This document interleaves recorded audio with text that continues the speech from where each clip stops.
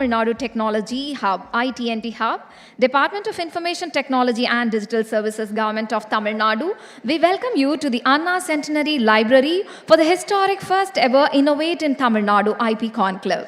We request you all to kindly take your seats. We are delighted to receive you on this remarkable morning. The event will commence shortly. Kindly switch your mobile phones to silent mode, please. Photography is allowed, but please avoid flash during ceremonial segments. If you are posting, do tag us using the hashtags #IN2TN, #InnovationCapitalTN, #IP Conclave 2025. Ladies and gentlemen, a moment of honor has arrived. We warmly welcome Thiru Udhayanidhi Stalin Avargal, the Honorable Deputy Chief Minister of Tamil Nadu, to the Innovation in Tamil Nadu IN2TN IP Conclave 2025.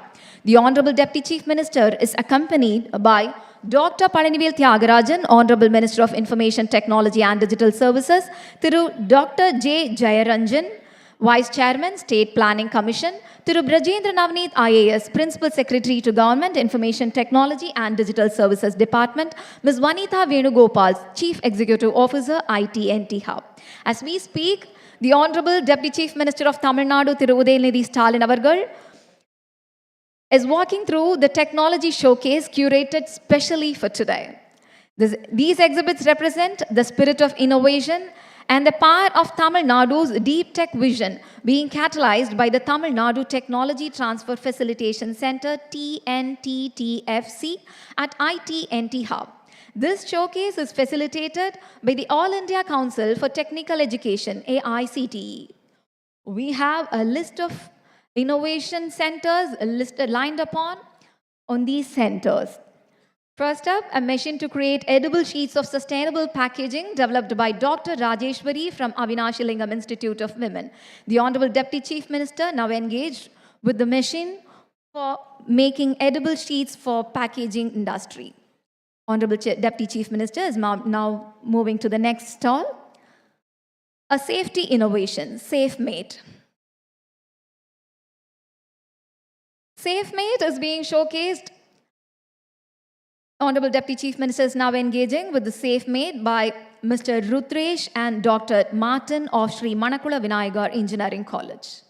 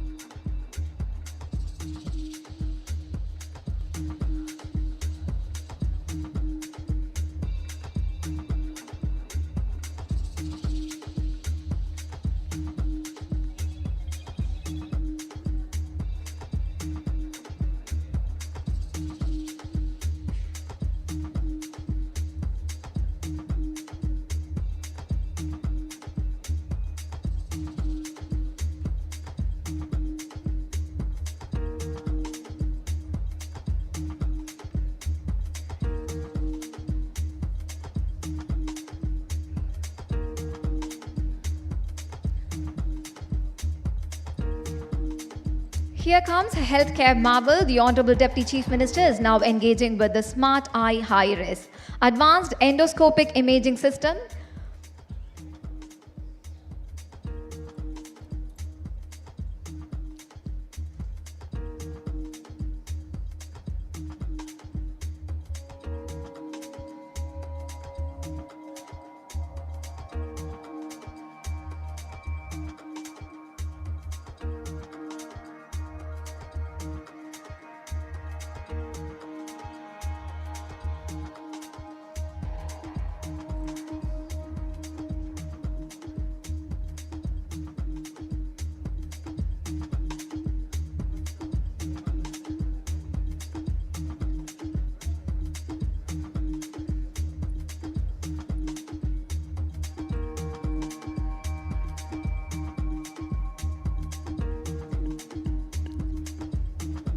Honorable Deputy Chief Minister engaged with the Smart Eye High-Res Advanced Endoscopic Imaging System by Ms. A. Maheshwari from the Healthcare Technology Innovation Center, IIT Madras earlier.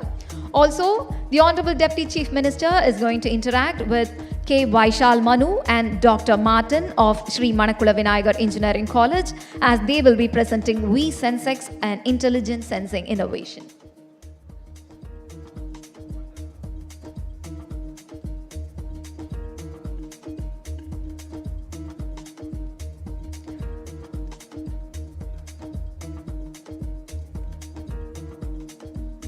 What an inspiring walk through the minds of India's future-ready innovators. These breakthroughs are not just prototypes. They are potential game changers, ready to impact industries, livelihoods, and lives.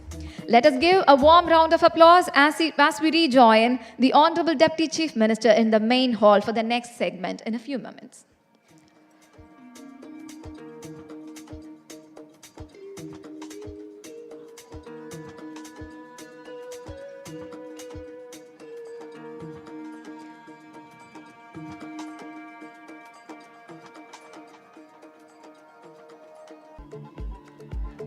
We have listed cutting-edge sensor to detect methanol and ethanol in beverages and cosmetics. Also, we have autonomous coal mine dumper, a bold industrial innovation by Dr. Pradesh and Dr. Chinadurai from Chennai Institute of Technology and Banariamman Institute of Technology. We also have textile innovation entering the arena with a sectional hank dyeing machine by Dr. Sukanya Devi from Kumaraguru College of Technology. Also, we have an AI-powered UV disinfection and patient assistance robo built by Dr. Sivabalakrishnan of Banariamman Institute of Technology.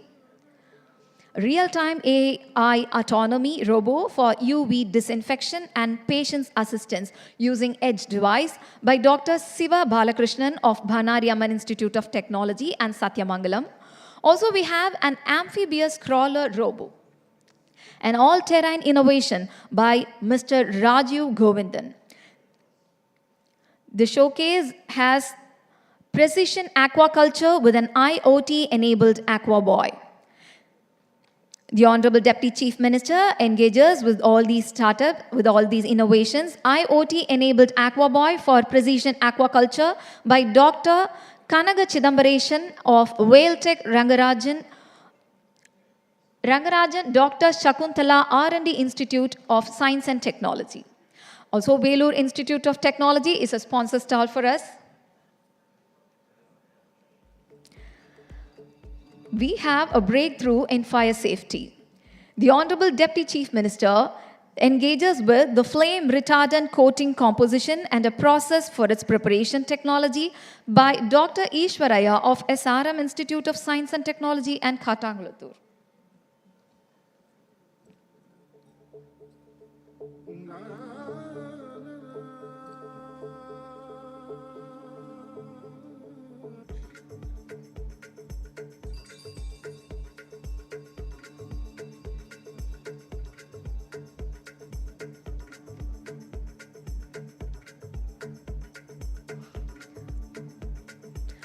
We also have an exciting bioglue-based biosensor for real-time diagnostics.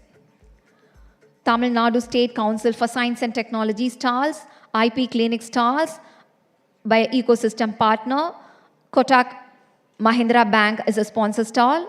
Also, we have a sustainable nanotech solution, biosynthesis of zirconium oxide nanoparticles.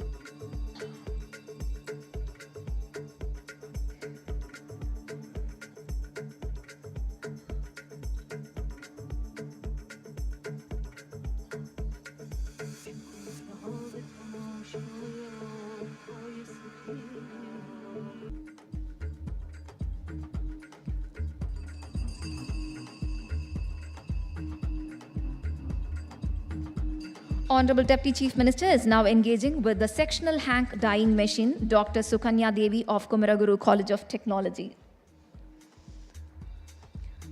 This textile innovation enters the arena with a sectional hank dyeing machine.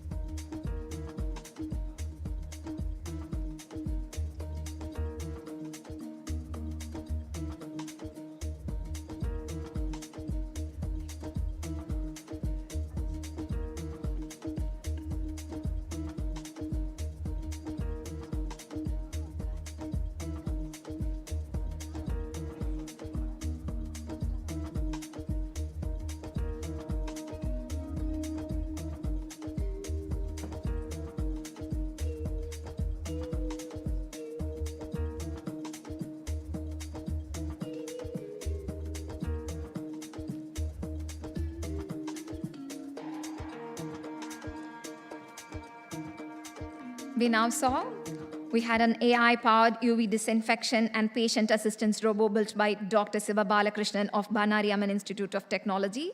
The Honorable Deputy Chief Minister engaged with them. And then we had an amphibious crawler robo, an all-terrain innovation by Dr. Raju Govindan. The Honorable Deputy Chief Minister engaged with the amphibious crawler robo by Mr. Raju Govindan too. And now the showcase moves to precision aquaculture with an IoT-enabled aqua boy. The Honorable Deputy Chief Minister is now engaging with the IoT-enabled aqua boy for precision aquaculture by Dr. Kanaga Chidambaresan of Whaletech. Dr. Shakuntala R&D Institute of Science and Technology is interacting with the Honorable Deputy Chief Minister. And now, Vellore Institute of Technology was a sponsor stall.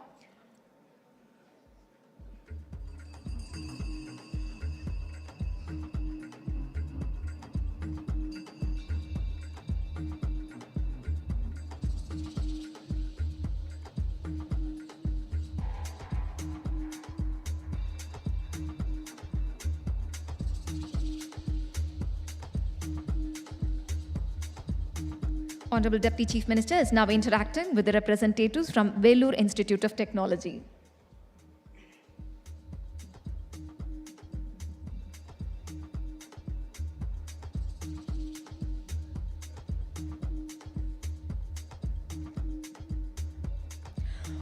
We now move on to a breakthrough in fire safety. The Honorable Deputy Chief Minister is now engaging with a flame retardant coating composition and a process for its preparation.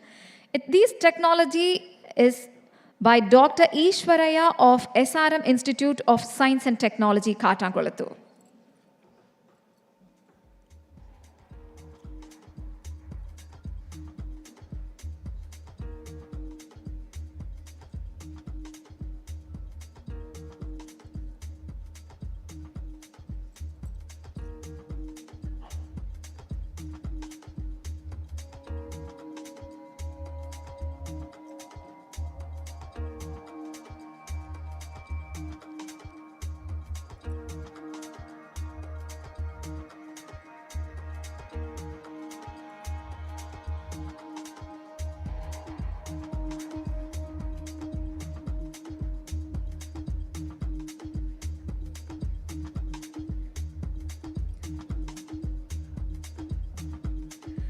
Ladies and gentlemen, before our Honorable Deputy Chief Minister and other chief guests enter the arena, we have an announcement. As we continue with the proceedings, we would like to request all dignitaries and esteemed invitees who will be joining us on the stage to kindly follow the following arrangement for a smooth flow. Please enter the stage from the left side stairs. Proceed to take your positions behind the dignitaries who are already on stage. And once your part is complete, kindly exit from the right side stairs. We appreciate your cooperation in ensuring the event to run smoothly. Thank you.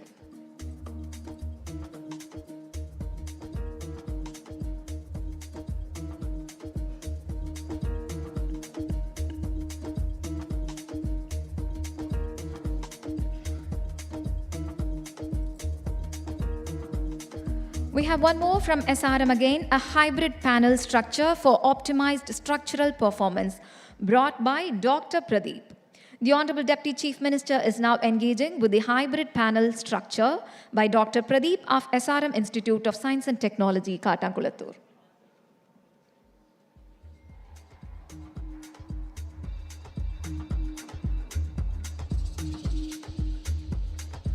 Up next, the Honorable Deputy Chief Minister engages with the gait rehabilitation device by Dr. Mohan Verma of Vellore Institute of Technology, Vellore.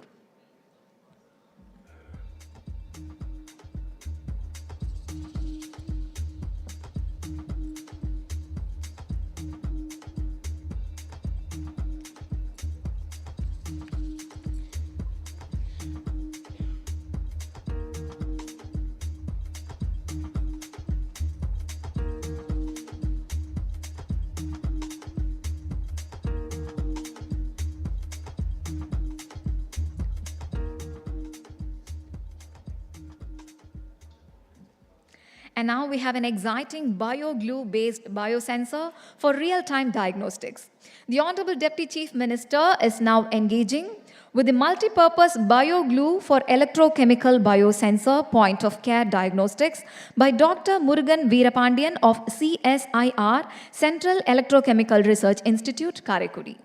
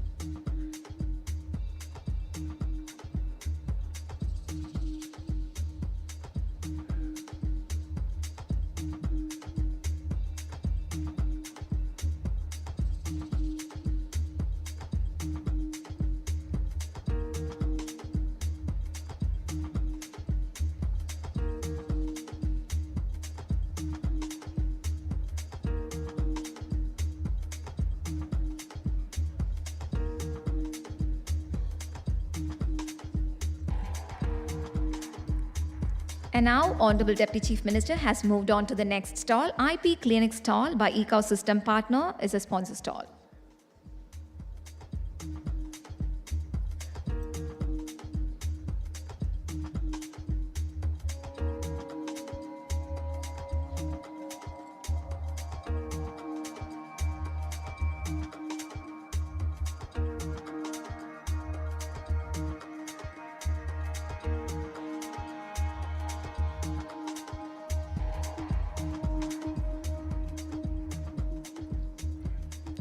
We now watch our Honorable Deputy Chief Minister moving on to the next stall. Tamil Nadu State Council for Science and Technology stalls by Ecosystem Partner.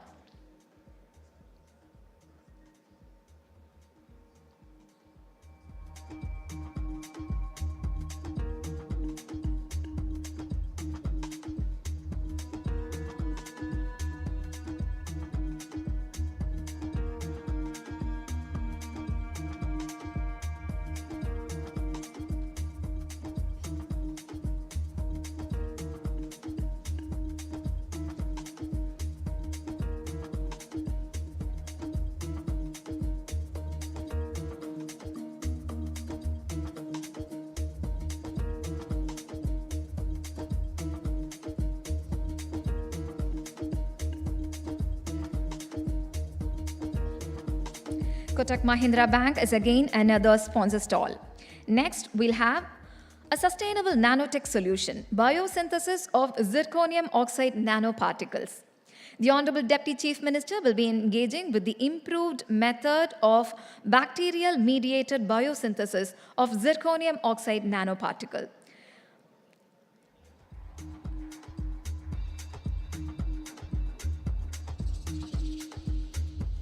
The improved method of bacterial-mediated biosynthesis of zirconium oxide nanoparticle is by Dr. S.P. Suryaraj of Ratnam Technical Campus, Coimbatore.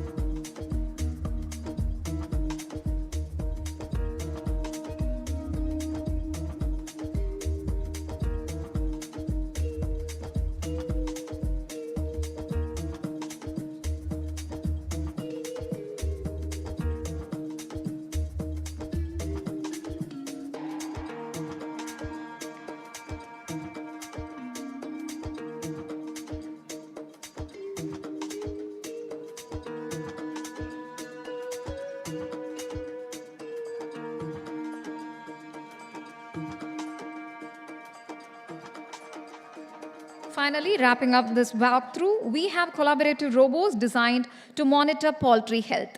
The Honorable Deputy Chief Minister is now engaging with the monitoring, diagnosing, and managing the health of chickens in poultry farms using collaborative robots by Dr. Ilango of KSR College of Technology and Tiruchengodu.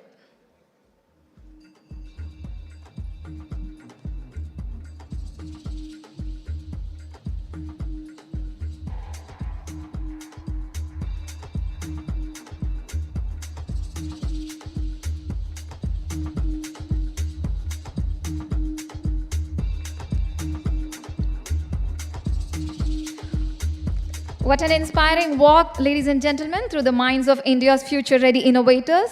These breakthroughs are not just prototypes. They are potential game changers, ready to impact industries, livelihoods, and lives. Let us give a warm round of applause as we rejoin the Honorable Deputy Chief Minister in the main hall for the next segment.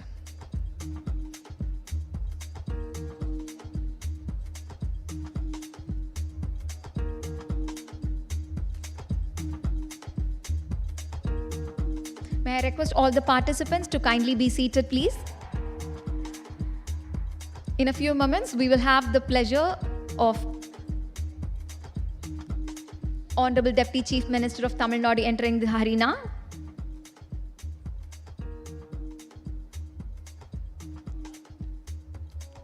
May I request all the participants to kindly be seated, please?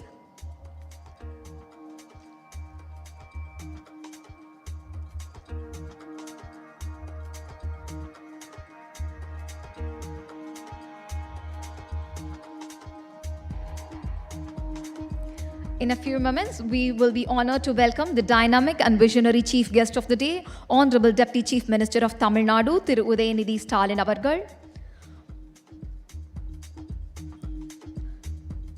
Ladies and gentlemen, we are honored to welcome the dynamic and visionary chief guest of the day, Honorable Deputy Chief Minister of Tamil Nadu, Thiru Udhayanidhi Stalin avargal, with a big round of applause.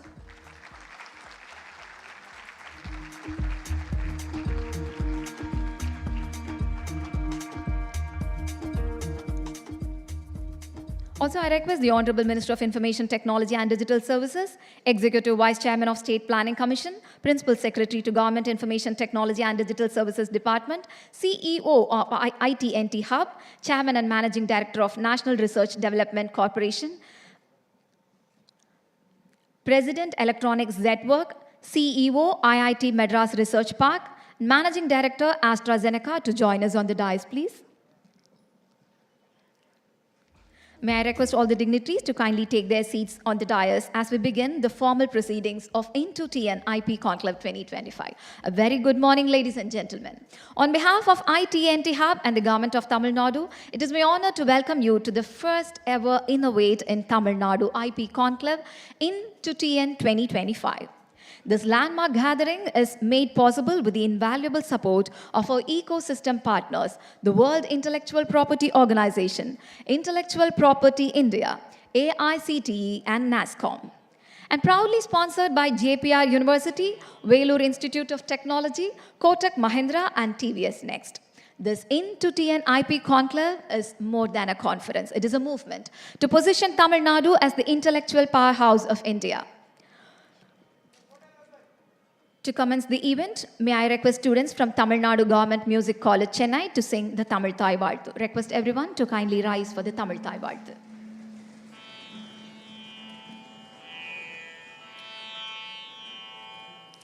நீராறும் கடலுடுத்த நிலமடந்தை கெளிலொழுகும் சீராறும் வதனமென திகழ் பரத கண்டமிதில்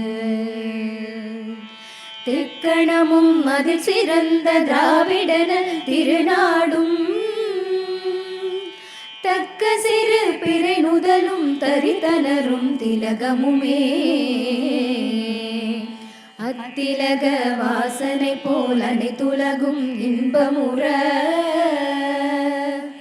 எத்திசையும் புகழ் வணக்க இருந்த பெரும் தமிழனங்கே தமிழனங்கே உன் சீரிழமை திறம்பியந்த செயல் மறந்து வாழ்த்துதுமே வாழ்த்துதுமே வாழ்த்துதுமே.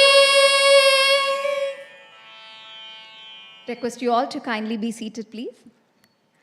Ladies and gentlemen, it's time for felicitation. May I now invite Honorable Minister of Information Technology and Digital Services, Dr. Palanivel Thiagarajan avargal, to kindly extend his felicitations to the Honorable Deputy Chief Minister, Thiru Udhayanidhi Stalin avargal.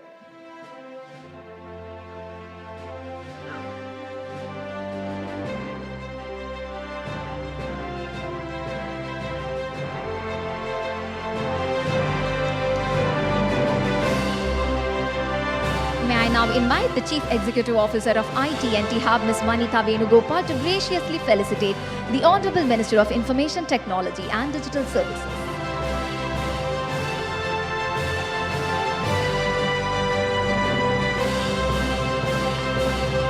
May I further request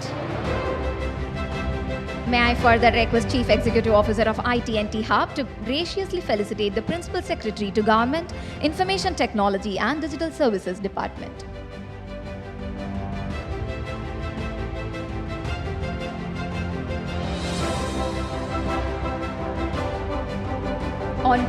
Our Chief Executive Officer now facilitating the Chairman and Managing Director of National Research Development Corporation, Commodore Amit Rastogi.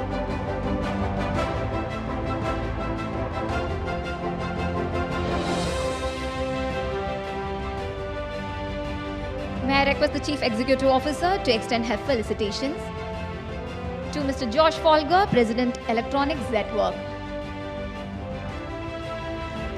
May I again request Chief Executive Officer to extend her felicitations to Mr. Natraj Malupillai, Group CEO, IIT-MRP. May I request Chief Executive Officer to extend her felicitations to Mr. Shivakumar Padmanabhan, Managing Director, AstraZeneca.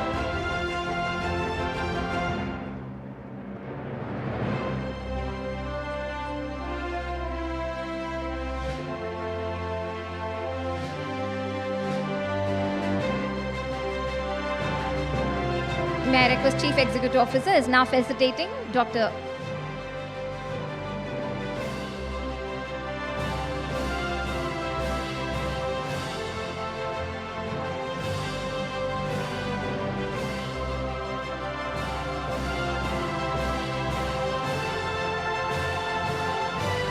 Thank you, sir. Thank you, ma'am. Ladies and gentlemen, we have an announcement.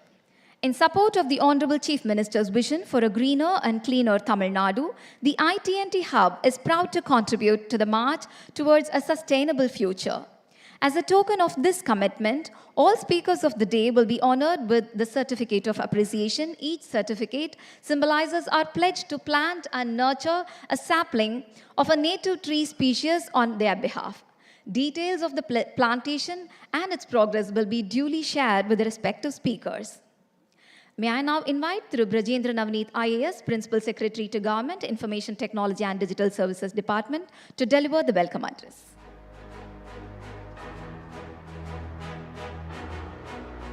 Honorable Deputy Chief Minister, Honorable Minister, Honorable Executive Vice Chairman, State Planning Commissions, dignitaries on dais, my colleague, all the participants from all walks of innovation. First of all, let me welcome all of you and very good morning and vanakkam from Tamil Nadu and Chennai. I know a lot of you are visiting from outside also. So it's a great occasion for us to welcome all of you. It's a uniquely curated program for innovation in Tamil Nadu.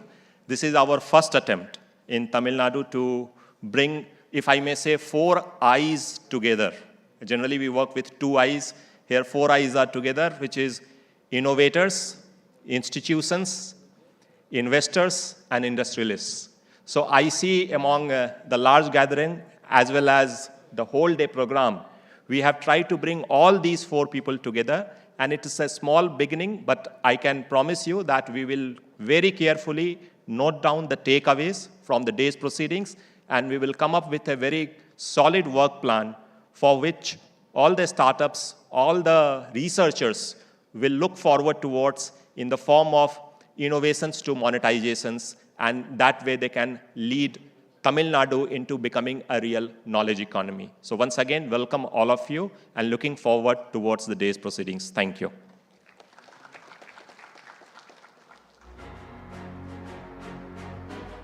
Thank you, sir. It is my privilege to invite a dedicated leader of Tamil Nadu's digital future, Dr. Palanivel Thiagarajan Avargal, Honorable Minister of Information Technology and Digital Services, Government of Tamil Nadu, to deliver the special address.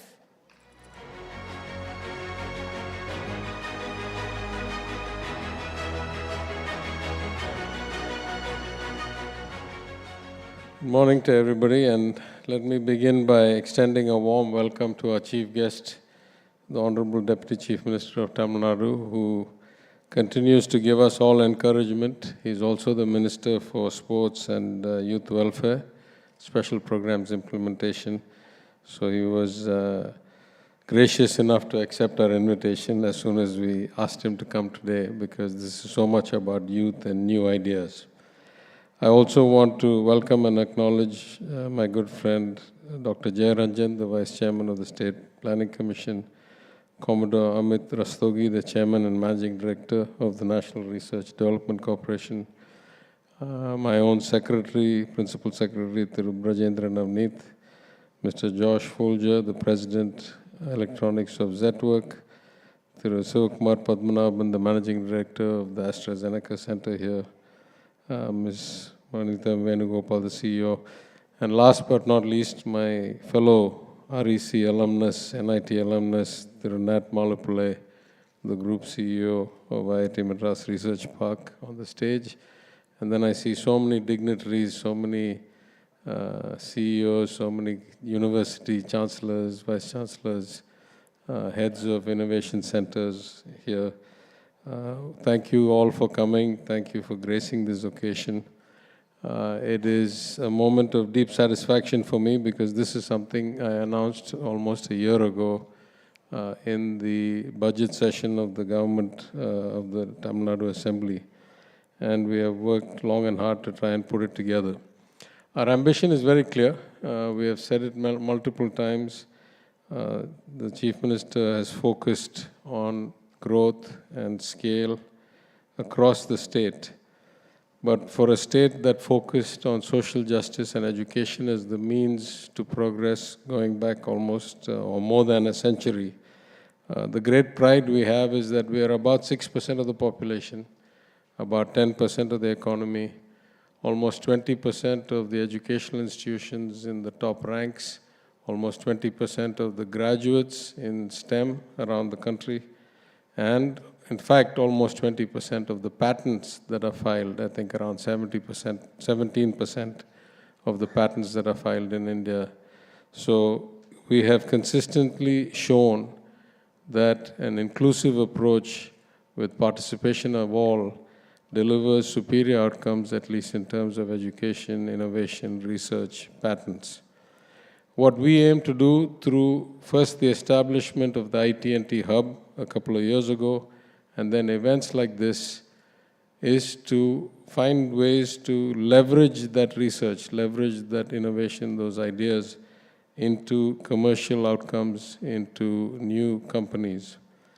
I used to be an investment banker for a while, and let's say from the 70s, 80s till about 2000, the richest industry with the greatest compensation was investment banking. But after the growth of the internet, between 2000 and now, let's say in the last 25 years, more wealth has been created in the technology sector because of more productivity, more impact at a global level by a factor of probably 10 than what was out of the financial sector. This is the sector that is the future, the kind of scale of our demographics in terms of the ratio of youth. It is not realistic that we'll find all of them becoming employees of other companies. We need innovators, we need growth, we need new institutions, we need, like in most good democracies, a thriving MSME sector, and technology is going to be a huge part of that. So I want to congratulate all the officers of the IT department and all of the people who are our partners across the state. I see many people we have signed MOUs with in the past.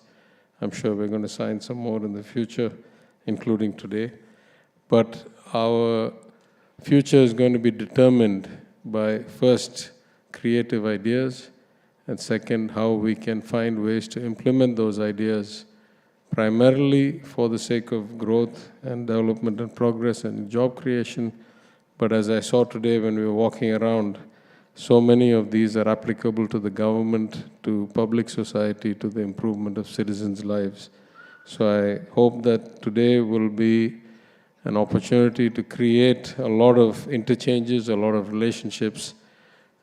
Creating ecosystems and cultures of innovation is not a trivial thing, but it requires a lot of sustained focus, and it requires a mindset that is developed over repeated opportunities. I hope today will be one of those, and I congratulate all of those who work to get this together tirelessly, and I welcome all of you and hope you have a wonderful day here. Thank you very much. Thank you, sir, for your inspiring words. Ladies and gentlemen, it is an honor to welcome our chief guest, a dynamic force behind Tamil Nadu's innovation and youth development, Thiru Udhayanidhi Stalin avargal, Honorable Deputy Chief Minister, Government of Tamil Nadu, to deliver the chief guest address. மாண்புமிகு துணை முதலமைச்சர் அவர்களை விழா பேருரையாற்றி சிறப்பிக்குமாறு பணிவுடன் கேட்டுக்கொள்கிறோம்.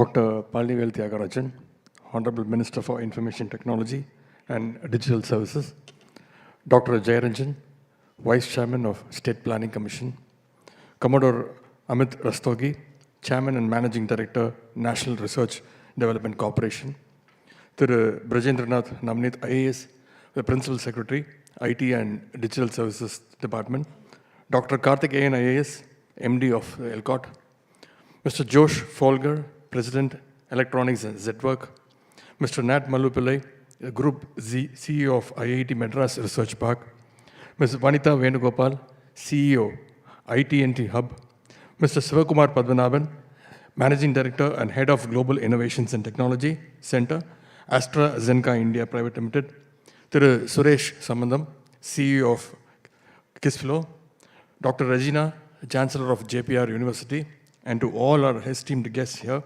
leaders from the industry, research, academia, students, startups, and most importantly, the young innovators across Tamil Nadu. Good morning to one and all who are present here. Anevarukkum iniya kaalai vanakkam. It is a privilege to be here today to innovate the Tamil Nadu Conclave 2025. The Dravidian movement has always promoted new technology. Whenever the DMK has been in power, it has consistently worked to ensure the availability of emerging technologies to reach and benefit every section of the society. It was the visionary leadership of Dr. Kalaignar that laid the foundation for Tamil Nadu's journey into the digital era. He was the first Chief Minister in India to introduce a dedicated state IT policy, which was a bold and forward-thinking move at that time. Not only that, Dr. Kalaignar also brought the computer education into schools and set up tidal parks, which have transformed and enlightened the lives of millions of youths in Tamil Nadu. Dr. Kalaignar's vision has empowered students and professionals and continues to shape the digital progress we witness today. Following in Dr. Kalaignar's footsteps, our Honorable Chief Minister has made Tamil Nadu a leading state in information and technology. Under his visionary leadership, our Dravidian model government is charting a transformative path by setting new benchmarks in the IT and Digital Services Department. I'm happy to share some notable achievements of our IT and Digital Services Department over the past 4 years. With the efforts of our Dravidian model government, Tamil Nadu has emerged as the third largest software exporter in country. Chennai is proudly called the SaaS, Software as a Service Capital of India. Major IT companies are rapidly expanding into the Tier 2 cities like Coimbatore and Madurai. With the IT department's participation, the government is addressing skill gaps and equipping our students to be industry-ready through proactive initiatives like the Nan Mudalvan scheme. About 2,000 free Wi-Fi spots have been set up in Chennai, Tambaram, Avadi, and Coimbatore corporations areas to strengthen the digital access. To highlight these efforts, our Honorable Chief Minister launched the iTNT Hub in May 2023. Since then, Tamil Nadu has emerged as a leader in building a structured, statewide innovative model. This conclave takes place at a very important time. I congratulate the IT and Digital Services Department for choosing the theme Intellectual Powerhouse, transforming Tamil Nadu into the innovation capital of India. I'm happy to note that this conclave reflects the aspirations of our state to transform Tamil Nadu into an innovation capital and an intellectual powerhouse. As pointed out by our Honorable Minister for IT and Digital Services, this conclave marks a milestone in our innovation journey. It not only aims to create intellectual property, but also to protect, scale, and commercialize it. I'm sure that this conclave will help researchers, startups, industries, and policy makers enhance intellectual property awareness. This will help to build a culture where IP is seen as both creative and an economic asset. Tamil Nadu's numerous intellectual property-based innovations could get a platform here. Most importantly, many MOUs are being signed between the government of Tamil Nadu and leading industries, global hubs, and premier academic institutions. These partnerships will help build a strong connection and a vibrant innovation ecosystem, leading to a co-creation, funding, and tech transfer. I am proud to announce the first disbursement of the Foundation Fund created to support deep tech and emerging tech startups in Tamil Nadu. Our Honorable Chief Minister sees this as an investment in Tamil Nadu's future. The iTNT Hub leads these efforts with support from national and global partners, helping to move technology from universities to industries and turn research into real value. This conclave will give a clear picture of how we will align our strategies with global best practices and prepare for global competition. It will be remembered in the history of Tamil Nadu's IT journey. I hope our students will be bold in creating new ideas and protecting them. I urge our researchers to go beyond publishing and think about making products and startups. To our startups, let your IP be your edge, own it, and grow with it. To our investors, Tamil Nadu has plenty of opportunities for investment. Many reports show that Tamil Nadu tops in ease of doing business. I invite you to invest early in Tamil Nadu's innovation story and grow with us. This is about shaping Tamil Nadu's future as a global leader in innovation. I assure you that the government of Tamil Nadu is committed to empower this journey through policy, infrastructure, investment, and leadership. Let us move ahead together as one innovative ecosystem, one Tamil Nadu. I wish this conclave great success. Thank you. Nandri. Vanakkam.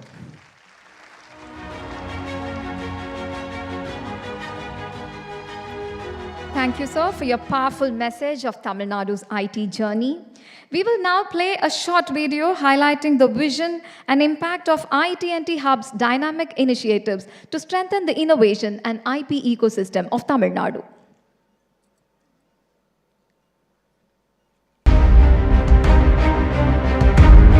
In the land of ancient wisdom and timeless creativity, a new future is being forged. Here in Tamil Nadu, innovation isn't just encouraged, it is protected, celebrated, and shared with the world.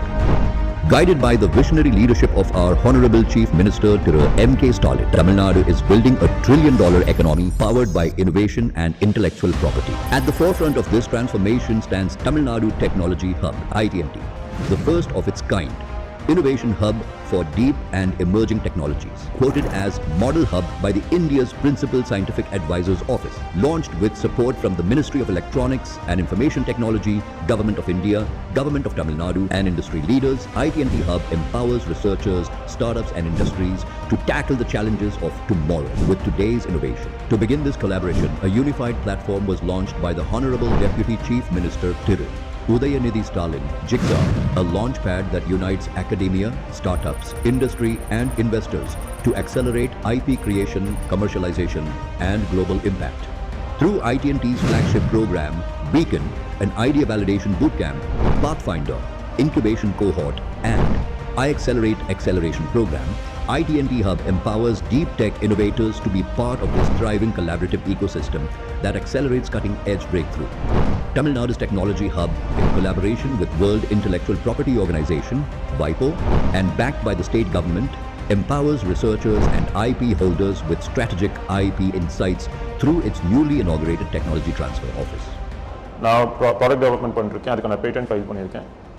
Beacon cohort 5 எனக்கு அது ரொம்ப ஹெல்ப்ஃபுல்லாக இருந்துச்சு. இங்கே domain எக்ஸ்பர்ட்ஸோட direct interaction இருந்துச்சு, அதே மாதிரி ஆண்டர்பிரினர்ஸோடையும் இருந்துச்சு. அது என் ஃபவுண்டேஷன் நாலேஜ் பில்ட் பண்ணுறதுக்கு ரொம்ப ஹெல்ப்ஃபுல்லாக இருந்துச்சு. Thanks my university, IT&T, and Honorable Chief Minister of Tamil Nadu for making this opportunity. Lona was a part of the first cohort of the iAcceleration program here at IT&T. Selecting the right kind of VC companies and investors, the industry professionals to interact with the right startup, that mapping was just outstanding. I'd like to really thank IT&T for the opportunity. Tamil Nadu champions inclusive innovation by bridging grassroots creativity with cutting-edge technology, ensuring progress reaches every corner of the society. Tamil Nadu Technology Hub forged the path for the nation's first state-level deep tech startup policy in lieu with national draft policy. To underscore its commitment to innovators, the draft policy is set to be released soon. Over the past 2 years, Tamil Nadu Technology Hub has ignited a deep tech revolution, fueling startups with world-class infrastructure, catalytic funding, global collaborations, and unwavering government support. By turning bold ideas into real-world impact through strategic mentorship and industry-driven challenges, we are forging Tamil Nadu into a powerhouse of innovation and a model for an innovation-led economy.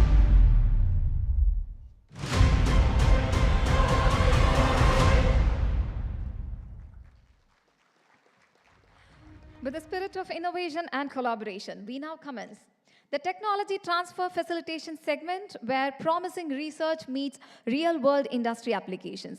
In the esteemed presence of Honorable Deputy Chief Minister, may I now invite Representatives from National Institute of Ocean Technology, along with Mr. Varre Chaitanya Pradeep, Managing Director of Varre Oyustruck Ventures Private Limited. To the dais for the formal technology transfer of recombinant ectoin from deep sea bacteria.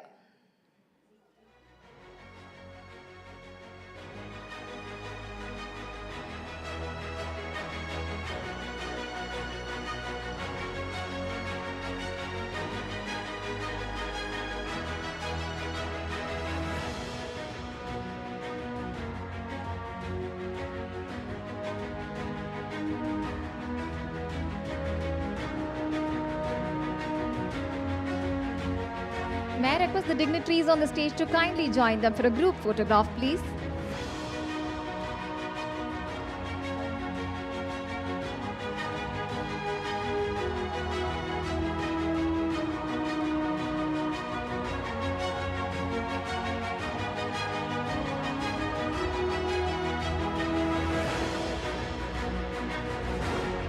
Thank you, sir. Thank you, ma'am.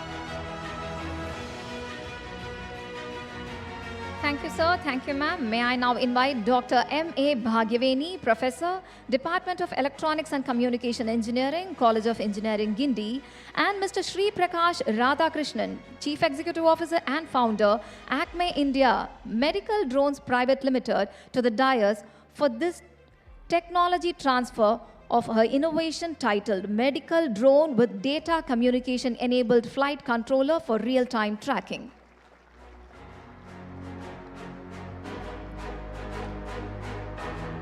Thank you, sir. I kindly request Dr. Bhagyaveni to remain on stage for the subsequent transfers, please. May I now invite Mr. Arul Jagannathan, Director, Mayura Aerospace Private Limited, to the dais for the technology transfer of Dr. M.A. Bhagyaveni's innovation, system and method for gesture-driven UAV titled Gesturefly.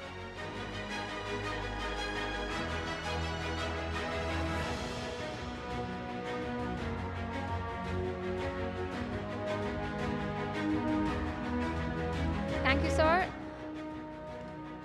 May I now call upon Mr. T. Arivuraja, Chief Executive Officer, MAPE IT Solutions Private Limited, to the dais for the technology transfer of Dr. M.A. Bhagyaveni's innovation, IoT-based handheld pregnancy monitoring device.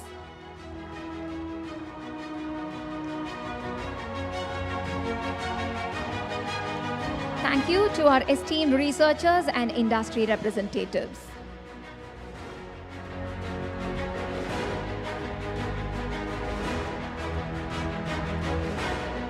Thank you. We now move forward to an important segment of today's event, the MOU exchange ceremony between IT&T Hub and its strategic partners from industry, government institutions, and innovation ecosystem. We gratefully acknowledge the gracious presence of Ms. Vanitha Venugopal, Chief Executive Officer of IT&T Hub, who's already on the stage. To begin, may I invite representatives from National Research Development Corporation, NRDC, to the dais for the MOU exchange with IT&T Hub. This collaboration will support IT&T Hub's incubatees through end-to-end technology transfer, licensing facilitation, global reach, and joint initiatives. Next, we may invite representatives from American Society of Mechanical Engineers to the dais for the MOU exchange. Ladies and gentlemen, this partnership enables joint outreach, mentorship, and access to ASME's premier hardware and product design programs. Thank you. May I now call upon representatives from Bosch to the dais for the MOU exchange. Ladies and gentlemen, this collaboration fosters co-incubation and applied research while connecting deep tech innovators with mentors, labs, and joint development opportunities. Ladies and gentlemen, a big round of applause, please.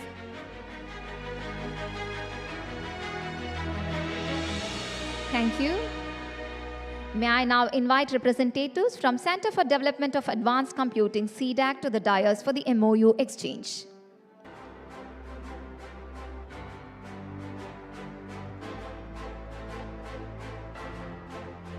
Ladies and gentlemen, we have the representatives from Center for Development of Advanced Computing, CDAC, on the dais for the MOU exchange. This partnership will drive joint research, product development, and support for startups in advanced technology domains. Thank you. May I now next...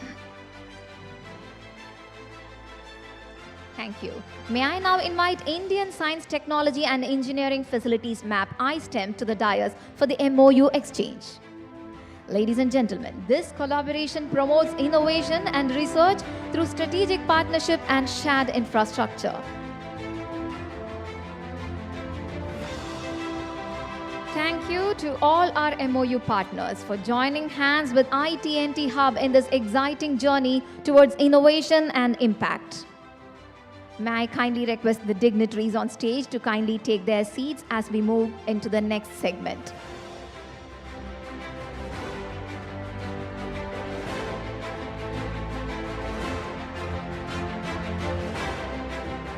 Finally, may I call upon representatives from Mahindra & Mahindra to the dais for the MOU exchange. Thank you. This partnership enables corporate-led co-incubation through innovation challenges.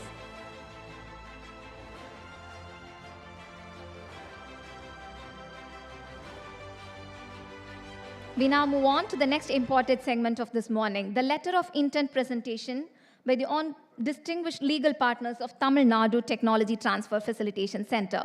May I kindly request the dignitaries on stage to remain on stage, please. I now invite representatives from following legal institutions to the dais to join us for this special moment. Putran and Associates, A.K. Milesamy and Associates LLP, Kira Law, IP Dome IP Strategy Advisors.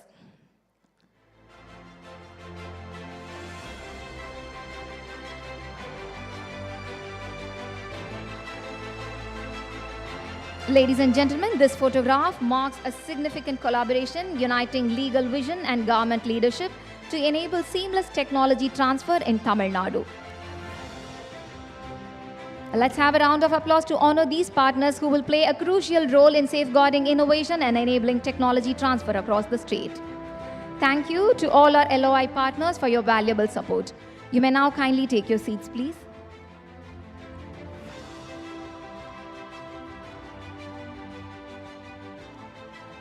We now step into a proud and promising chapter, the Foundation Fund Sanction Ceremony, a key initiative launched by the Deputy Chief Minister during Imagine 2025.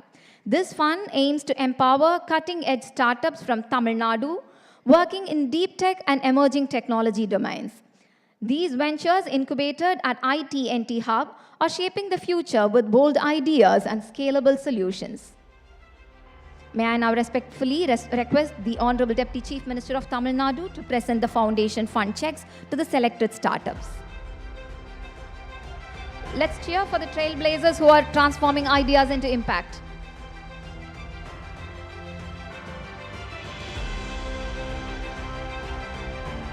Settler Ecopolymer Private Limited is on the dais to receive the check.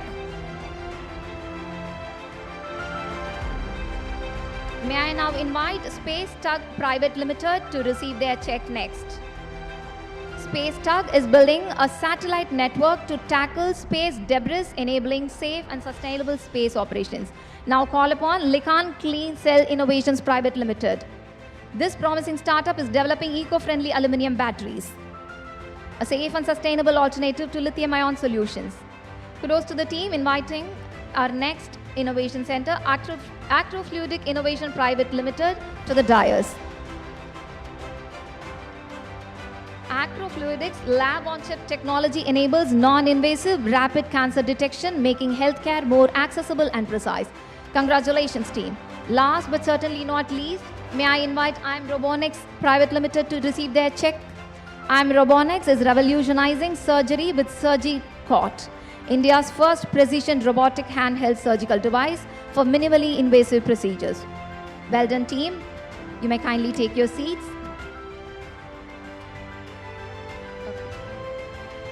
our next segment, we are proud to announce the expansion of iTNT Hub into Tier 2 and Tier 3 cities.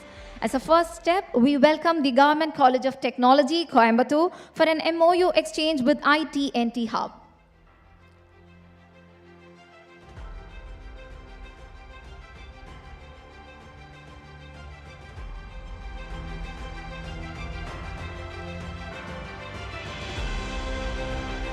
Ladies and gentlemen, we are proud to announce the expansion of iTNT Hub into Tier 2 and Tier 3 cities. Taking this expansion further, we now invite representatives from colleges across southern districts for the Jigsaw MOU exchange with iTNT Hub on stage for the group photograph with Honorable Deputy Chief Minister and Honorable Minister of Information Technology and Digital Services, and all the dignitaries on the stage.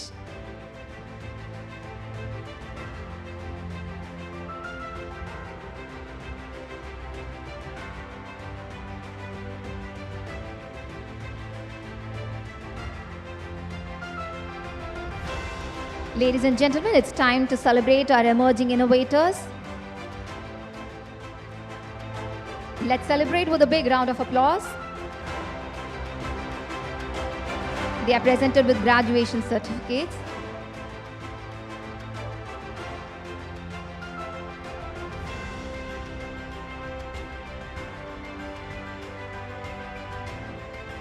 Thank you all. It's time to celebrate our emerging innovators. We now are going to present graduation certificates to the teams who successfully completed Beacon Bootcamp cohorts 4 and 5. I invite the Beacon graduates on stage for a group photograph with Honorable Deputy Chief Minister and other dignitaries on the stage. I invite them in 2 successive batches. Here we have the first batch from Beacon graduates on the stage for a group photograph.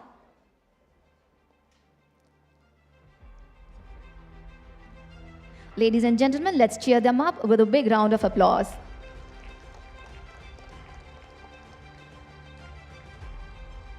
Thank you. I now invite the next batch of Beacon graduates on stage for the same group photograph, please.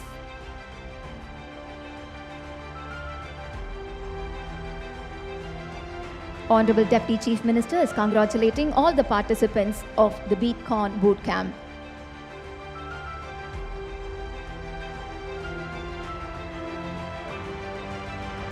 Now we find the next batch of Beacon graduates on stage for a similar group photograph.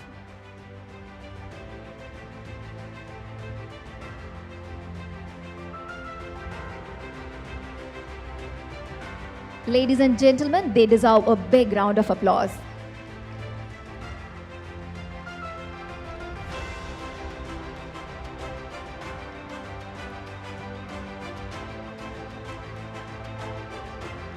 Ladies and gentlemen, we will have another batch of Beacon Bootcamp graduates joining us on the stage.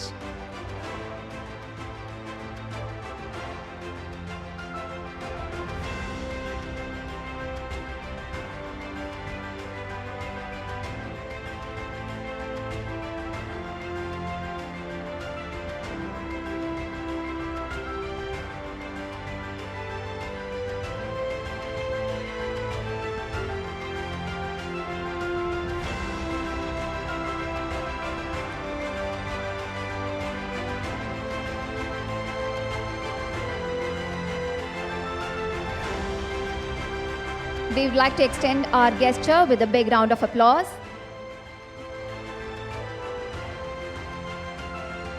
We appreciate Honorable Deputy Chief Minister for his gesture towards all the participants. Congratulations to all the participants. May I now invite Ms. Vanitha Venugopal, Chief Executive Officer of iTNT Hub, to propose the vote of thanks.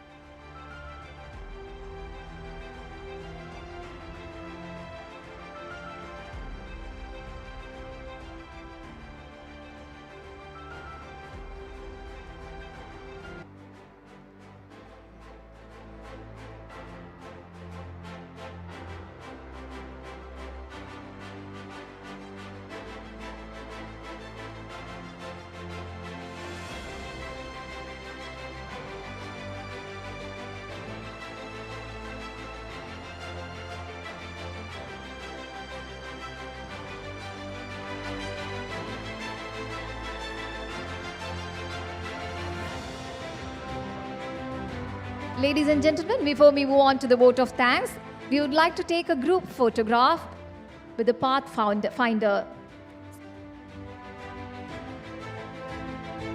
Ladies and gentlemen, we find the Pathfinder cohort participants on the stage. Our dignitaries on stage are kind enough to extend their gesture to take a photograph with all the Pathfinder cohort participants.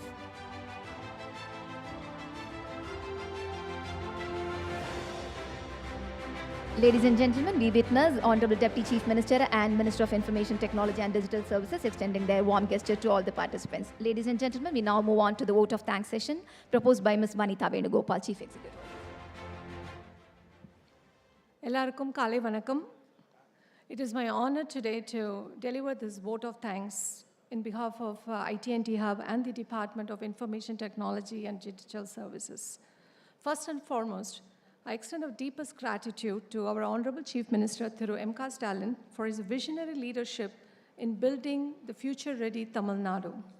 To our chief guest, Thiru Udhayanidhi Stalin, sir, Honorable Deputy Chief Minister, thank you for your inspiring presence and always championing innovation, youth, and entrepreneurship across the state. My heartfelt thanks to Dr. Palnivel Thiagarajan, sir, Honorable Minister for IT and Digital Services, whose policy vision and commitment to IP-led innovation have shaped this very conclave. I would also like to express our deep appreciation to Dr. Jayaranjan sir, Vice Chairman, State Planning Commission, which has supported us right from the inauguration of the IT&T Hub in 2023. I would also like to express special thanks to Thiru Bajendra Navneet IAS, Principal Secretary IT&DS, for his guidance in shaping IT&T Hub into a key driver of innovation and technology translation of Tamil Nadu.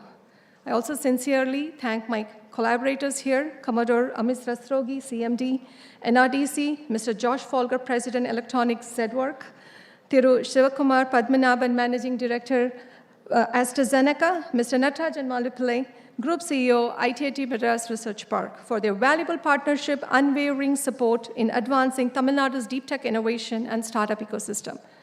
A special thanks goes to all our ecosystem partners who have gathered here today, researchers, startups, students, industry, and media, for making this platform a real promise and potential. A heartfelt thanks to my entire IT&T team as well, whose audacious and tireless effort behind this scenes has made this conclave possible. As we close this inaugural, the day is just beginning today. Let the next 7 hours spark ideas, forge partnerships, and shape the future of innovation in Tamil Nadu. Ellarukkum Nandri Vanakkam. Thank you. Thank you, ma'am. May I now request everyone to please rise for the national anthem.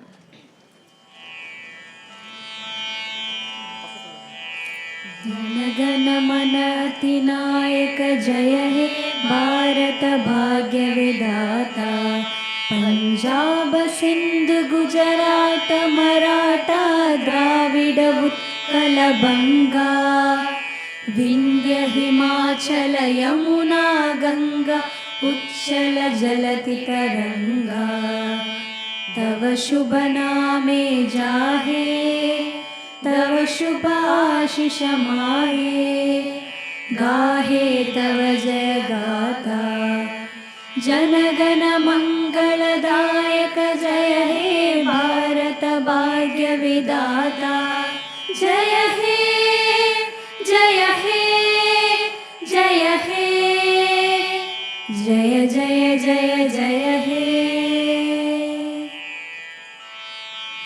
Thank you all. With this, we formally conclude the inaugural session of IN2TN IP Conclave. We extend our heartfelt thanks to the Honorable Deputy Chief Minister of Tamil Nadu for gracing us with his presence and his inspiring words. Thank you, sir. We thank all the dignitaries on the stage.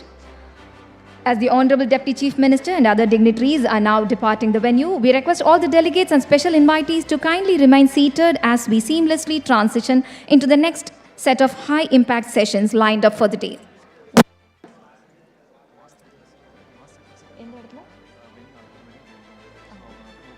Masterclasses are about to get started soon. May I request the participants to kindly move to the masterclasses, please. May I request all the participants who are to appear for the master classes to kindly move from the main hall to the master classes arena, please. I request the rest of the gentlemen, rest of the invitees, rest of the attendees to kindly stay back with us on this main hall, please.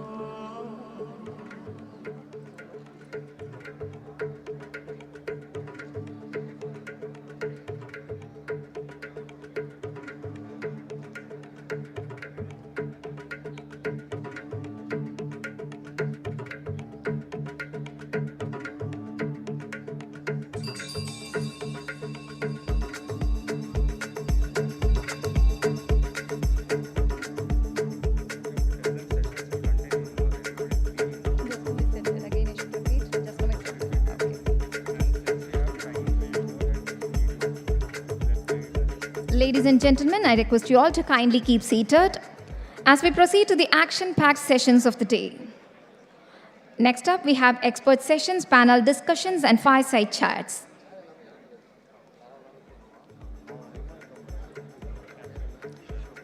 Moving forward, we will now be witnessing the first in a series of expert insights at the conclave.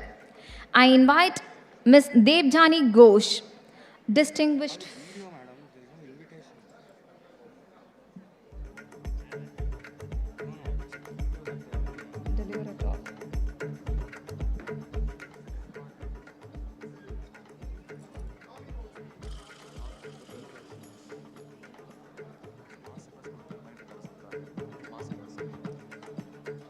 We would like to remind that master classes have already started in the respective arena. I would request the participants for the master class to kindly move to the respective arena, please. Moving forward, we will be having a video from Ms. Debjani Ghosh, Distinguished Fellow, Niti Aayog, who will be delivering a talk on lab to commercialization virtually.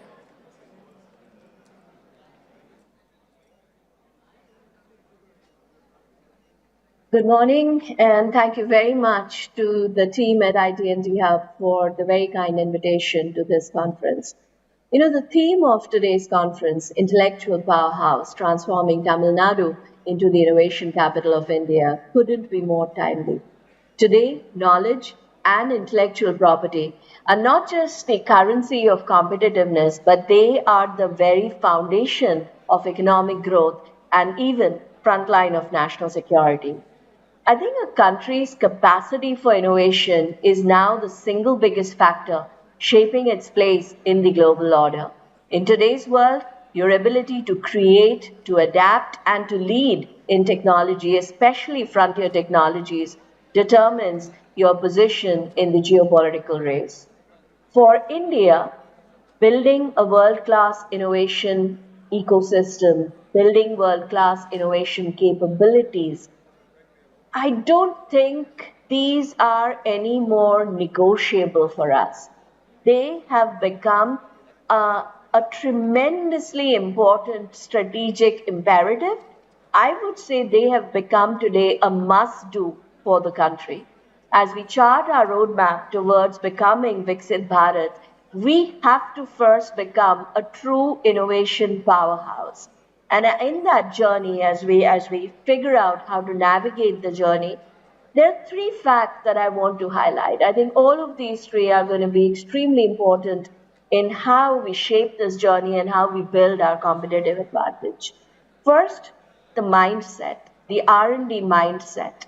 I think grounds up, we have to understand as a country that R&D is no longer discretionary, optional, or good to do. It is today the engine of power and prosperity. It is something that we absolutely have to prioritize and to invest in. Across the globe, countries are doubling down on R&D because it's driving economic growth, it's creating competitive advantage, it's playing a huge role in strengthening national security. The US invested nearly around 200 billion, 190 to 200 billion in federal R&D just last year, with a robust annual increase in double digits. Global R&D spending has tripled since 2000 to around 2.75 trillion. History shows that these investments are these investments fuel the long-term productivity, higher wages, entire new industries. In fact, these investments in R&D is what drives transformation of nations. It is what drives transformation of nations towards becoming global leaders. And I think it's very important for us to take this into account that if we want to play in semicon, if we want to play in biotech, we want to play in AI, and if we want to be seen as a leading frontier tech nation in these technologies, technological primacy depends as much on our ability to, in fact, I would say it depends much more on our ability to innovate and build than it does on our ability to consume and use the innovations. Both are important, but without the first, we can never be an innovation powerhouse. Fact two, if we want to lead the frontier tech game, if we want to become a true frontier tech nation, our R&D prowess has to be world class, and there are no two ways about it. If we want to lead the next big engines of growth, be it the evolution of AI into superintelligence, biotech, quantum, clean energy, advanced materials, we have to treat R&D as a strategic infrastructure, not simply an important thing that has to be done on the sides. We have made progress. Patent filings have crossed 90,000 last year, if I'm not wrong. And most importantly, Indian applicants now accounting for more than half.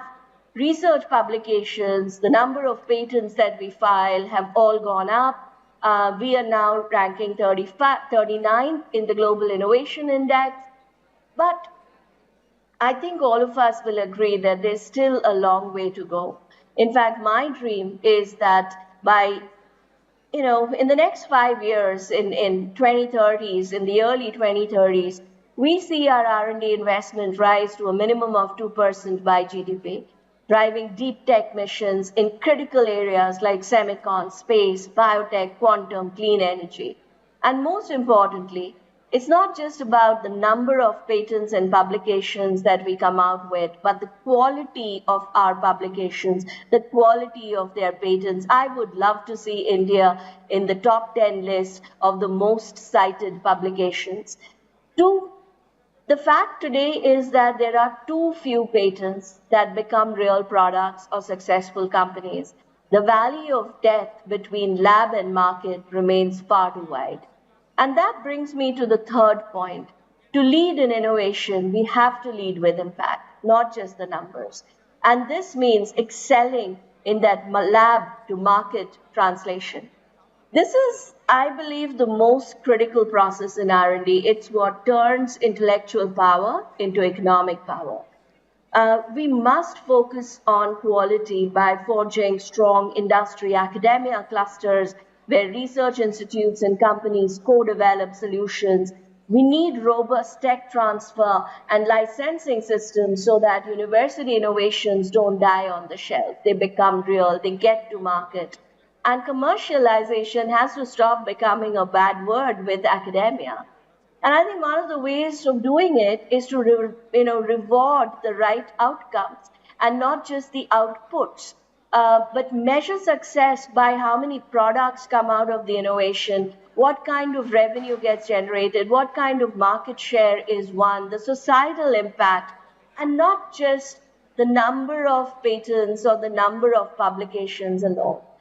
Above all, we must mobilize private capital. I think that is so important for this lab to market process to become real in India. We have to figure out how to get the industry to carry its weight when it comes to R&D and to become active partners in building India's R&D ecosystem. And I think this is where states can play a very, very critical role. Tamil Nadu is very uniquely positioned to blaze this trail. You are in one of India's top patent filing states. You boast of a very diverse ecosystem. Think about sectors. You have automotive, textiles, aerospace, electronics, and then you think about the tech ecosystem. You are a hub for GCCs, for tech services, for SaaS companies, for startups. It's a dream come true. It's a complete 360 industry landscape that you are, I think, very blessed to have. And and added to that is the dense network of IITs, research institutions, good institutes. So everything is coming together, and I think it's a very envious position to be in.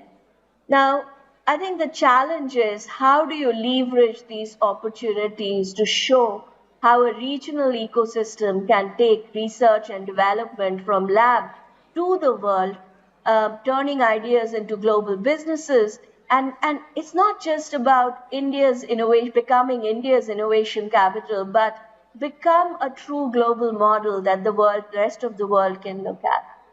What is needed, of course, is strong will, intent, right from top, to do this, to make this happen, the courage to place strategic bets rather than spending your resources on doing a lot of different things, identifying a few areas that's mapped to your inherent strength, and making the strategic bets to go deep into those areas, whether it is advanced manufacturing or building the next level of autonomous AI, etc., and ensuring that you reward those who deliver real products and solutions and not just coming out with the publications. All of it is important, but if we want to move from lab to market, we have to ensure our incentive system is aligned to the right outcomes. If you cultivate a high-stakes, pro-innovation culture, I do believe that industry will join the game too. They will definitely step up.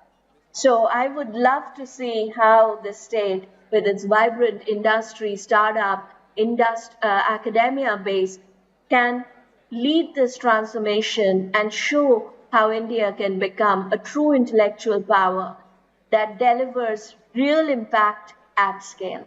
So wishing you all the very best, have a wonderful conference, and looking forward to understand the key deliberations. Thank you.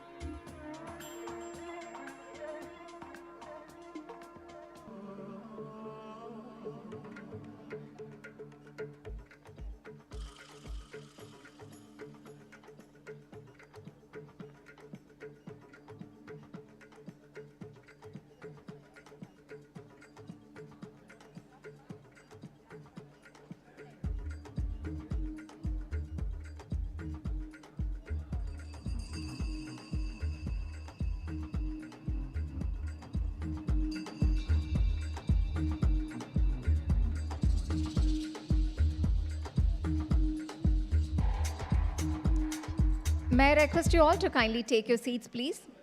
May I request you all to kindly assemble and take your seats? We now have a video message from one of our other well-wishers, Stephen Ezel. He is a Vice President, Global Innovation Policy at the Information Technology and Innovation Foundation. Ladies and gentlemen, kindly. Ladies and gentlemen, let's pause for a moment. We have an announcement.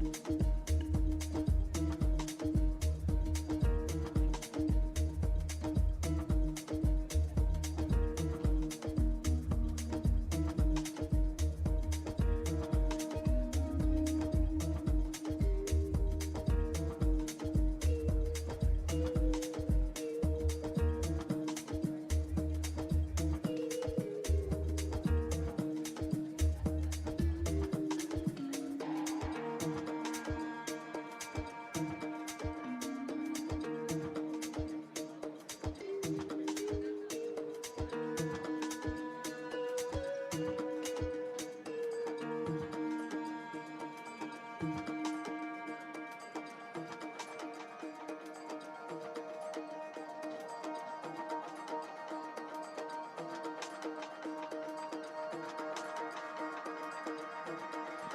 and gentlemen, we request all the participants and our well-esteemed invitees to kindly occupy their respective seats, please.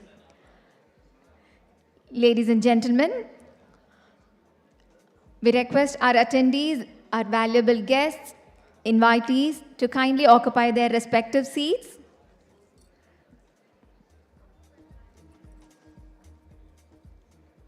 Ladies and gentlemen, we find people on the aisle. We request them to kindly be seated, please. Ladies and gentlemen, we have lined up a series of interesting events. So we request all the audience to kindly be seated on their respective seats, please.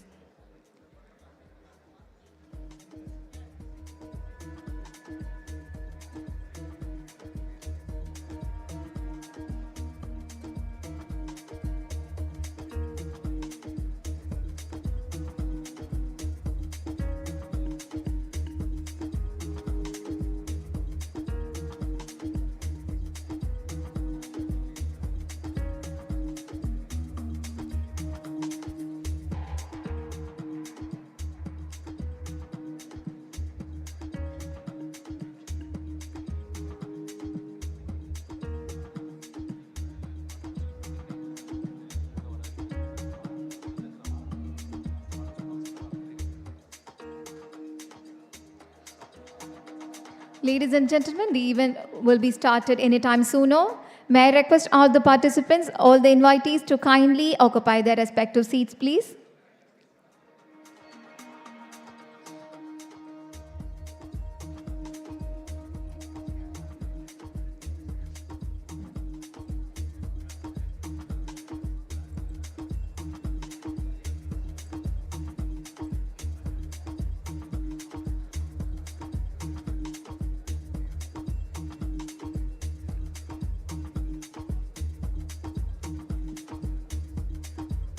Ladies and gentlemen, we are waiting to start the event anytime sooner. We would request your cooperation in occupying their respective seats, please.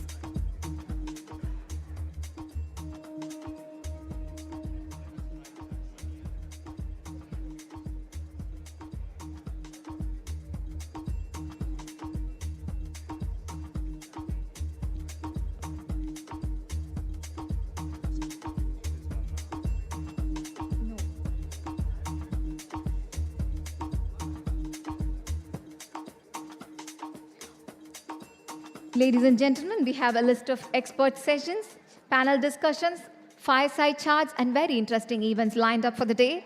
We would request all the audience to kindly occupy their respective seats so that the event will get started sooner.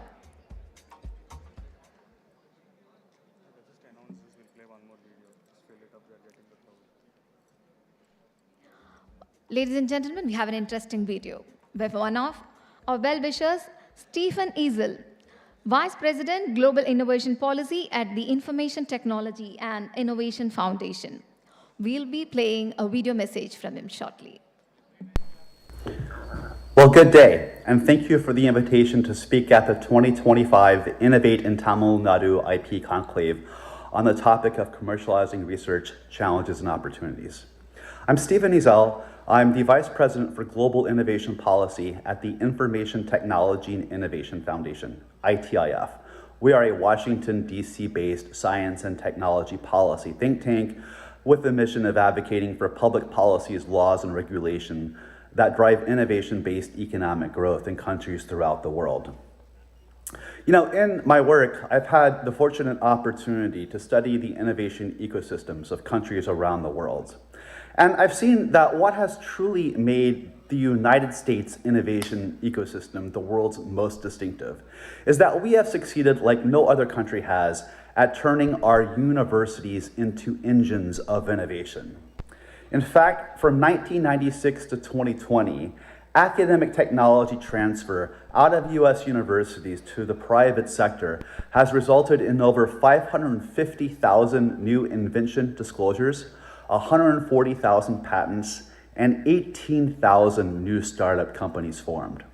And some of America's most iconic companies, Google, Genentech, Cisco, have all resulted from a process whereby federally funded research, scientific research, has been funneled to promising young researchers at US universities.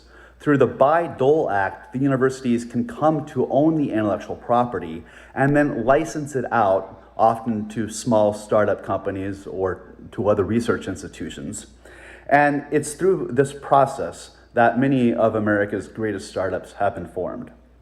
So lessons for India from the United States innovation ecosystem include first, the need to implement effective policies to transition research and technology from universities to the private sector. Second, the importance of programs to help scientists and engineers become entrepreneurs. And then third, effective programs to provide money to help scale and provide seed funding to promising young entrepreneurial companies at a very early stage. For instance, America's National Science Foundation's I-Corps program is an entrepreneurial training program designed to help researchers translate their NSF-funded basic research into commercial applications. It has produced over 1,200 startups. Similarly, our Small Business Innovation Research Program, the SBIR program, provides $2.5 billion of seed capital annually to startup companies. In total, it's provided $41 billion of seed capital since its founding, leading to the creation of over 700 public companies. And again, many of the most iconic American companies, Apple, Amgen, Qualcomm, have all come out of government-supported programs initially. Now, if India is going to reach its aspiration to become a global science and innovation powerhouse, it is going to have to redouble its commitment to investing in scientific research. Unfortunately, India only has a national R&D intensity of 0.64%. That's well below other nations such as China, which is at 2.68%. India has to commit to investing more in scientific research. In that regard, it's very promising that the US-India Trust Initiative promises new research partnerships between our National Science Foundation and your UNUSANDAN National Research Foundation in the areas of critical and emerging technologies like semiconductors. Lastly, for India to turn its universities into engines of innovation, policymakers should consider several steps. First, allowing faculty and students at universities the ability to take entrepreneurial leave when they're trying to launch new startups. Making entrepreneurship a stronger faculty in faculty tenure, a stronger consideration in faculty tenure awards, and even developing university entrepreneurship rankings. It's also important that Indian high schools and universities teach methods of entrepreneurship and innovation more broadly. There are wonderful books out there today, like the 10 Types of Innovation, The Invincible Company, The Value Proposition, and the Business Model Canvas, that effectively teach ideation and innovation methods. India should commit to making this literature much more broadly available to its population. The world is not producing as much innovation as is possible or as is needed. So as you proceed through your conference in the next few days, wish you all the best of success, and here's to more innovation for the world. Thank you.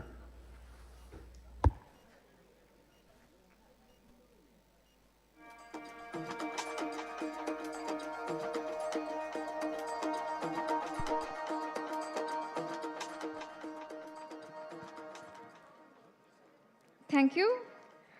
Moving on, we welcome Commodore Amit Rastogi, Chairman and Managing Director of National Research Development Corporation, to deliver his keynote address.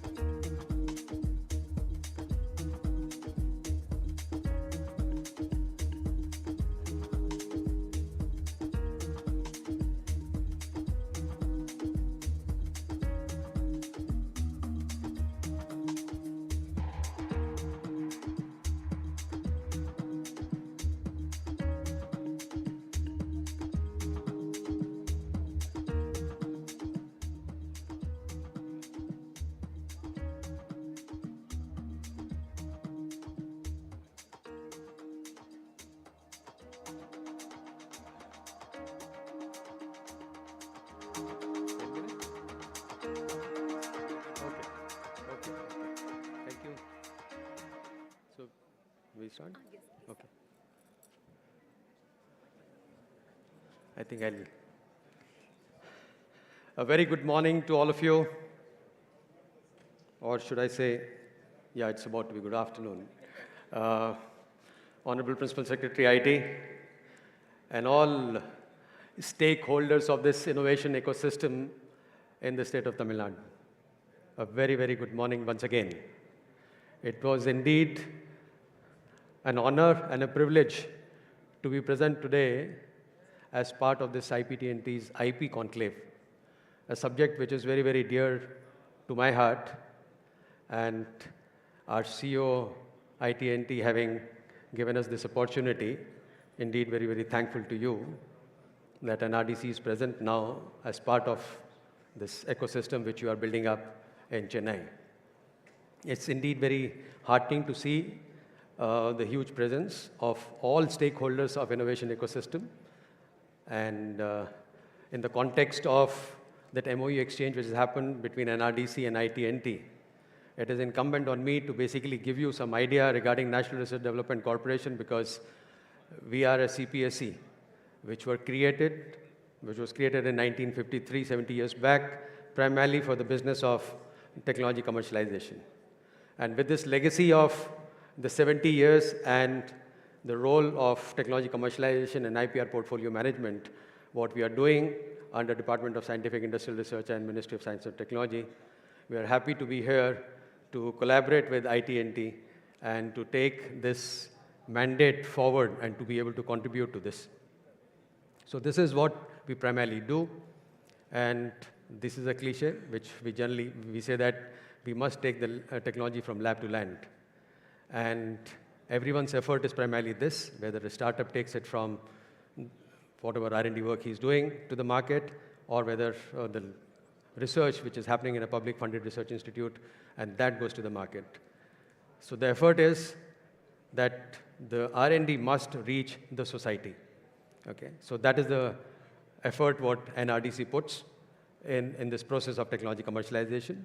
It's a small organization. We are based out of Delhi with our footprints pan-India with Visakhapatnam, Pune, Guwahati, and Bhubaneswar. And now I can say that we are going to be present in Chennai too, along with you. We have our incubation centers which are operating in Delhi with CSIR NAL at Bangalore in defense and aerospace sector, and the one at Bhubaneswar, which is along with CSIR IMMT. This is the business what we do, briefly, just to give you an idea that we exist for the stakeholders of this innovation ecosystem. On one end of the spectrum, you have the technology providers, and then what we call it as the technology licensees or prospective licensees, which are entrepreneurs, startups, MSME in industry. So this is the bridge what we help cover between, I would say, the technology developers and the one who would need the technology for establishing their businesses. But there are many value addition activities which we do in that process. So I thought it is important because since we have the startups, MSMEs also present here, so they should also have an idea that technology commercialization is not the process of matchmaking between the licensor and the licensee. There are a whole lot of activities which are required to be done. These are the questions which you normally ask when you want to acquire technology. You want to have an idea about the market. You want to know what the engineering plant which I'm required to establish for the manufacturing entity which I have to establish. There are DPRs, feasibility study reports. So we arm them with the studies which are required to be done in the process of technology acquisition. We are technology agnostic. We operate in any domain. So idea of giving this exposure to you is mainly because we are a resource, and it's a resource of the central government, which is available to you for utilization. So it means we operate in all technology sectors, and anyone and everyone possibly can approach NRDC for utilization of the services what we offer. Majority of the activities what we carry out is primarily, I would say, the promotional schemes of Government of India. They are central sector schemes in which the financial support is provided. And I think this would be of interest to the startup community, mainly because there are two things what they need: technology and the finances. And both the things are possibly available from the portals of NRDC. Technology through our network partnered labs, and the financial support through the central sector scheme of Government of India. There are 2 programs, and I would say one of the program is very, it is popular among startups, mainly because it provides you the fund for technology development and also for technology commercialization. And I don't think so anywhere where in India you get this kind of funds through the government sources, 1 crore for technology development, another crore for technology commercialization. And right in Chennai itself, we have 3 beneficiaries of this TDVC program who have crossed first milestone, and happy to state that they are in the deep tech startup space. I'll be covering about them subsequently. Okay. Though there are very many incubation centers, everyone is primarily aiming to provide support to the startups who comes to them, incubate them, provide them the co-working space. But we have moved a step forward, primarily because we the service startups through the central sector schemes. But besides that, whatever is needed for setting up a business entity, everything is basically available at one place to them. So they need not necessarily venture out for some of the components of setting up their enterprise to some other source. So we have technology transfer and IP portfolio management services, indeed, we provide. But we have the facilities of the TRL assessment during the process of your technology development, design clinic facility. Can I have this? No. Okay. So, so all in all, it's a one-stop shop solution, 360-degree support to a startup through our incubation space. And we have a futuristic outlook, which I will share that, yes, we are looking at setting up an entity, not in Delhi alone, but pan-India, co-located with industry clusters so that it is easily accessible to all of you. Okay. Major collaborators, I think it should give you an idea that we have the technology sources available from DRDO, Department of Atomic Energies, ISC, IITs, NITs, CSIR labs, and labs of Ministry of Earth Sciences. I think you witnessed today that we licensed technologies of an IoT to the industry. So that the job of technology commercialization is made easy through the efforts of the NRDC. I normally say that the scientists should not be worried about the commercialization part of it, because that's a non-core activity.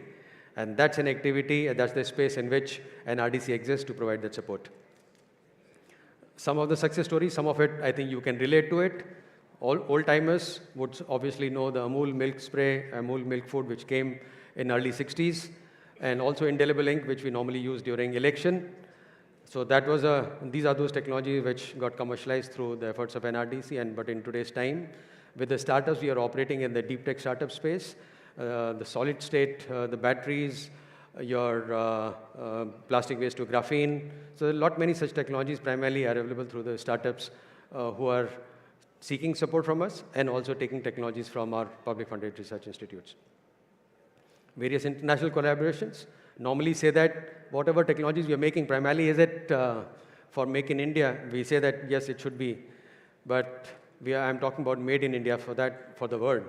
And through these international collaborations, and there is a platform which we are talking about, subsequently I'll discuss, is that we want to take Indian technologies abroad to the foreign market, and these collaborations primarily would help. The important one being the WIPO Green. We are part of their advisory board and the core committee. Through that, the green technologies are basically gets onboarded, and we have a strategy for commercialization of green technologies along with WIPO Green. We brought in a WIPO Green acceleration project that helps in taking Indian technologies primarily for the study which is being done.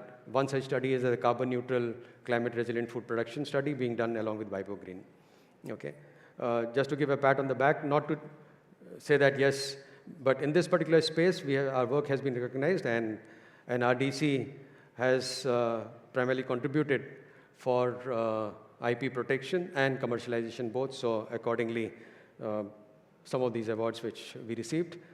Now to tell you, I think this is nothing new to you because you are part of this space. I think number one in the country primarily in terms of IP filing. And the innovation ecosystem and all components of it are available primarily in this space. So what is that what should be done?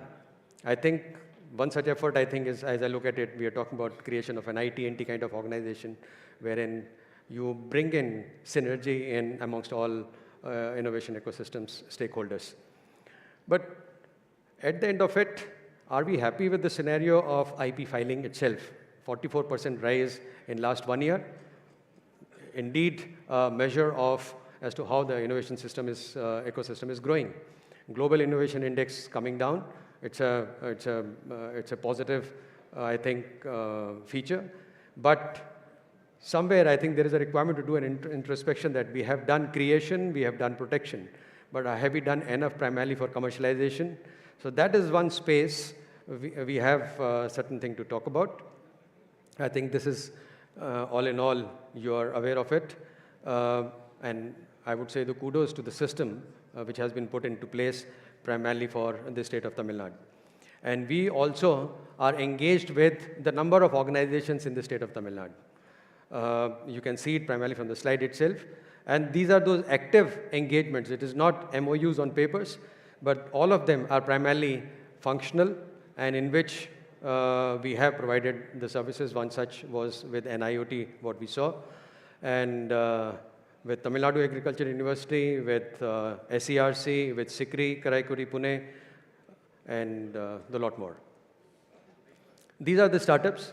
So why I'm sharing it with you is that we are not centered around Delhi. We primarily have operated in this space in Tamil Nadu, and quite a few of the startups from Tamil Nadu have been the beneficiary of the services of NRDC, in which they have received this funding. And all of them, if you look at it, are in the deep tech startup space. And they have reached fruition. It means they have crossed that milestone of reaching the stage of TRL 6. And they have shown their strength in the development of the technology. What they need is primarily, as we were discussing today morning, was some kind of accelerator who can take them to the market. So some of the component gets provided by NRDC, and some of it, I think, through the synergy, we will be able to help them out. And we are looking after this capital goods scheme of Ministry of Heavy Industries. Under that, the industry accelerators, center of excellences of various institutions of Tamil Nadu have been supported by us. Now, I think the aim or the dream is to become, as I heard from Honorable Minister, Deputy CM also, is that $1 trillion economy for Tamil Nadu. So how will that happen? I think the important thing is that untilness we don't get satisfied with the technology commercialization when it happens to one industry. We generally say that my technology has got commercialized. It means it has reached one industry or two industries or maybe 10 for that matter. Is it sufficient enough primarily to feed 1.4 billion people? I'm not too sure about it. So there is a requirement, I think, to create technology by masses for masses. So there is a requirement of technology commercialization and mass. How will that happen? Do I have the bandwidth? Not necessarily at my end, but also at the technology developer's end. So what is that which is needed primarily to do technology commercialization and mass? So that is a point which I would like to leave. We have the able or distinguished dignitaries present amongst us. We have IIT Madras Research Park, we had AstraZeneca, we have ZWork, right? So there is an innovation ecosystem which is in place. But you would appreciate that this is limited by the individual's bandwidth. So how can we improve upon that bandwidth? So is what we have thought of in terms of a AI-enabled technology exchange platform, which may have the various verticals and various facilities through which we can do en masse commercialization. So this is just to give an idea of the various facilities, I think, which have been created in NRDC. 1 minute. Okay. So technology exchange is what I was talking about. So in that technology exchange, intention is that instead of, we should make our technologies more visible, primarily to the ecosystem. Since it is going to be on cloud, so it is not for the beneficiaries in India. So this is something which is going to be visible. But is it going to be a platform only for matchmaking? No. So we are envisaging a platform akin to, I would say, Stock Exchange of India, wherein we provide all services of technology commercialization through this, and we make things happen end to end. So with that quest in mind, so there are certain verticals which we have created. TRL facility, this is Netra, TRL assessment facility. your IP and technology valuation vertical, design clinic support. And so this is what I had said initially, that we will be able to provide, we are providing 360-degree support to a startup. And through the technology exchange, what we are envisaging is that we are able to provide synergy amongst the technology developments which are happening in tier 2, tier 3 cities, not so discrete colleges and universities. So that is the aim, that is the vision what we have. And with today's association, which has happened with IT&T, I'm very, very hopeful that we will be able to contribute in a more dynamic fashion. And we look forward to making more unicorns and successful entrepreneurs and startups in the state of Tamil Nadu through the schemes of NRDC and through our support. Thank you. Jai Hind.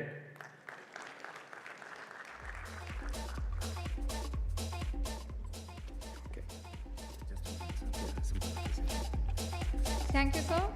Ladies and gentlemen, we would now, I request Commodore Amit Rastogi to kindly stay back on the stage. We would like to facilitate him with a small memento. Ladies and gentlemen, we are going to felicitate every speaker today with a certificate of appreciation. Each certificate symbolizes our pledge to plant and nurture a sapling of a native tree species on their behalf. Details of the plantation and its progress will be duly shared with the respective speakers. May I request the Chief Executive Officer, IT&T Hub, to kindly felicitate Commodore Amit Rastogi.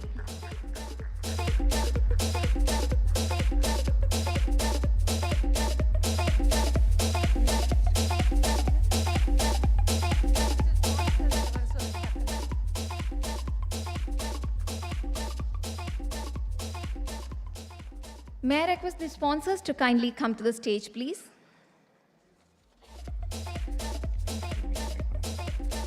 May I request Principal Secretary, Information Technology and Digital Services Department, and also Chief Executive Officer, IT&T Hub, to kindly come to the stage to felicitate our sponsors.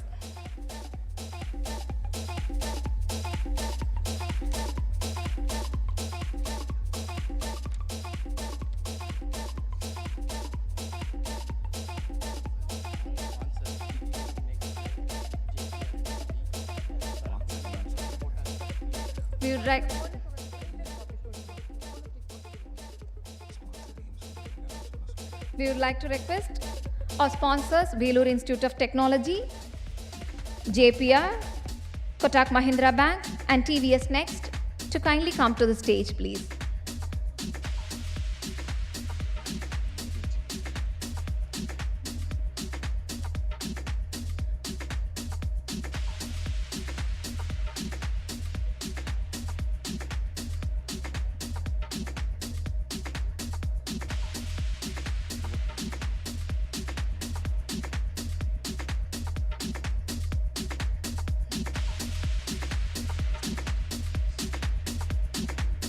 We thank our sponsors and collaborators for supporting this monumental conclave.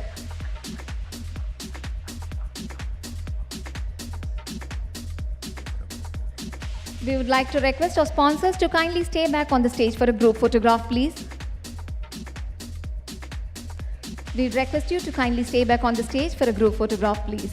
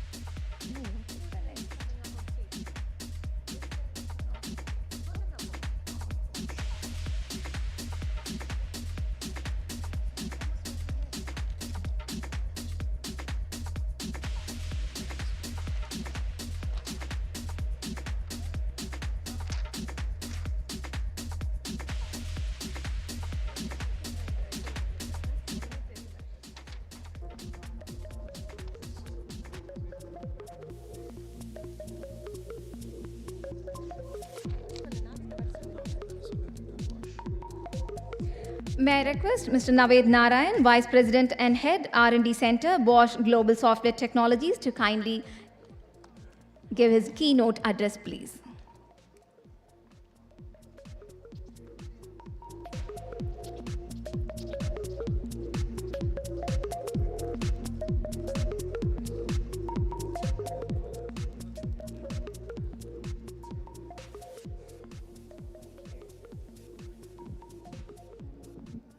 Good afternoon, distinguished guests and friends of technology in Tamil Nadu.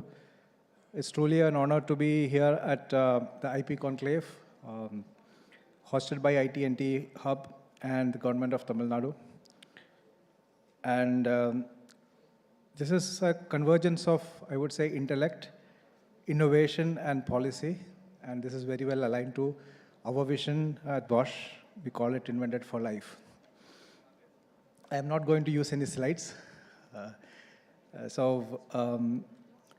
would like to talk about, in the conversation we have had today, we talked about importance of technology for the growth of the industry and the economy and the country as a whole. I would like to show you how a company like Bosch, which is technology-led in the world, present more than 135 years, and in India, more than 100 years. And in Tamil Nadu, in the R&D space, more than 20 years. What's our approach? What's our focus? How do we contribute to this ecosystem? That's the conversation today. Like I said, innovation is at the forefront of Bosch because we believe in technology-led innovation. And we are leveraging deep tech and emerging technologies from India for the world. And at Bosch Research, our experts work in different domains, be it mobility, robotics, energy, or healthcare, where we drive foundational and applied deep tech research. So this is the part of the research approach from Bosch. And in this whole research network, India is a large part of that.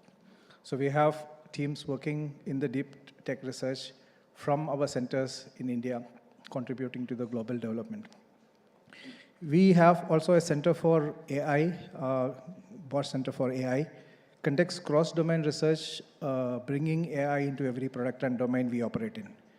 And in the space of AI, we have more than 1,000 AI patents filing done in the last few years. So that's a focus we have in the emerging technology space. Tech disruptions such as agentic AI, multi-agent systems are finding, in fact, place in our solutions and products, be it mobility, be it in manufacturing, be it in consumer products that we develop. And India plays a key role in our innovation journey. We have the largest R&D setup outside Germany, that is in India. We have a strong R&D presence also in Tamil Nadu. Like I said, we set up our center in 20 years ago. And we are contributing to all the cutting-edge development of all technologies in Bosch products out of the center. So that's a contribution we have from this center. We have built deep domain and system know-how.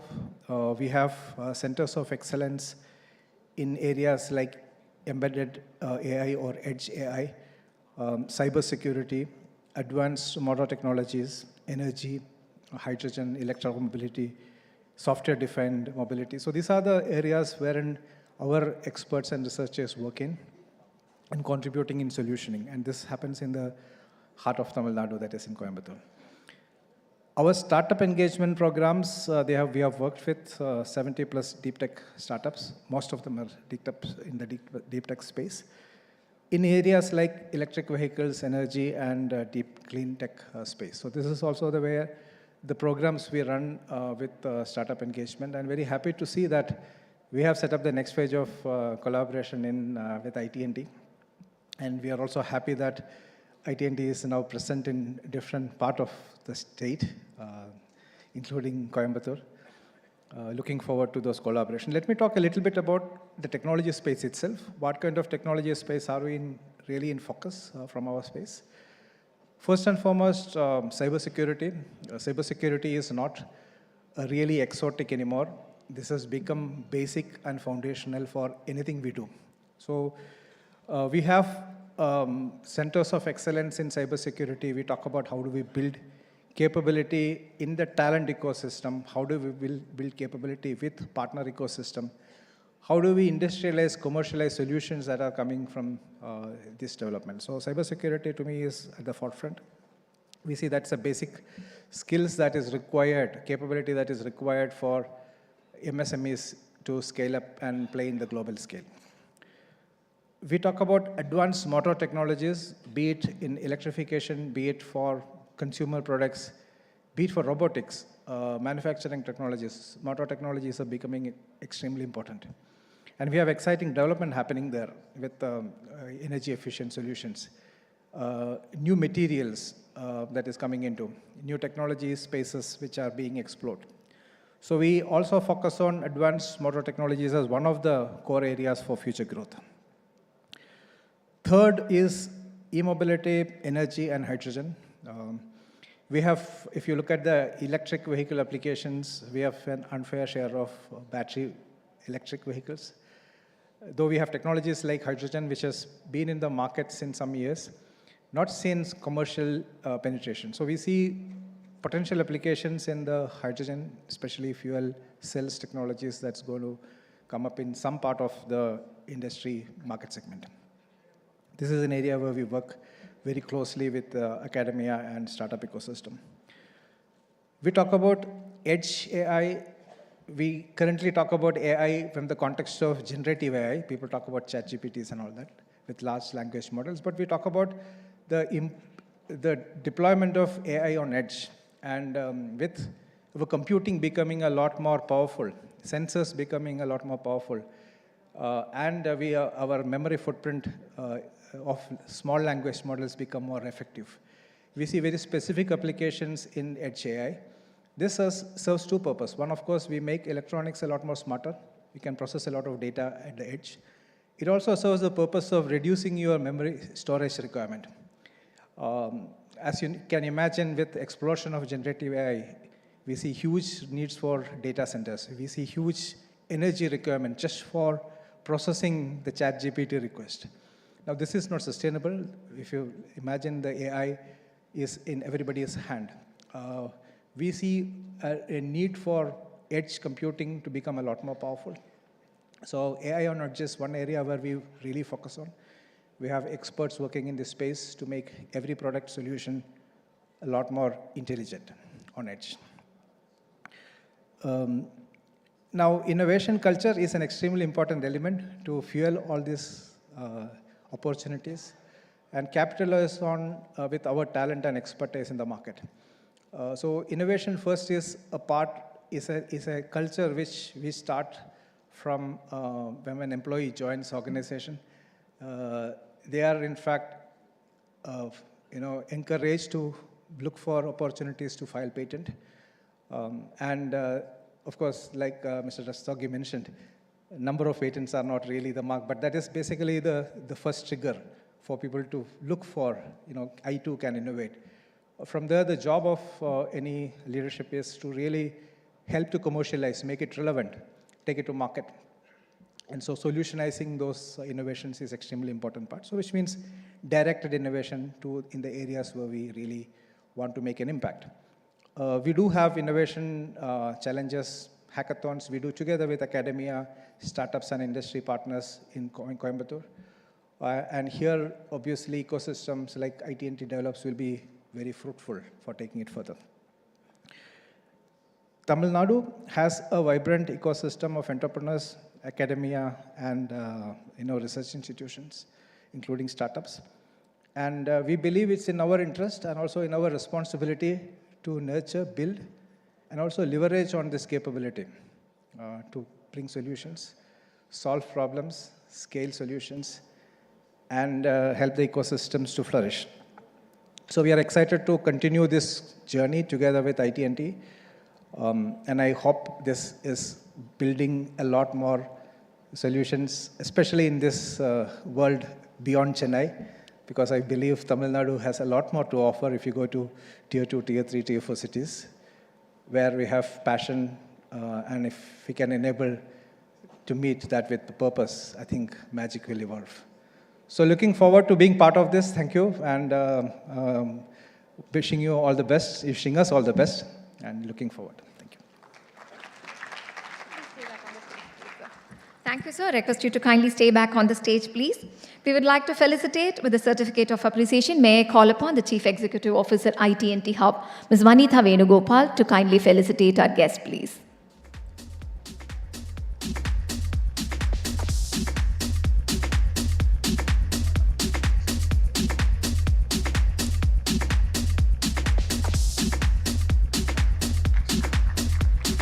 Thank you.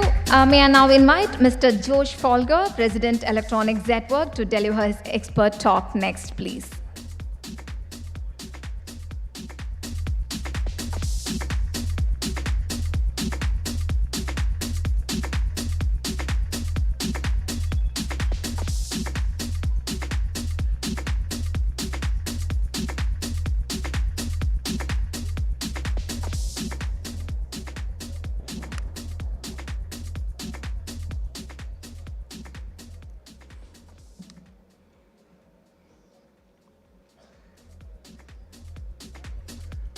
Vanakkam.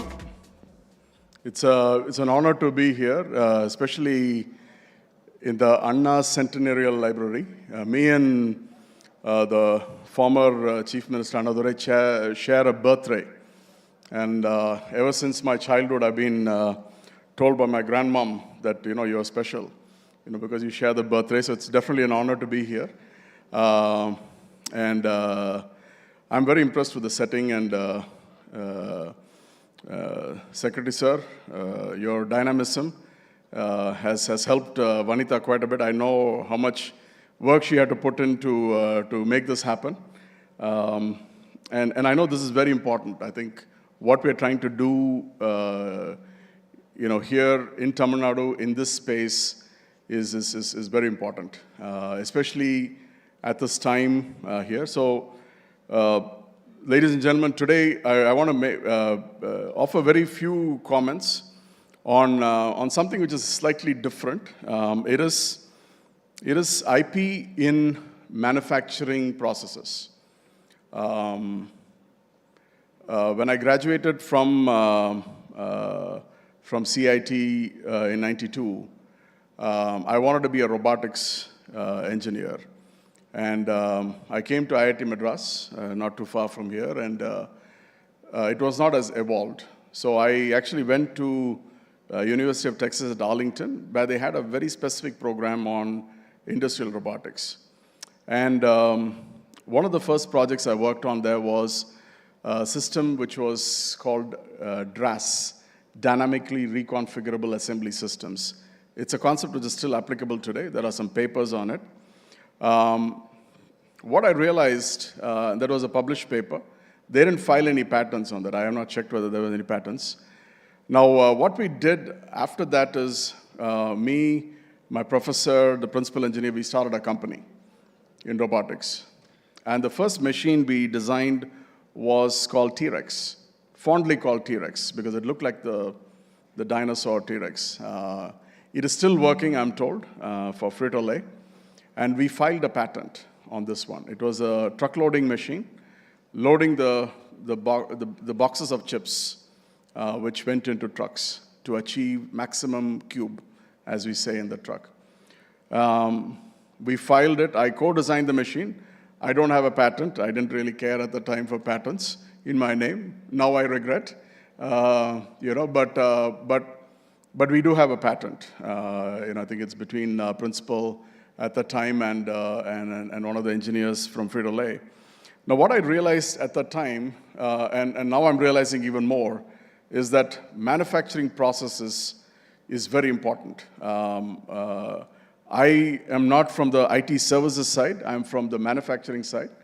Last 20 years, since I came back to India, I was a part of starting Nokia, then part of starting Foxconn, and now with this company called Zetwork, where we do also electronics manufacturing. What we are coming to realize is right from semiconductor foundries to OSAT to electronic manufacturing, the capital equipment, the jigs and fixtures are super important. It's very, very important. And I think You might have heard of this company, Dutch company called ASML. It is a spin-off from Philips, back when. It is so hard to get their technology. It's almost like the NVIDIA of equipment today, right? And but that challenge exists down or up the value chain or the supply chain. So today, what we see, I say today, but we actually are waking up to this, but 25 years ago, I saw China starting to replicate machines which are Japanese, Taiwanese, Korean, American, German, Finnish. They were replicating it. And it was half the price. So guess what we did? We all went and bought it. And so today, you go to any of our factories, except the chip mounters, rest of the equipment are of Chinese origin. And it's half the price. It's very tempting. It's a very tempting lure. And these machines are not necessarily easy, but not necessarily impossible to do.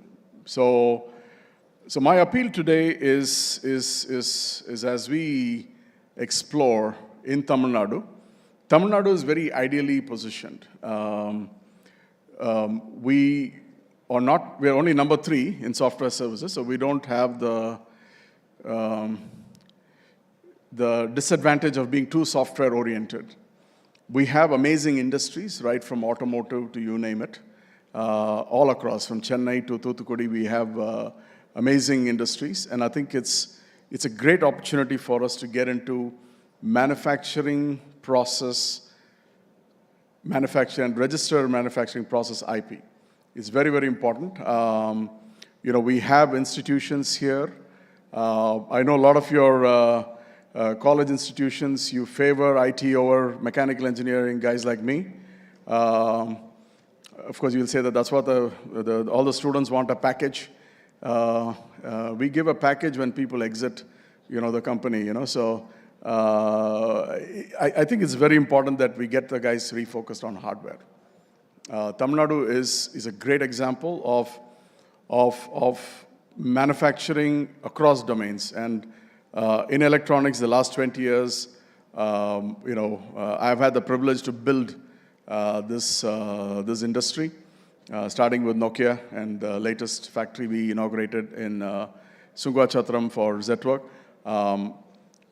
But this is very important. We really want you to encourage the students. We want to encourage the institutions and the companies to really look at that. And when you build a machine, when you build a process, patent it, right? Make sure you patent it. This IP is super important. We, on our little part in Zetwork, we have started a group at this point in time, maybe soon a company called ZEAL. It's Zetwork Electronics Automation Lab. We started it for in-house needs, but we're gonna do this for commercially also. So, again, I wish IT&T all the best. Vanita, thank you so much for this opportunity to be here, share my some thoughts. Wish Tamil Nadu and IT&T all the best. Thank you. Bye-bye.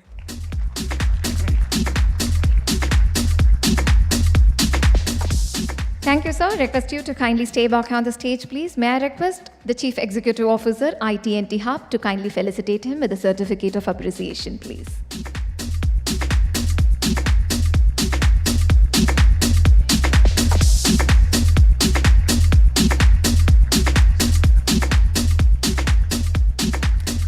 Next, may I invite Mr. Shivakumar Padmanabhan, Managing Director and Head of Global Innovation and Technology Center, AstraZeneca India Private Limited, to deliver his keynote talk.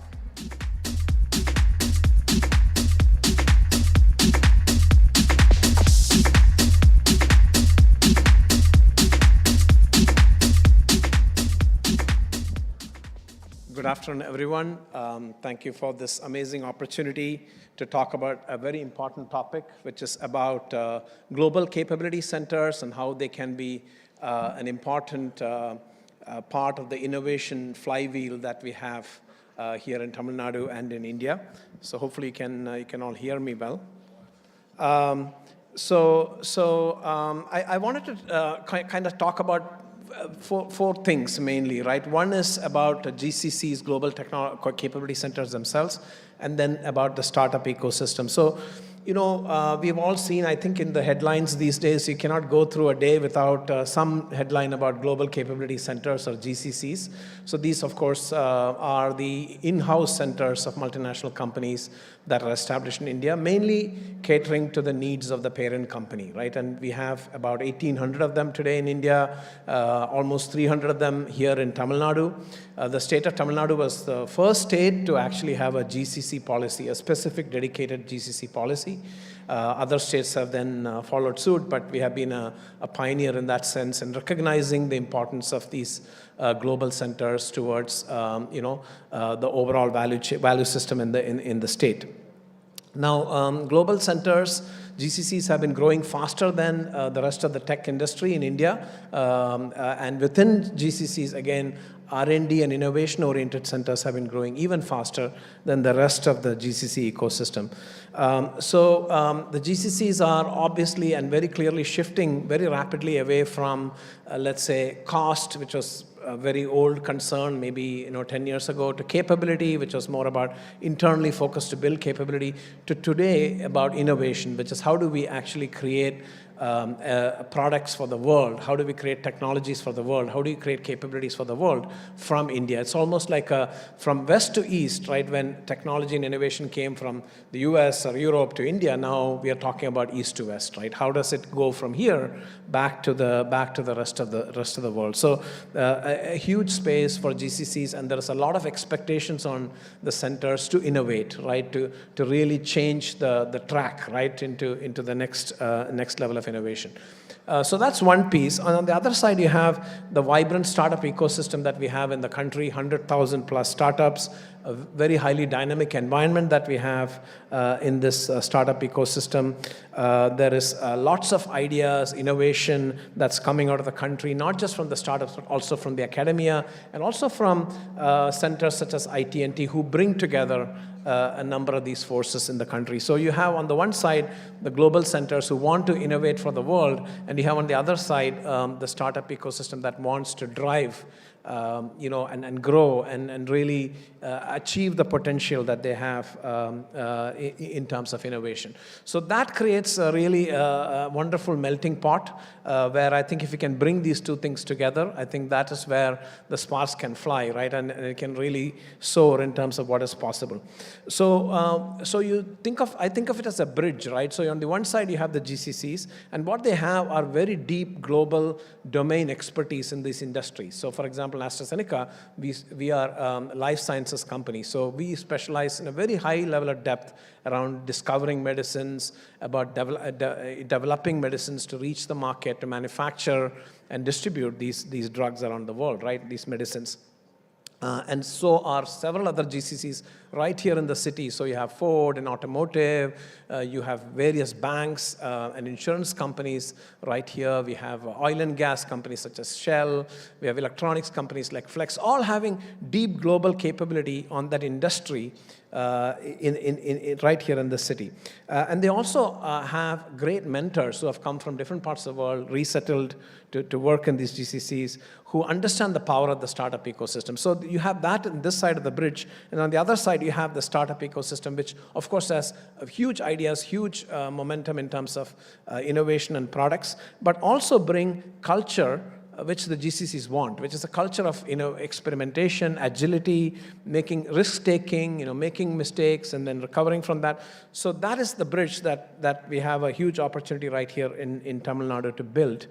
And so I would say that states today are competing for GCCs and for a lot of things in the country, but it's no longer the competition about ease of doing business, because ease of doing business has been a big thing in the past, right? I think now, there's a lot of reforms have happened, and the ease of doing business to some extent has been sort of addressed, right? So now the game is shifting towards speed of creating IP and innovation, right? So from ease of doing business to speed of innovation. So that's a shift that we are seeing, and a state like Tamil Nadu has an obvious advantage in sort of leading this wave, because I think the competition is no longer going to be about is a space available. I mean, some of it, yes, right?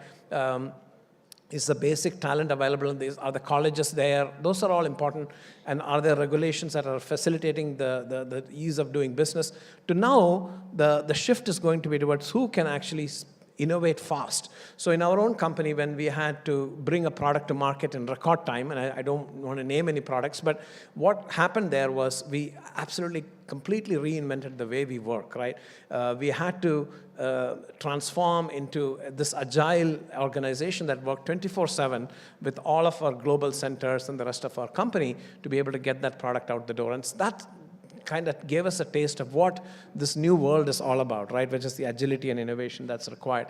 And that what we concluded is we need 3 capabilities, and this is also backed by a lot of theory in management research, is we first need sensing capability. So both the GCCs and the startups and the ecosystem needs that. Sensing is all about where is the shift happening? Where is that step change happening in processes, in technology, in industry needs, in customer needs? So that's a sensing. And sensing is something that we can, it improves dramatically, geometrically, the more people are involved, right, to coming together. Because you can't, sitting here all by myself, I can't sense as much as I can sense if I talk to everyone in the room. The next one is seizing, which is about once you know there is something, can we move fast and can we actually work on that? Can you actually build something on that? And that is where the ecosystem that helps, right? ITNT and everyone is how do I quickly gather all the jigsaw building blocks required to seize that opportunity. And finally is scaling. So that's where the GCCs can help, which is about how do I bring this product or innovation, not just commercializing in India, but maybe on a global scale, right? So that's really the third piece, which is the sensing, seizing, and scaling capabilities that I think collectively we have a huge opportunity to really develop.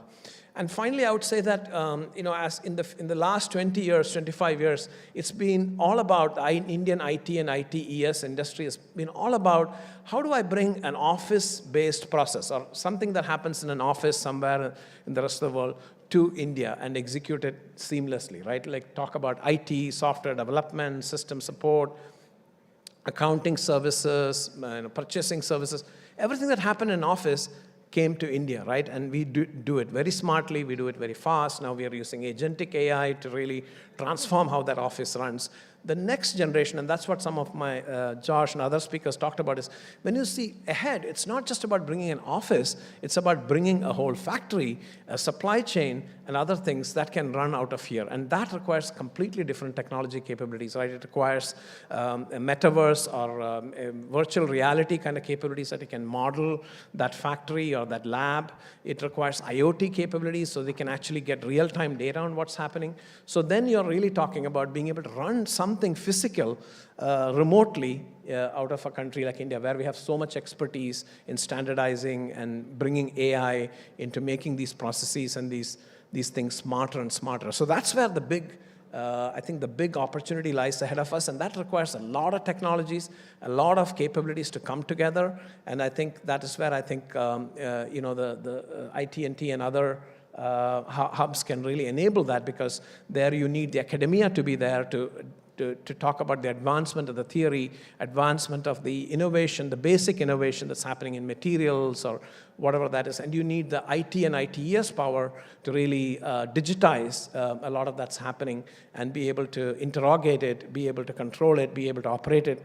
And then you also need a lot of edge technologies and peripheral technologies to make all of this happen. So I think that's where there's a huge opportunity, and I think states like Tamil Nadu with a rich industrial base have a lot of that foundation, right, in terms of how these different industries work, how these processes work. So I think that's an amazing opportunity that's ahead in front of us, and I think with this kind of joining hands that we see here, I think there's an amazing opportunity to really shape that future and lead that future from a state like Tamil Nadu. So again, wishing us all the best, and thank you very much again for the opportunity. Thank you, sir. Request you to kindly stay back on the stage. Again, I would like to request Chief Executive Officer, IT&T Hub, to kindly felicitate the guest with a certificate of appreciation.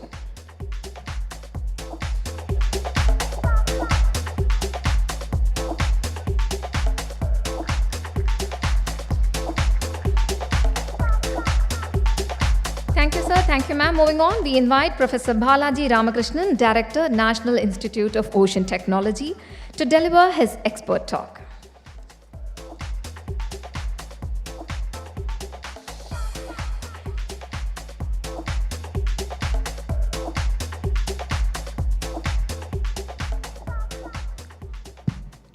Hello, everyone. Thank you, IT&T, for this wonderful opportunity to speak to this beautiful gathering here today. I come from an institute which is very unique, not just only in this country, but also in this region. And we are one of the very few institutions in the whole globe that involves in the marine technologies, development of marine technologies. So I head the R&D institutions, which is 31 years old under the Ministry of Earth Sciences. And what we do, if you ask us, is very simple. We are mandated to do the indigenous development of technologies to harness marine resources, both living as well as non-living resources. This campus, very interestingly, is in the very city where we gathered today, in Chennai, Palikarnai. And I will not take much of your time. I would like to walk you through what we do in the past 3 decades of time and what we do currently and what we are actually aspiring to do in futuristic project developments. When you talk about the living resources, we talk about the fisheries and only NIOT, National Institute of Ocean Technology, from where I come from, is capable of demonstrating technologies that can take the fisheries slightly off to the deep oceans. We have developed open sea cage cultures. We promoted seaweed culture. We also promote seagrass. And whenever there is a talk about blue economy, I think it always synonymous with NIOT. We have been doing that in the past 3 decades of time. And the 5 important aspects of the blue economy that we are talking about: food, energy, water, climate change, and health. All of this has been addressed by our institution. One is, of course, the living resources, which address the food directly. I think today we have signed 2 technology transfer with the industry, potential industry. Those 2 technologies have been developed within the campus, and these directly come from the marine resources. And no other institution can really collect these samples in the deep oceans except NIOT. And other than that, when you talk about water, I'm not very sure how many of you are aware of the fact that NIOT has designed, patented a specific and unique technology called low thermal temperature desalination. And as we speak, 9 islands in Lakshadweep group of islands are getting the only source of potable water, drinking water, from NIOT technologies. My dear friends, they don't have the luxury of having a reservoir or a dam like we have in the mainland territory. These are small islands. Population are usually small numbers, but then can you believe that past many decades and centuries of time, they've been banking on the drinking water supply from the mainland. It is shipped all the way to these islands, and it is rationed. Every single person will get 1 can of water every single day. That was the status scenario. This has changed the lifestyle and life status and the cultural integrity of this entire island group of islands. Thanks to NIOT's intervention, we have 9 islands working. It's called LTTD, low thermal temperature desalination plants have been working. And there are other countries, island countries similar to Lakshadweep is also aspiring to adopt this technology in the years to come. When we talk about energy, abundant, aplenty, renewable energy is available in the open ocean, and we are actually thriving, and we are actually dedicatedly working on to make use of and harnessing these marine renewables. And we already have demonstrated the wave powered. If you go to beach, you will see the waves keep coming, and they are tireless, relentless, the wave energy. We are trying to tap those energies and to see whether we can actually give some kind of electricity supply to the individual islands, again in Andaman and Nicobar Islands. And when we're talking about the climate change, I think we do a lot of services to the nation In case if you are wondering how these weather predictions being given by the Indian Meteorological Department, which is our sister institution under the same ministry, it is the data that goes from NIOT. We do this silently for the past 2 decades of time. We collect the data from the open ocean. It is being supplied to the various institutions, including IMD, and that comes as the forecasting for you later on. And we talk about the project that we are actually working right now, like the ISRO working on the Gaganyaan, where 3 of the astronauts are actually going to be sent to the space. NIOT is silently working on a project called Samudrayan, where 3 of our own scientists are actually going to dive to a water depth of 6,000 meters deep. My dear friends, 6,000 meters is 6 kilometers deep of ocean. I wish you Google what is meant by 600 bar pressure. 600 bar pressure is exactly 600 times of the pressure that you are actually enjoying in this auditorium. It's a crushing pressure. Not a single material, unless otherwise designed properly, will really sustain or be existing in this pressure. It will be crushed to powder. 600 bar pressure. And we are actually designing a manned submersible called Matsuya 6000. You can see the yellow picture out there. And it is happening as we speak in Palikarna, just here in this town. 3 of our own scientists are going to go inside in the Indian Ocean. And when we speak about, what is the big deal of designing this?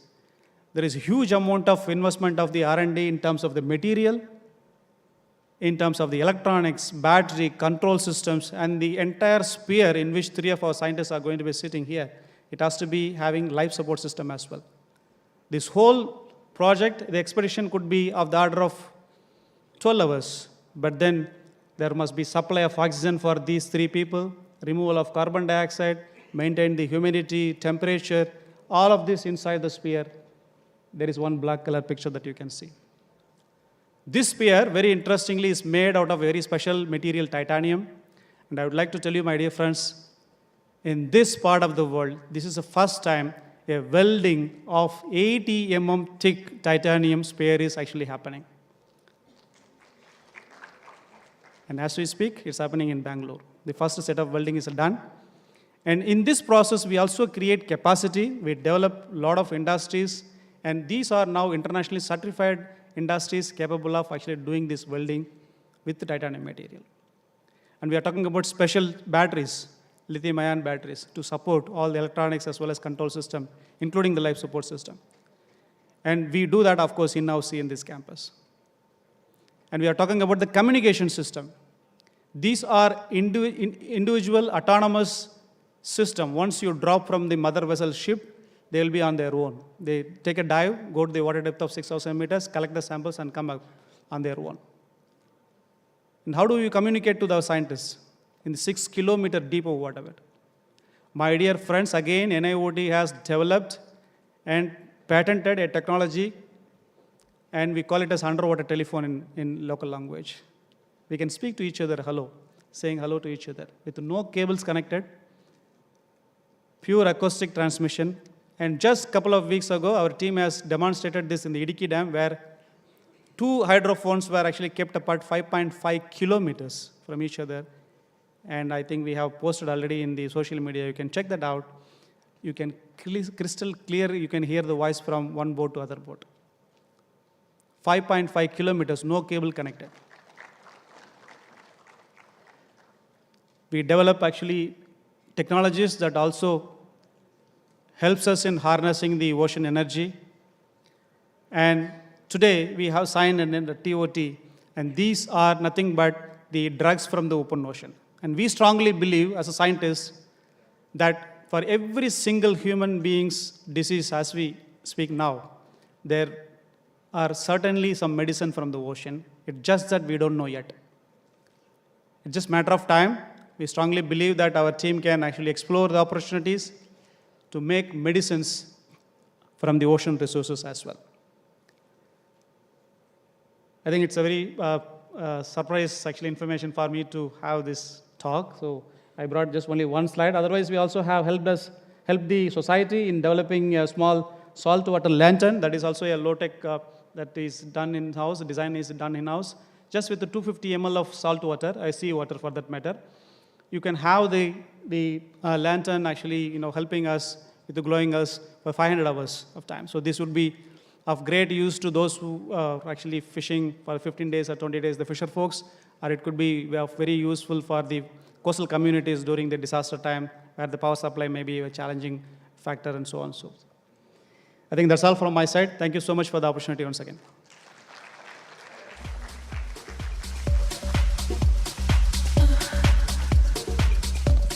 Thank you, sir.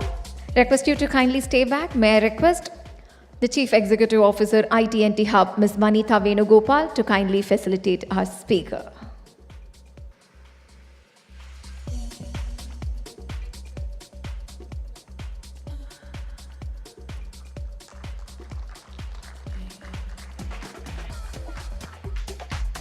Next, may I invite Dr. Shankar Venugopal, Vice President, Mahindra & Mahindra, for an expert talk.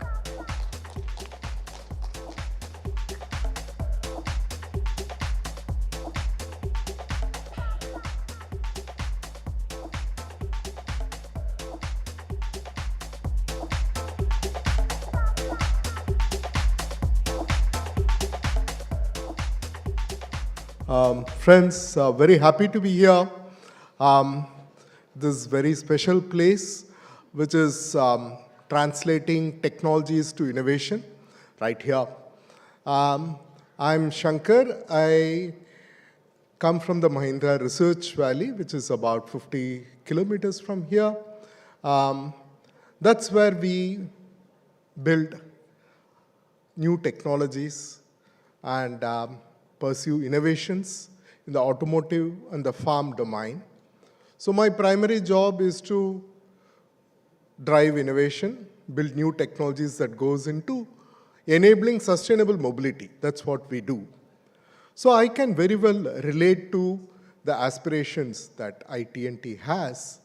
And today I was also here to sign a MOU, which would basically help us to collaborate very closely with IT&T and leverage the very strong innovation and startup ecosystem that is here in Tamil Nadu. So that's the reason why I was here. So now, as I was sitting here, I was wondering, what does it take? We saw that, I don't know how many of you saw the chart of patents, and we saw Tamil Nadu right at the beginning with close to 8,000 patents. That's a phenomenal achievement, actually. It's a very long journey to build a portfolio of that many patents. Now the obvious question is, how do we translate all those patents, the strong intellectual property that we have, how do we commercialize all of them and translate them to innovations that can impact lives of people, that can become a source of revenue, and that can be used to further strengthen the innovation ecosystem. So I think this is going to be a very interesting phase for all of us here.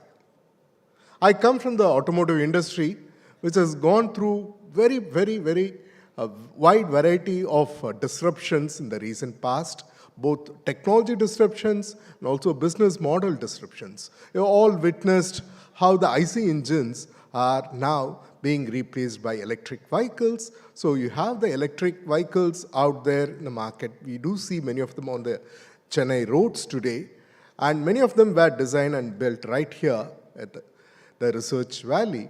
And now the next phase of development is even more interesting, what we call as a software-defined vehicles, where software will play as important a role as the hardware. Very similar to what happened to our phones, you will see them happening in the cars too. With all these exciting developments, it becomes very important for us, the industry, to come and work very closely with the academia and the startups. And how do we do that? Because these three worlds are very different. The industry, the academia, and the startups are three very different worlds. And it becomes very important for an organization like IT&T to bring these three players together so that these three can leverage on each other's strengths and pursue ideas and build products that can really make an impact. I think IT&T is very uniquely positioned to do this sitting here in Chennai. From this perspective, I'm very confident that this kind of collaboration can very quickly help us to translate those 8,000 patents into really products and businesses that can make a huge impact. When we try to do this, it's important for us to keep three things in mind. It becomes very important. The first thing is what to focus on. There is so much of interesting developments happening all around us. It's very tempting to work on multiple things, but it will be really good if we can identify our true strengths and focus on a few areas at a time. Maybe after a few years, you can shift and focus on newer things. But to start with, it will be really good to focus on a few areas which are our core strength, where we can, what we call as a low-hanging fruit possibly, to make a quick success and create visibility around them. And I strongly feel automotive is one such focus area, because Chennai has been an automotive hub for a very long time.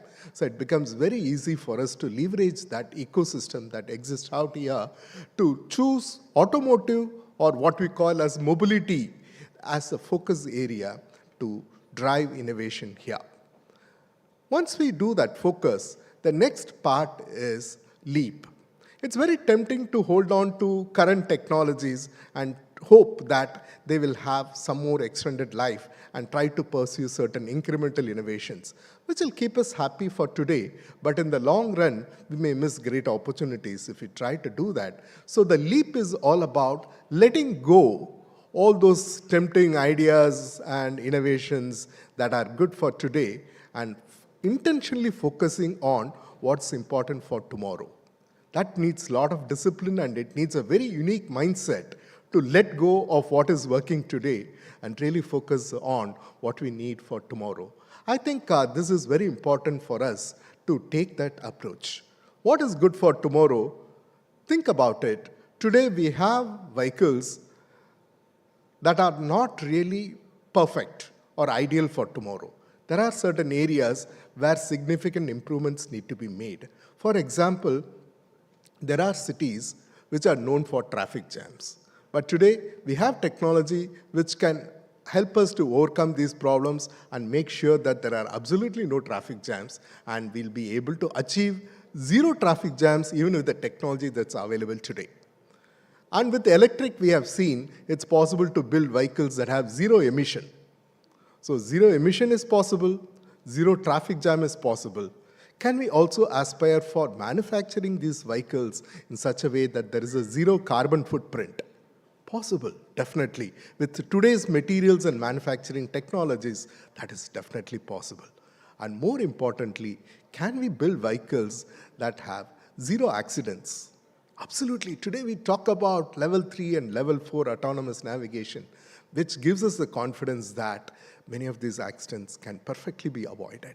So I think it's very important for us to become very bold in setting these kind of ambitious goals, where we say we will have mobility which will have zero emission, zero accidents, zero traffic jams, zero carbon footprint, because today technology allows us to aspire for these kind of big goals. Maybe 10 years back or even 5 years back, this was still a difficult goal. But today we are lucky to be at the convergence of multiple technologies that allows us to pursue these kind of very ambitious goals today. I think the IT&T has to focus on certain areas where they can leverage the power of convergence of technologies and pursue this kind of ambitious goals and create a big impact. I think clean energy is one area, sustainable mobility is another area. These could be the focus areas for us to start with. I think there is a lot of excitement around that. So you have focused, then you have intentionally leapt and let go of today's stuff and really focused on tomorrow's stuff. The third is to orient. How do we take these ideas in the right direction so that these really take us to where we would love to go? We don't have a lot of time. Today, we are talking about new technologies and products in 2 to 3 years time frame. Gone are those days when we used to take 5 to 10 years to build new products. Today, everything is 2 years around, not more than that. So orientation becomes very important. The kind of incubation that IT&T should provide for new technologies to quickly orient these new ideas and innovations in the right direction. Primarily, provide a lot of incubation support, mentoring support, and connect them with the investors community so that all these ideas get oriented and start moving in the right direction. I think this is very important. So we talked about focus, we talked about leap, then we talked about orient. The last piece, which is very important for IT&T's success in the long run, is what I call as what's next. IT&T should always keep an eye on what's next in terms of new technologies, new business models, new opportunities to pursue. And there should be a pipeline which continuously keeps moving the focus areas from what's important for today to what's important for tomorrow.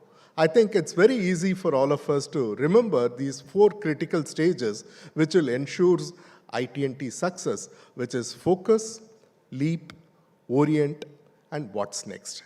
I think I wish IT&T all success on this auspicious occasion.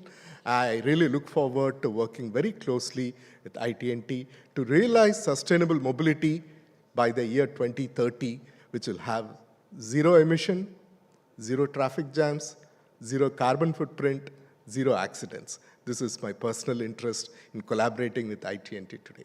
Thank you so much.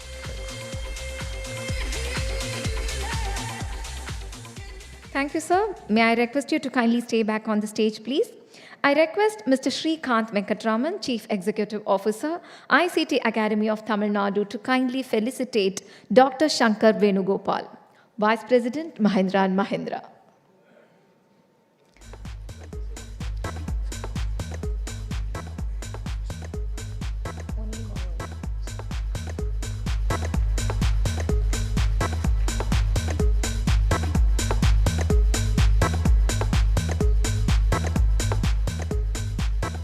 Moving on, we have a panel discussion on investment in IP and IP-led innovation. May I invite the moderator, Mr. Manu Iyer, co-founder and general partner, Blue Hill VC. Welcome, sir. Oh, yes, sure, please.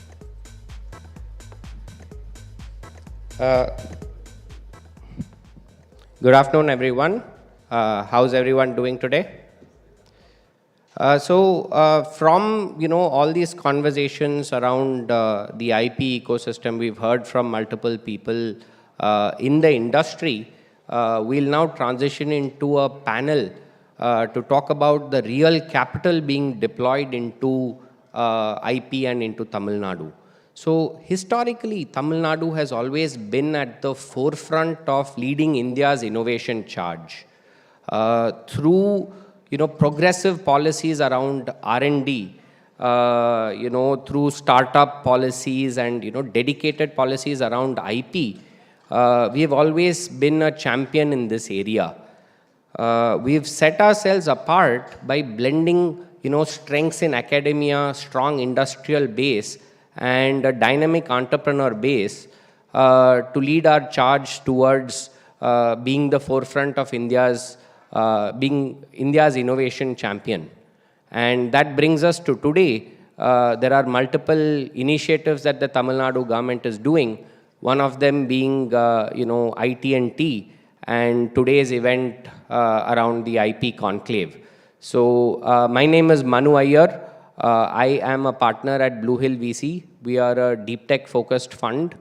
We invest around the IP innovation ecosystem and have been very active investors in Tamil Nadu. I'm now happy to invite our panelists for the day. First up, I'll invite Vignesh Shankar from Artha A99 VC. Yeah, please come this way. Second up, I would like to invite Ms. Anju from Ivy Cap Ventures, and then Ms. Navina from Lead Invest, please. Please join us on stage. Round of applause, please.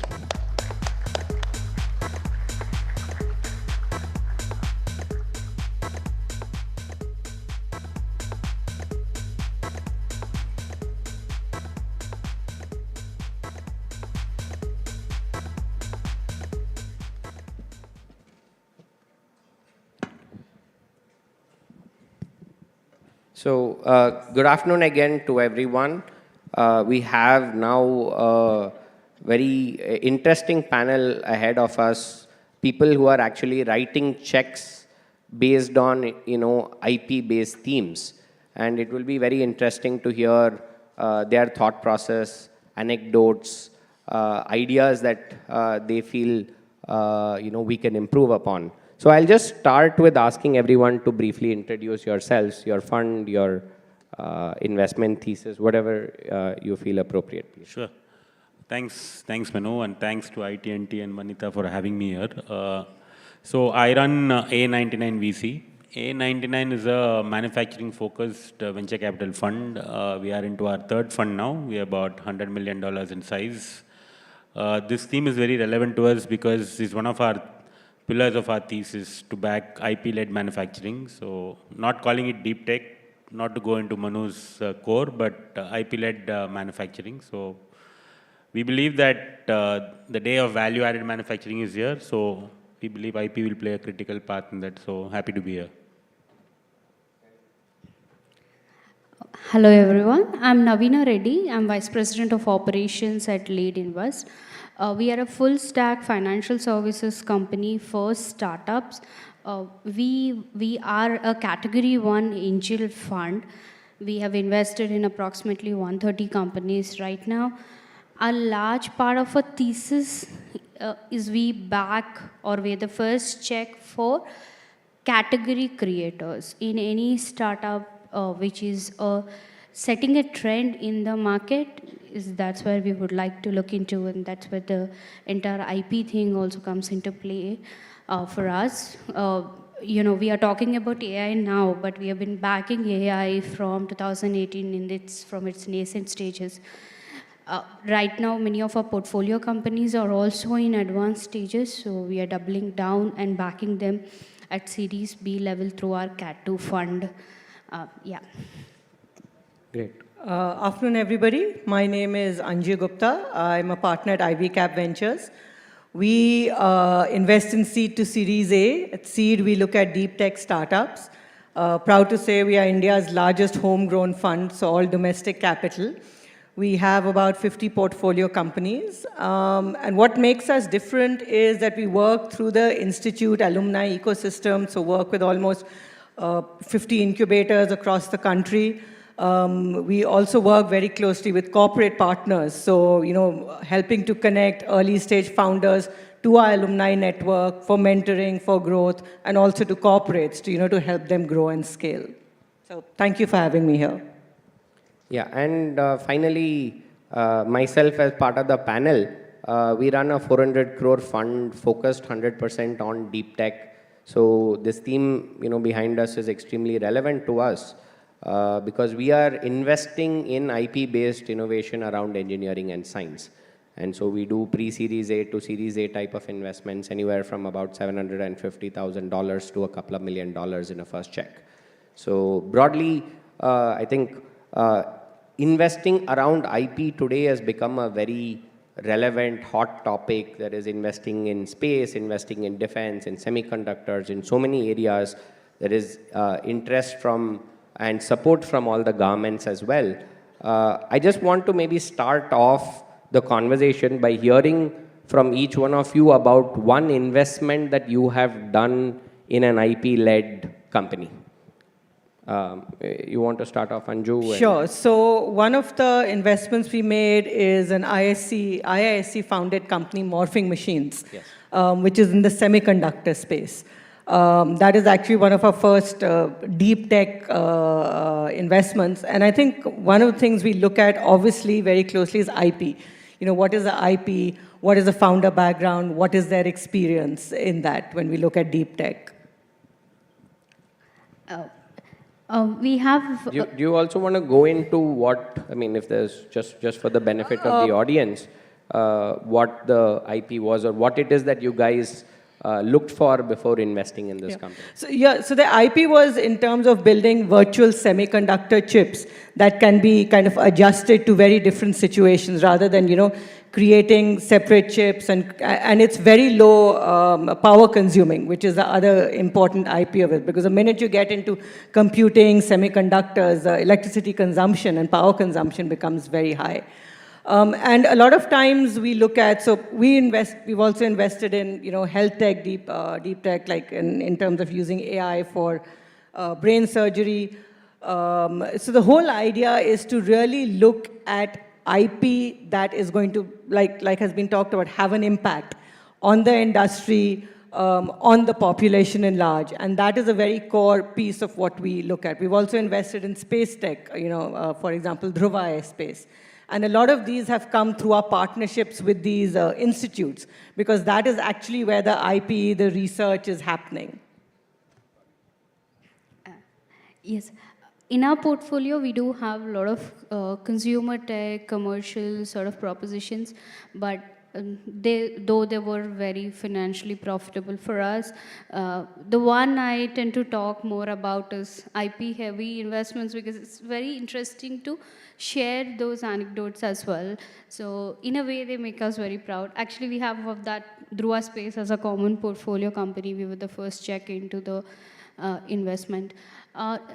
Now, another investment we have is AI STET, or AI Health Highway. They built this company in 2019. Now AI models are a lot more democratized, but earlier building an AI model was not that easy. So they made this automated STET to detect any heart anomalies, right? Given India, its vast geography and inaccessible to the healthcare for so many sections of folks, neonates, that is newborns, don't have proper screening for heart diseases.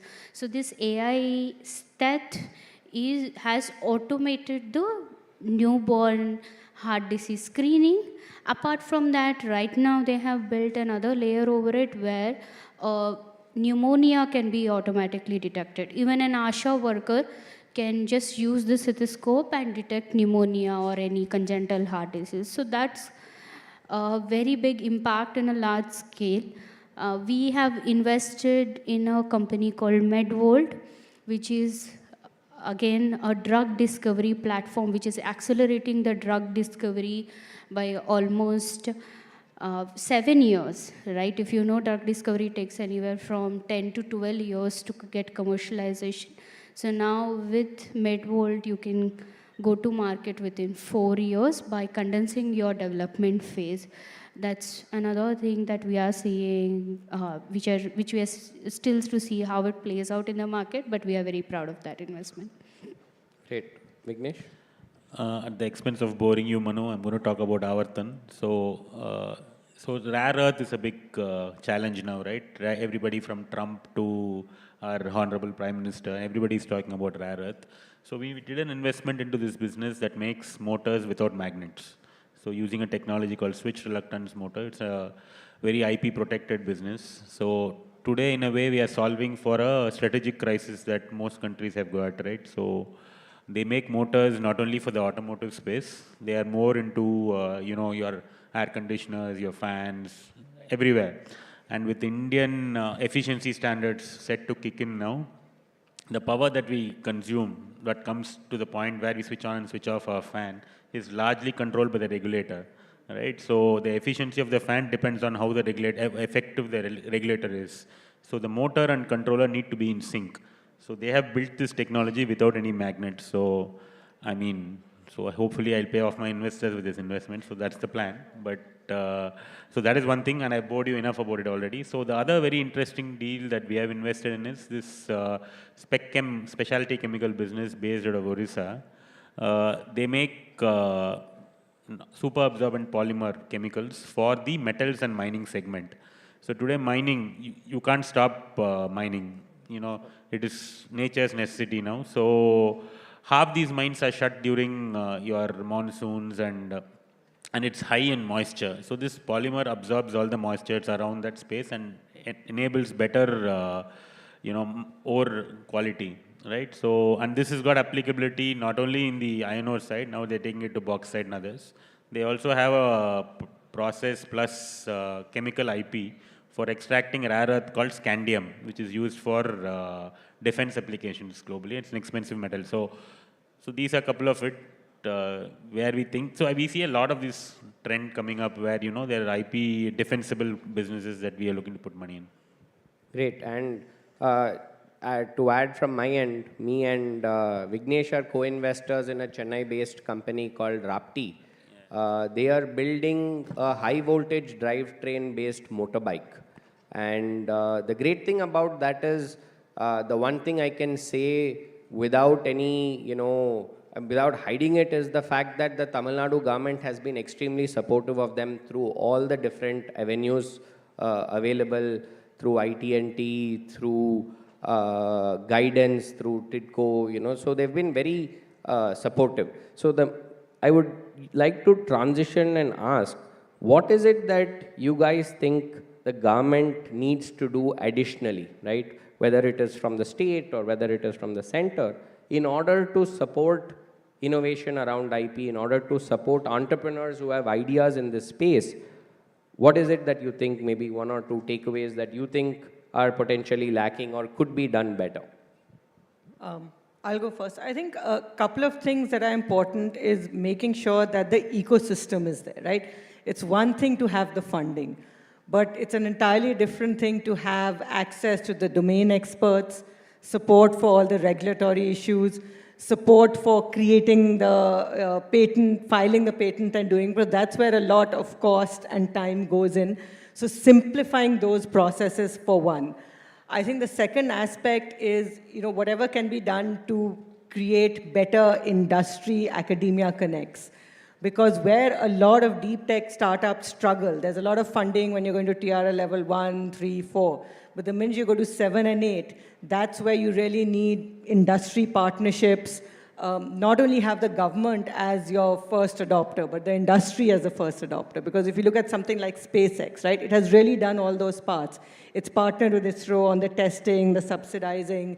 It's partnered to get all the regulatory permission. So health tech is another thing, you know, streamlining the regulatory and making that easier. So those are a couple of things I would suggest. Sure. See, the technology is going obsolete at mind-boggling space right now, right? Like we were talking about AI models less than a year ago as a novel thing, but now they are so democratized, anybody can add an AI model to their technology.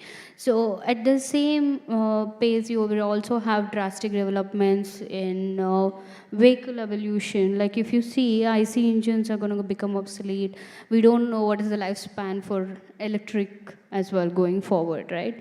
We're talking about taxis. There are so many changes that are happening. Now is the right time to create the entire ecosystem, like Anju said, right? The bridge between academia and startups and corporates have to exist. There's no way around it. For every business, the survival is for next 5 years is hinged on developing IP defensible modes. So that facilitation is very important. That being said, running a private limited company in India is still a very tedious process. There are so many nuances that many founders don't know about and sometimes make mistakes unintentionally. I think that also have to be eased a little more for startups, because you can't expect a founder to be a scientist, a businessman, and also a certified company secretary. So, and especially in, I have primarily observed this in tier 2 cities, not probably in Chennai or Bangalore. The main scene is availability of good chartered accountants and company secretaries who actually know their stuff is also very rare. So if incubation centers or any other ecosystem can have a Rolodex of trustworthy people, right, that would help a lot. It's a very small thing to do, but that makes a very drastic difference in the operations. So I agree with most of the stuff the lady said. Except for one thing, she said chartered accountants don't know this stuff. As a chartered accountant, I take umbrage to that. But yeah, I understand where she comes from. So to answer your question, Manu, I think there are two aspects we can look at. One is from the industry side, other is from the government side, right? I was recently listening to a couple of FII calls on Indian markets, right? So someone who was looking at the IT, information technology space in India, said IT is dead in India, okay? But he gave very relevant data points. He says that for the last 15 years, if you see the kind of investment that's gone from IT companies, the large ones, TCS, Wipro, Infosys, into IP protection, IP creation or R&D is 2% of the money that they have, okay? And 2% is more a lot of it went towards creating facilities, right? So with that, they're saying today they don't have an IP that actually defends their business. And with AI coming in and with other aspects, the global economy being in doldrums, extra focus on US and Europe, not others, they're saying it's going in for a dip. So this is true not only for IT, it will become true for manufacturing on other spaces as well, if you don't invest in your IP protection and R&D, right? So I think that is something that everyone, you to increase your budget to your R&D. So from the government side, right, I think we need to fund, you need to create a fund. You need a fund that goes into IP and R&D. I think there is a 1 lakh crore R&D fund that the government is setting up. But the trickle-down effect is going to take a lot more unless you have state governments setting this up also. So through IT&T, I would like to request the state government to set up a fund of funds for IP-protected companies here as well. So I think these two main areas I wanted to highlight, apart from what they said. Yeah. Sorry, I just go have a point. Sorry, I missed it You're earlier. going to say chartered accountants know their stuff? Oh, no. So fund of funds is a good idea, but also I think the 8-year life cycle of fund of funds is something, I think that has to be a little longer than 8 years. 8 years, especially when we are talking about IP startups, that's not sufficient. We need to at least have like 12 years. No, see, and there's a little technical debate. See, the trade-off is between getting an investor to invest first and then later talking about the timeline around the funds. It's hard enough to get an investor to invest. But the thing is, the takeaway is I think Tamil Nadu has gotten a lot of things right. The industry academia collaboration around the IIT Madras ecosystem or multiple other ecosystems has been fantastic. The government has been extremely supportive. There is a manufacturing ecosystem which is willing to collaborate with a lot of these startups and companies. What I do think needs to happen additionally is, the HNIs and ultra HNIs of Tamil Nadu also need to open up their checkbooks. I think there needs to be a lot more risk capital. I'm raising. You're raising money. So through Vanita and through IT&T, I think that's a thought process that we should also catalyze, is getting potential investors, not just funds, but also HNIs, ultra HNIs, family offices, people who have built a large organization around and benefited from Tamil Nadu to now start giving back through, the likes of IT&T and through, contributing back into the entrepreneurship ecosystem, the IP ecosystem in Tamil Nadu. So that would be my wish list. So flipping it from asking what a government can do to, an entrepreneur standpoint, right? What do you look for in an IP startup, right? What is it, maybe what is a definite no-go? Like when you look at a startup, okay, this is something I wouldn't touch with a barge pole. What is it that you like when you see something in an IP-based startup? Maybe you can connect it to the markets, is there an IP, if there is a company that is building an IP, do they have a market in India or are they always outside of India? So if you can just think through, let's say a brief takeaway package for an entrepreneur from here, and maybe Vignesh, if you want to lead that. So this is very recent, right? Last week I was pitching to my own internal IC, okay, about our evolved thesis and about IP and everything else. So one of them told me, do you know the number of, the chairman of the IC told me, do you know the number of patents that have been filed in India versus actually getting commercialized? It is a minuscule 1.5%. Okay. So he says, we are all intelligent, we are all scientists, we create IPs, we don't do anything about it. Okay, so from any IP-backed startup, the first thing you need is to know how to commercialize it, right? You may be extremely intelligent, come from the IIT, you'll be more capable than a chartered accountant, but still if you don't know how to run your business, it's going to be a problem. So commercialization is a critical aspect. Just having an IP is not going to help. So the path to commercialization, how you're going to take your product is very important. And largely the other takeaway should be that IP shouldn't be there for the sake of being an IP. You should actually be able to do something out of it, right? How relevant can you make it to existing problems instead of just being scientific discoveries is very important. So only these two things. So when we invest in seed stage deep tech startups, you're making a larger bet on the founder, right? So because these are typically pre-revenue startups that are getting this. So the biggest bet is on the founder. And what I mean by that is that the founders really need to understand the technology. Like if they cannot explain it to you in simple terms, right? If they get too techy, then they don't understand how it can be used. That's one. And I would add to what Vignesh said, like just simplify it a little bit in terms of commercialization. They have to be able to explain what is the problem they're solving with that, and why is it valuable. And third is they need to understand, the adjacent technologies and patents. A lot of times they'll come up with a patent, but do they know what other patents are out there? Is it really kind of different? So being aware of what solutions are in the market. I echo with the thought shared. One other trend that I generally see in bio or life science startups in particular is it's okay to be an impact startup, but you have to be aware that you are an impact startup. Many a times an impact startup come and pitch as a commercial proposition, whereas it is very clear that they are a impact startup and there are organizations which fund such startups as well. So that knowing your audience is a very key thing. And also going to what you already shared, see, just probably making a 10% efficiency to an existing technology might not be enough. It has to be disruptive enough for you to form a company and commercialize it. Many of times what founders do is they just make slight tweaks on the existing technology and think they have an IP.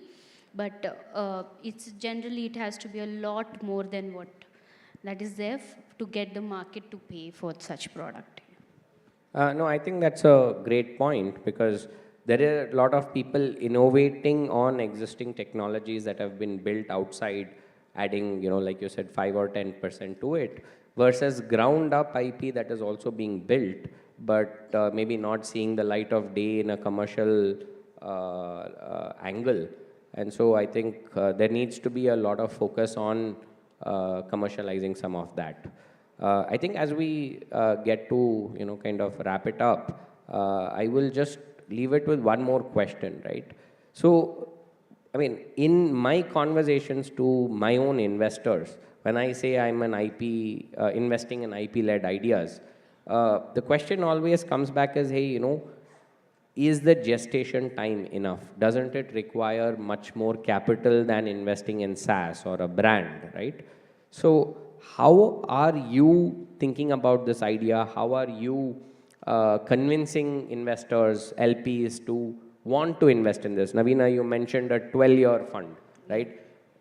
I have investors who have balked at talking for an 8-year fund, right? And people have said, why so long, right? And then now convincing them to do 12 years is, going to be a whole different ballpark. I mean, convincing a government, it's a lot more patient capital, a private investor, much less so. So how do you think about this?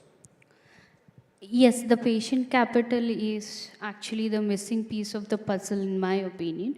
But I think what I have observed so far is market also appreciates a unique technology. This is very misunderstood that, people think IP is not enough appreciated, but if the technology is unique enough, market will definitely appreciate it, or disruptive enough, right? That's where you can And also most of the funds who used to earlier invest only in tech propositions are also now looking into deep tech, because there is no moat left anymore in only information technology or IT technology. Everything is democratized at this point. So everybody is looking into either a capital moat or they're looking into a IP moat, right? So I think that's where we are at a transition phase.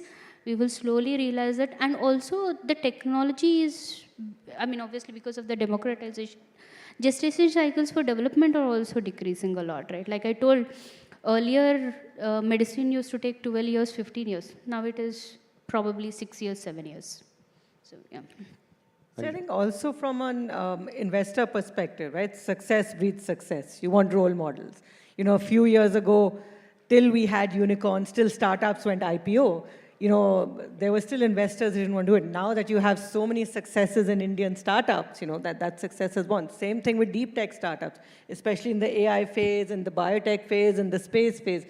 Drone space, you know, people are seeing the success of these Indian startups. So that is allaying, you know, reservations.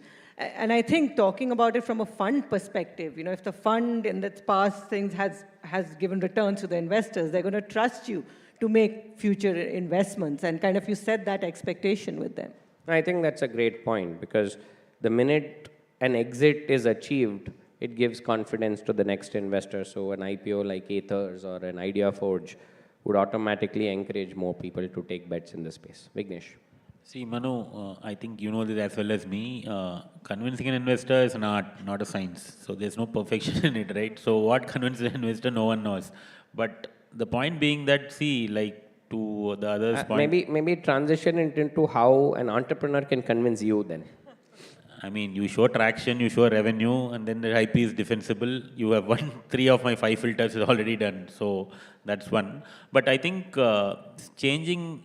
I mean, keeping pace to the trends is something that investors actually look for, right? Because most of them tell us at least that, you know, if you're going to look at tech or AI or SaaS, we don't know what's going to happen. I'm sure you also don't know what's going to happen. So we don't want to give you money there, right? I think trends is going towards more capital intensive businesses. So I think it's a trend that they all see in the newspapers or where they hear.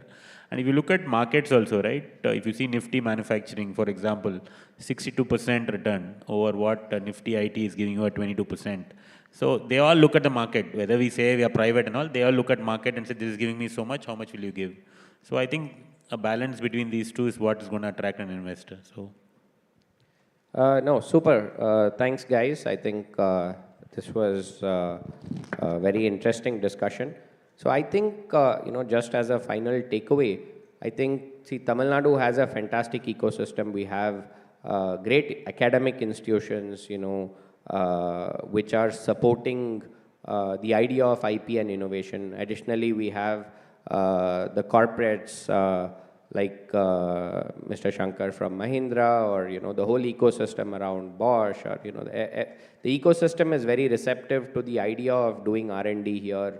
Saint-Gobain or a Titan or Daimler-Benz, and then institutions around, research institutions. We had Sir from NIOT, we have Samir, or we have CSIR. So there are other R&D institutions as well, which then form the foundation of, you know, what we would want to invest in.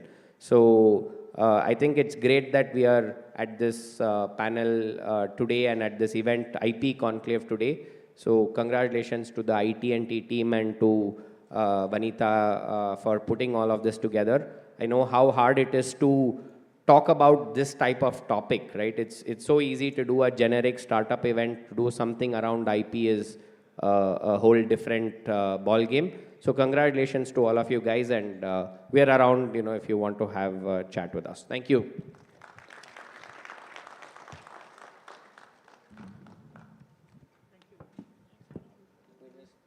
May I request the panelists to kindly stay back, please? I would like to request Mr. Nirmal, AVP Investments, IT&T Hub, to kindly felicitate our panelists and moderator. May I also invite Chief Executive Officer, IT&T Hub, Ms. Manitha Venugopal, to the stage, please.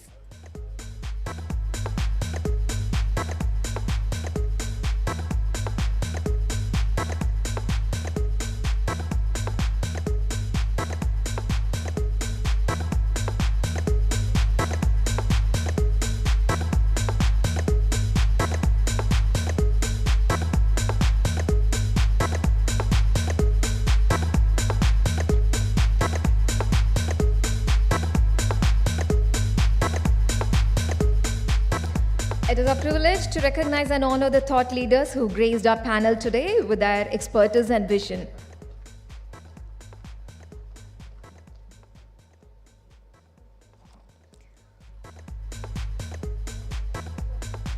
Thank you. Next, may I invite Dr. Bhavya Manjeera Patruni, Head in Charge, National Research Development Center, Technology Innovation Support Center, Visakhapatnam, for an expert talk, please.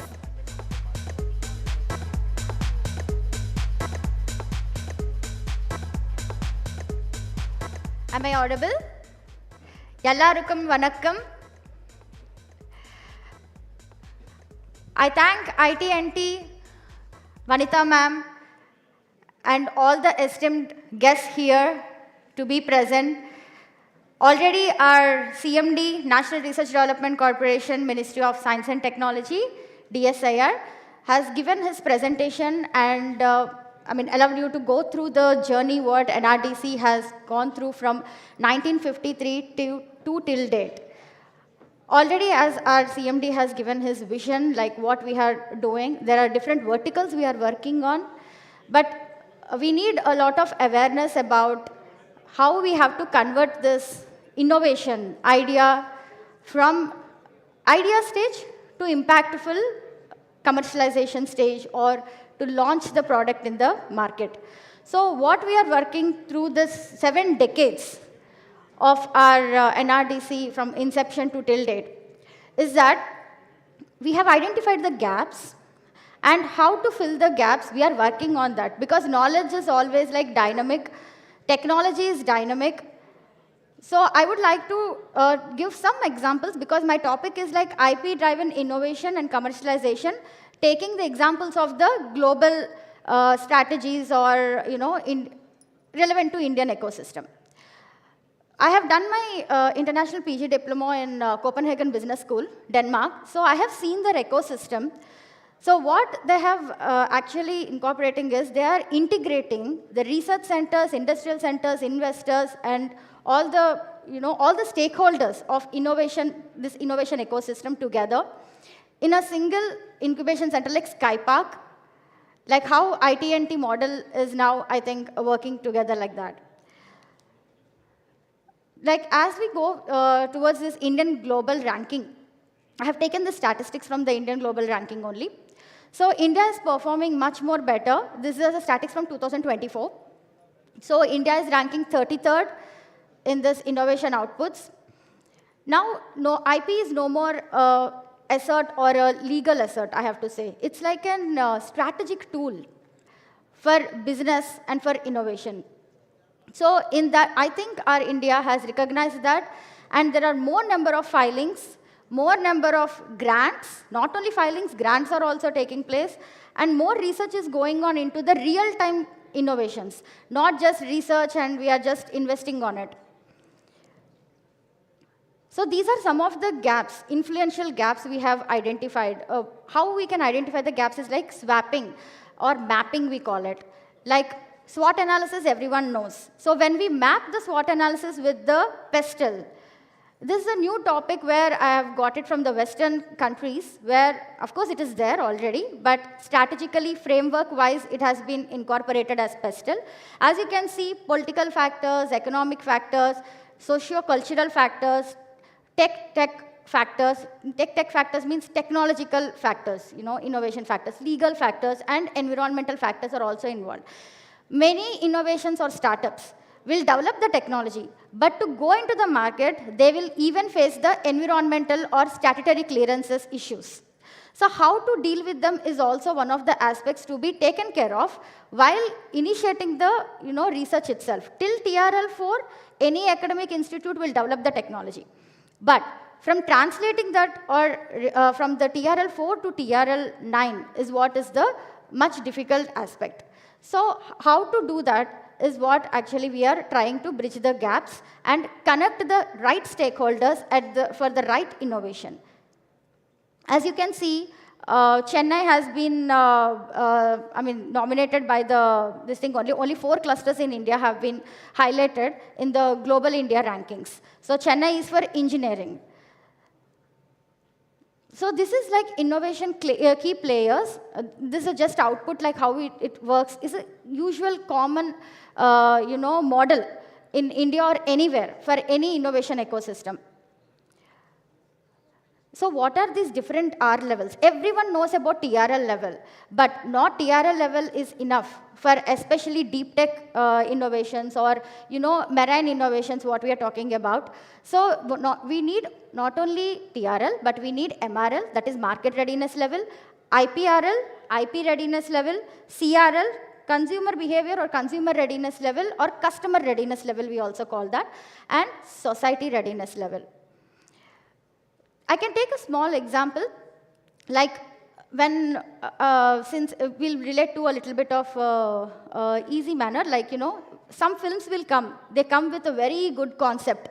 But why can't they get hit in that range? Because society is not ready for it, or your customers are not ready for the film. But that film again released after 10 years, that's why I think re-releases are taking place nowadays in our system. So in the same way, when a product you're trying to give or you're trying to actually invest on the product or on the development of the technology, you have to check whether the the technology is having the market or not, whether the market is ready to accept the technology. So that who will do? That needs a expert assessment, which our NRDC will do. The TRL or the technology readiness level and IP valuation, what our CMD sir was actually mentioning in his presentation previously. So is that what we are offering? We are actually acting as a one-stop shop. From idea to launch of the product, what all the different verticals we can work on. So we are working on all the verticals, where I can give some example from the Chennai technology only, what our director NIOT has also mentioned, like cell and water lantern. I can take the technology and explain you how the technology strategies we have developed from stepwise procedures. So this is a dual layer innovation system, ecosystem, which is available in India, and most of the business or most of the, it requires 2 layers, macro layer and micro layer. How to integrate or intersect both of them is what any industry or any organization will be looking upon. What they actually visualize is that the IIMs, for example, IIMs and the technologists, means business and technologists have to work collaboratively as a team for the success of the organization. But not only that, they need some more, not only R&D, industry, and management students or management officials or executives, whoever it may be, whoever the stakeholders may be, but you also need the intervention of the teamwork between them. If you go to an industry, there will be always a maintenance meetings on Monday. Every Monday we used to have, I came from the industry only. I used to work in the titanium dioxide plant. So there always used to go for the blame games. There is some shutdown in the plant. There is some issue in the plant. Then the mechanical head will be saying that it is a maintenance problem or it is a process problem. Process person will be saying it is because of the management, marketing targets. You are giving us so much targets, so we are running overrated the plant. So the plant maintenance or the disruptive maintenance we couldn't able to conduct. So these were the, how to mitigate these challenges.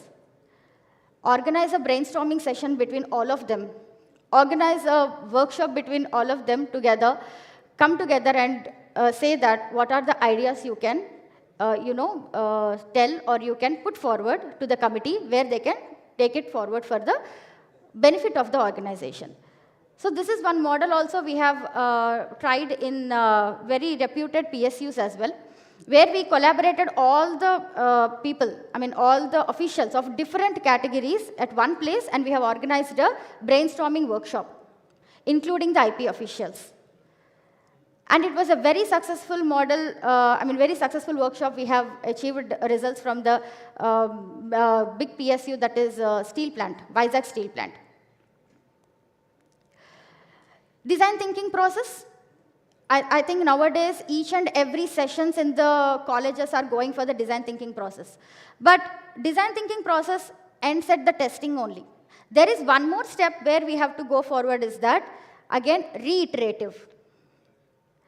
That step is not being thought in the design thinking, but it will be thought in the real-time inventions or real-time innovations. Startups may find it very imperative or very useful, because whenever you go forward, it's obviously done by the Stanford D school only, but they will only tell you empathize, ideate, or go into the market, how to improve the idea. But the algorithm has to go in a loop. You have to reiterate as well. All the research cannot take place only the positive thing. It may go for the failure as well. What you have to do for the failure? Is your organization prepared for the failure? That has to be assessed. So that part also we can provide. How? Let me tell you this. First, everyone says that successful technology transfer. What are the critical factors for the successful technology transfer? This one, we have conducted surveys with n number of institutes, including PSUs, including startups, including the organizations, software organizations as well. So this we have found out, these are the main factors. Though we got so many critical factors, suggestions to be considered for the improvement of their company. Every organization will see that our organization has to see what are the gaps, and we have to, gap analysis method, we have to do it and go forward for the assessment. Go forward for the improvisation. So we have done this unit, and you can see what is the major factor you can see here. That is the market size. Your market, you should check about your market trends when you are actually launching a product or you want to go forward with the product what you have developed. So these are some of the strategies. In NRDC, what we do, as per the analysis we get it, each and every step we will be involved. Not only mentoring the startups or providing the technology, our services doesn't end there, or our mentorship doesn't end there. We will see through it, and we'll ensure it that they require all the requisite gaps, and they get the support what they have to get from different stakeholders from our networks, what we have from our 70 years of experience, and we go for the facilitation of the TOT and also launch of the product as well.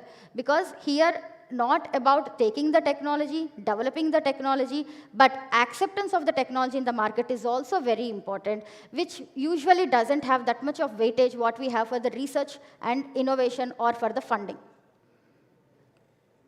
So I can talk about a few gaps in the technological innovation. These all models were developed on the practical, real-time problems what we have faced while transferring the technology or also bringing the technology into the market.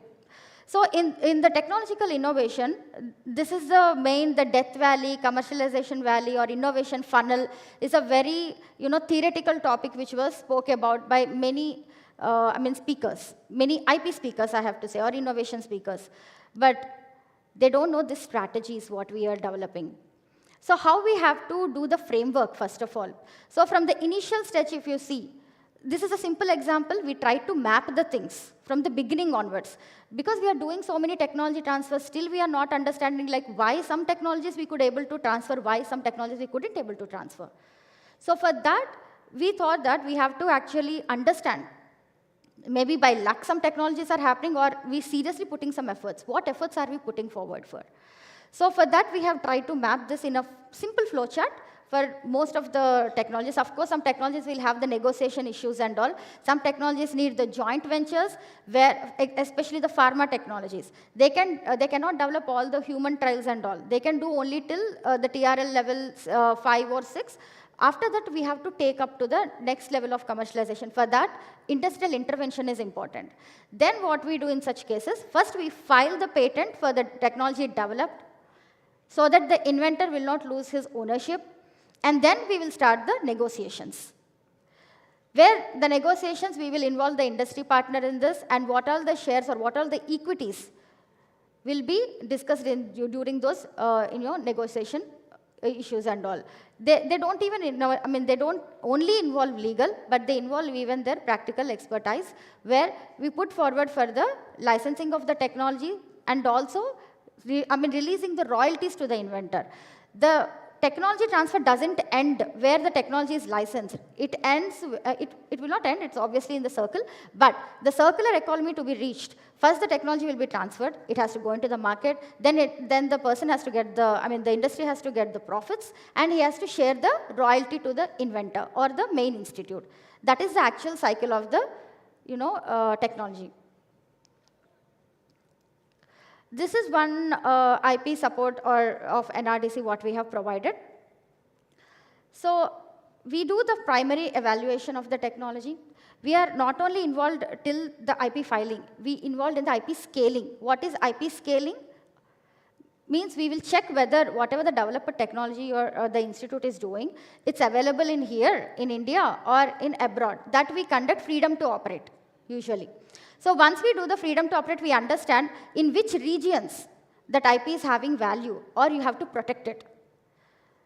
So practically, we will give that information. And not only that, when we do the IP landscaping, then we will understand like what all the competitive technologies, in which area or in which region.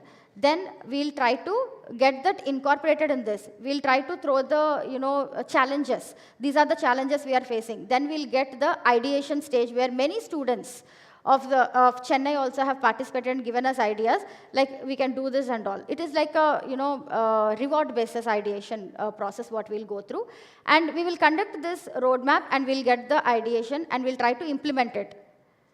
So for that again we have to go for the proposals, for the funding systems and all.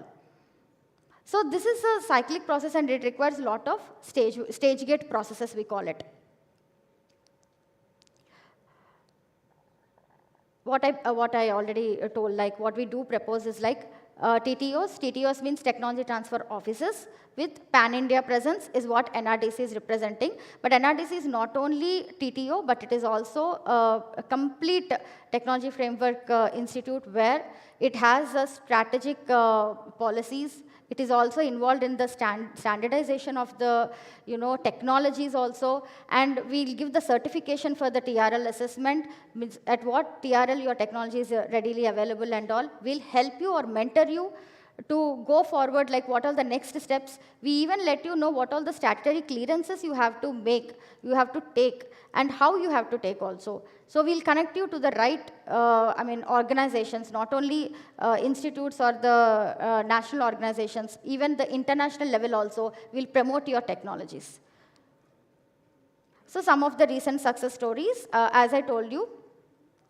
So we are involved as a standard committee members or the board of studies members from the institution level. So now this type of, for example, one of the technology motors have been developed, that automation motors. But it cannot be transferred in the international level. Why? Because it has not been developed as per the IEC standards. So that means the initial stage of inventors or the initial stage of research institute doesn't know what all the standards. If you go for the oil sector and all, API, how many of them knows like what standardization you have to follow for the development of the technology? You will develop the technology, but it will not get transferred in the national or international level. Why? Because you're just going through the research stage, but you're not even keeping in mind that you have to understand what are the standards available. You have developed a quality management or done. Okay. So you have done for the a water treatment plant or something. But what are the standard qualities you have to follow for the distillation column or for the filtration column or for the bioremediation column? So that you should aware of. So this is a, I'll end with this. This is a saline water lantern what Director NIOT and our Director CMD was also talking about. So this is a small technology where you will be using the salt water. This is especially designed for the fishery coast areas where they will have only salt water around them.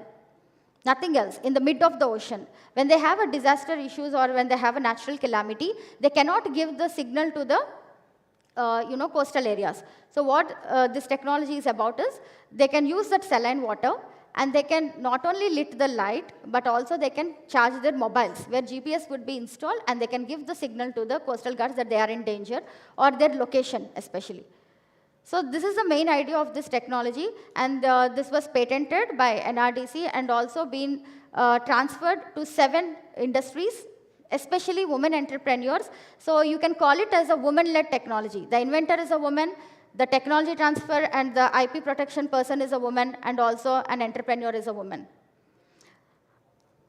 So this women-led technology, how it has been beneficial. Now, as I told you, social readiness level. So we have even conducted the societal impact of the technology. This has been distributed to all the fishery coasts of about 3 tribal areas, where more than 300 people have been benefited, all fishermen. They are using it practically, and they are giving their reviews as well to us. Now, recognizing this, the Green Technology Book, because since we are already uploading this in the WIPO, World Intellectual Property Platform, so they have recognized this in the Green Technology Book, and they have published this as a green technology and also women-led technology in the, Baku, November 19, 2024. They have launched this in a very grand way before all the embassies of the countries. So how a technology can be taken from national level to the international level, this is one of the strategic model. So this is one of the technologies only what we have transferred, Vapor Navigational by. Our NIoT scientists are also available here. So this also we have transferred, and how our supporting systems like Adivu and all. So this is a medical device in Chennai. It is based in Chennai. How we are actually, obviously our CMD also spoke about this, how we are actually funding the Chennai startups for the development of the technologies and all. So this is under our TDVC program or the scheme, which I'll talk about in the masterclass what I have later on. So this is actually that wound. So they'll have a tissue oxidization wound recognition. This device will do it. This will help the doctors to understand to what extent the infection has been spread, and the operation can be performed accordingly without any excess operation or cut of the skin or any extra infection and all. So for this, we have already funded it. 1 crore we have released, and they have entered into the phase 2 stage. This is the Inventus batteries. This is also from Chennai only. So they are developing the solid lithium-ion batteries. So they have developed a cascade, which is cascade anode, which is very innovative, and they're already completed their milestone yesterday itself, and they have done their phase 1 process completed, and now we are going for the phase 2 for this technology. This is a capital goods scheme. This is a high valuable technologies for the automation and robotics, which we are doing in the Coimbatore PSG College, and we have many other beneficiaries in the Coimbatore and Tamil Nadu itself. We are almost involved with the Ministry of Heavy Industries, and we are managing their funds. We are mentoring the completely stage-wise. We are funding almost 46 crores to 50 crores for each and every project. And Ministry of Heavy Industries is funding this, and we are managing all their technologies and IPs. We are even into defense sector. I think my time is up, so I'll just fast forward this. Samudriyan project. I think NIoT has already spoke about the Samudriyan project. Their IPs, we are only filing. NRDC is actually evaluating the IPs and filing the IPs as well. We are involved in this. So we are into the standardization process. So thankfully have been nominated by BIS, and at the international level, we have represented India in South Korea, where we have seen their advanced technology in wave energy. And this is an example of that, where we have given some, taken some inputs and which can be implemented or developed in India. So these are some of the examples only, yeah. Our international collaborations already are, yeah. So key takeaways. So one thing I would like to say that, the collaboration with IT&T, Anita ma'am, so we are actually doing a lot of works in national wise and even in the international wise. Once we have this collaboration to take forward, we would like more startups to incubate here and take our services on the, ages of our visionary management, and even Anita ma'am can also be explaining that in later on stage. So we are looking forward for more collaborations from here onwards. Thank you so much. Thank you, ma'am. May we request you to kindly stay back on the stage, please? Oh, okay. May I request Nikhil, Vice President IT&T, to kindly felicitate Dr. Bhavya Manjira Patroni, Head in Charge, NRDC TISC.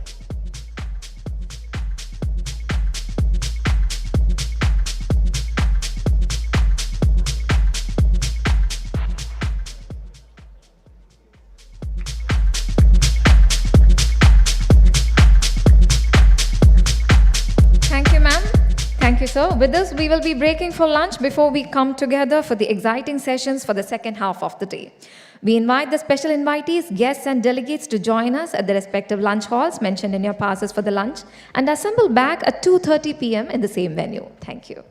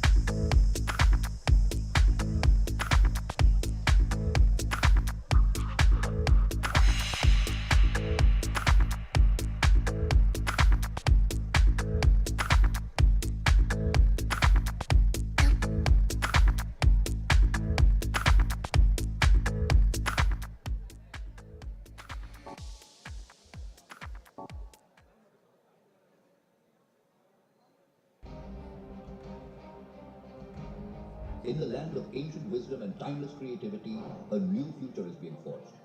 Here in Tamil Nadu, innovation isn't just encouraged, it is protected, celebrated, and shared with the world.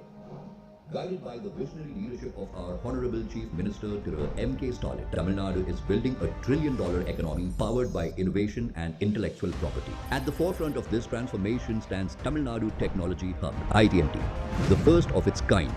Innovation hub for deep and emerging technologies, quoted as Model Hub by the India's Principal Scientific Advisor's Office. Launched with support from the Ministry of Electronics and Information Technology, Government of India, Government of Tamil Nadu and industry leaders, iTNT Hub empowers researchers, startups and industries to tackle the challenges of tomorrow with today's innovation. To begin this collaboration, a unified platform was launched by the Honorable Deputy Chief Minister Thiru Udhayanidhi Stalin, Jigsaw, a launchpad that unites academia, startups, industry and investors to accelerate IP creation, commercialization and global impact. Through iTNT's flagship program, Beacon, an idea validation bootcamp, Pathfinder, incubation cohort and iAccelerate acceleration program, iTNT Hub empowers deep tech innovators to be part of this thriving collaborative ecosystem that accelerates cutting-edge breakthrough.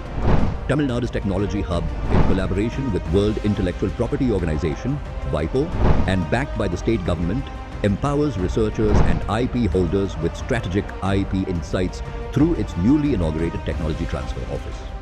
நான் product development பண்ணிருக்கேன், அதுக்கான patent file பண்ணியிருக்கேன்.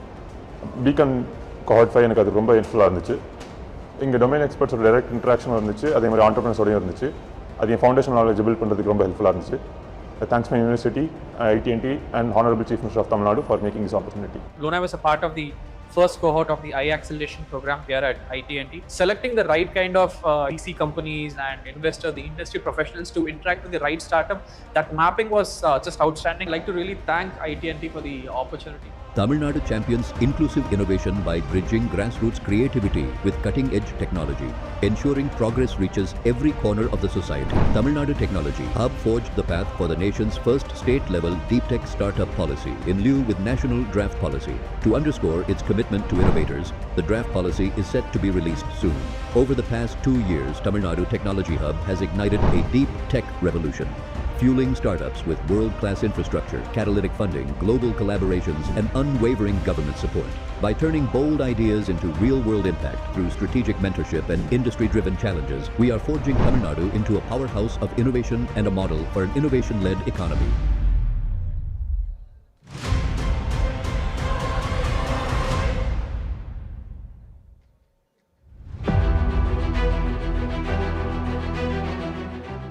Tamil Nadu Technology Hub, established by MeitY in the government of Tamil Nadu, was launched by the Honorable Chief Minister of Tamil Nadu, Thiru M.K. Stalin, in May 2023 to democratize the research, development and innovation landscape of the industrialized state's deep and emerging tech ecosystem. IN2TN in 2024 had landmark initiatives of the hub launched by the Honorable Deputy Chief Minister, Thiru Udhayanidhi Stalin, in the march towards Innovate in DN and Build the Future. iTNT Hub has come a long way since then, India's leading emerging and deep tech innovation network. Recognized as Model Innovation Hub by MeitY, iTNT has been attracting national and international delegations to learn, collaborate and emulate our best practices. Beacon bootcamps, Pathfinder incubation, iAccelerate acceleration, mentor meets, investor connects, masterclasses and founder talks by successful entrepreneurs are among our flagship initiatives that have supported 2,088 entrepreneurs so far. Incredibly useful and wonderful. We met so many people and really know how industry works and how we pitch our product into investors.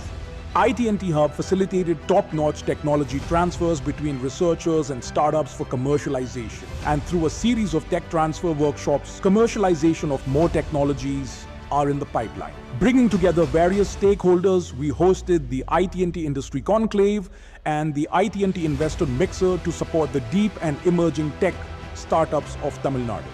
Tamil Nadu Technology Hub has exchanged MOUs and LOIs with leading industry partners in the state, country and globally. and took our startups on international delegation for mentorship, market access and funding. Since we are the part of the delegation to Dubai, we had a great the global exposure, and also we just visited some lot of other the potential free zone in Dubai through IT&T. We had one-to-one conversation with few VCs here, and they gave some really good insight which actually helped us to decide what type of funding we would like to, we need to approach in the future. The idea is solving these relevant problems, making Tamil Nadu as one of the top destinations for investors and making it a $1 trillion economy. Thanks to Honorable Tamil Nadu Chief Minister. Thanks to Honorable Tamil Nadu CM. Very thanks to our Chief Minister. I definitely want to share my sincere thanks to IT&T. I thank you so much, IT&T.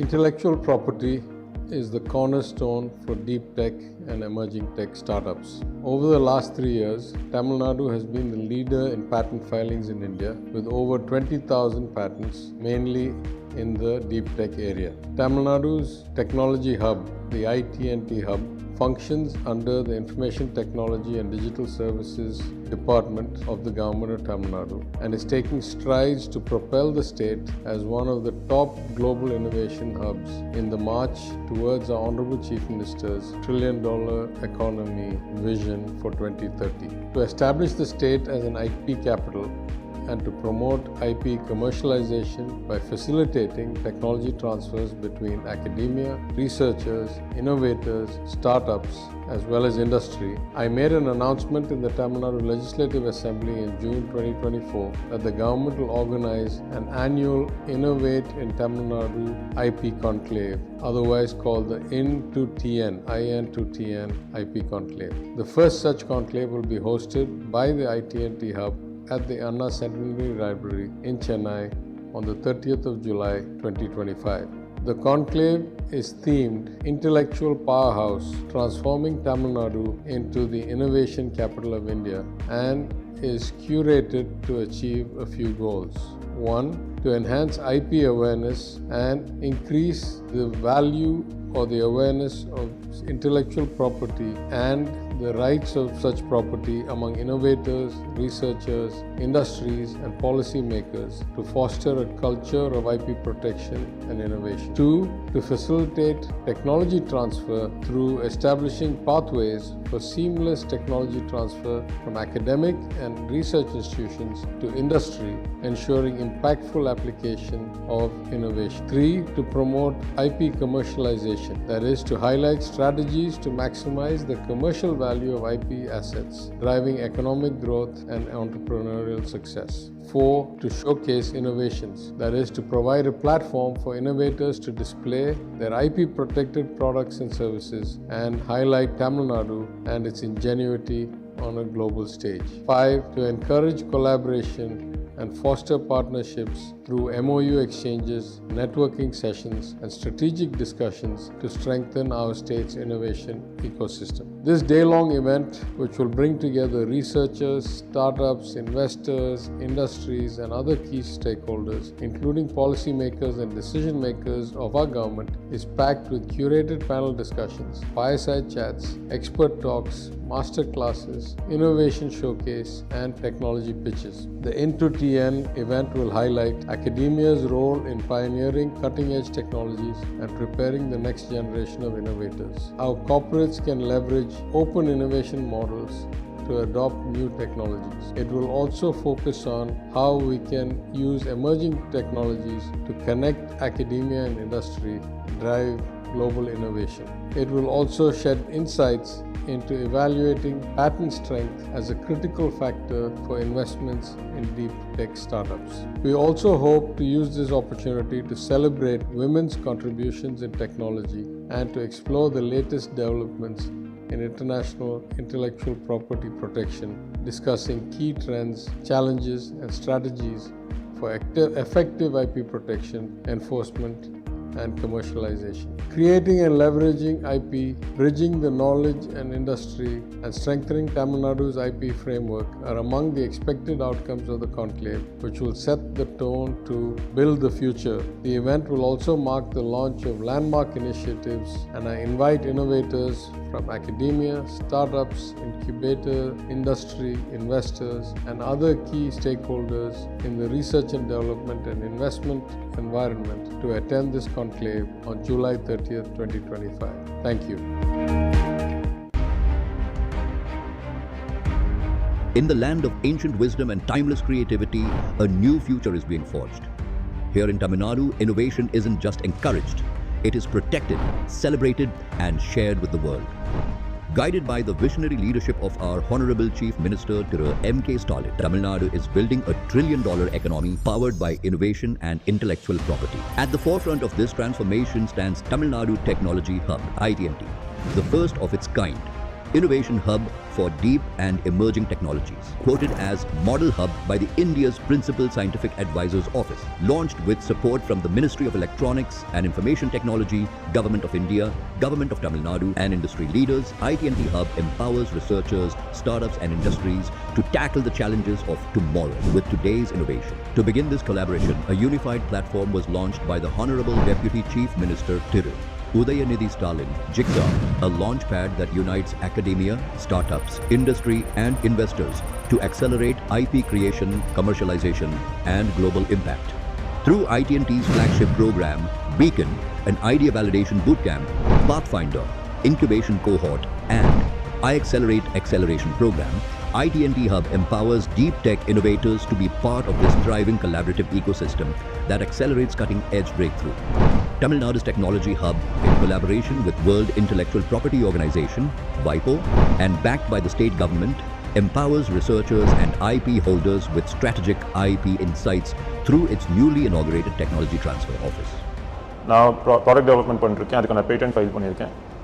Beacon cohort 5 எனக்கு அது ரொம்ப ஹெல்ப்ஃபுல்லாக இருந்துச்சு. இங்கே domain எக்ஸ்பர்ட்ஸோட direct interaction இருந்துச்சு, அதே மாதிரி ஆண்டர்பிரினர்ஸோடையும் இருந்துச்சு.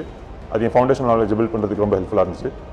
Thanks my university, IT&T, and Honorable Chief Minister of Tamil Nadu for making this opportunity. Lona was a part of the first cohort of the acceleration program here at IT&T, selecting the right kind of VC companies and investors, the industry professionals to interact with the right startup. That mapping was just outstanding. I'd like to really thank IT&T for the opportunity. Tamil Nadu champions inclusive innovation by bridging grassroots creativity with cutting-edge technology, ensuring progress reaches every corner of the society. Tamil Nadu Technology Hub forged the path for the nation's first state-level deep tech startup policy in lieu with national draft policy. To underscore its commitment to innovators, the draft policy is set to be released soon. Over the past 2 years, Tamil Nadu Technology Hub has ignited a deep tech revolution, fueling startups with world-class infrastructure, catalytic funding, global collaborations, and unwavering government support. By turning bold ideas into real-world impact through strategic mentorship and industry-driven challenges, we are forging Tamil Nadu into a powerhouse of innovation and a model for an innovation-led economy.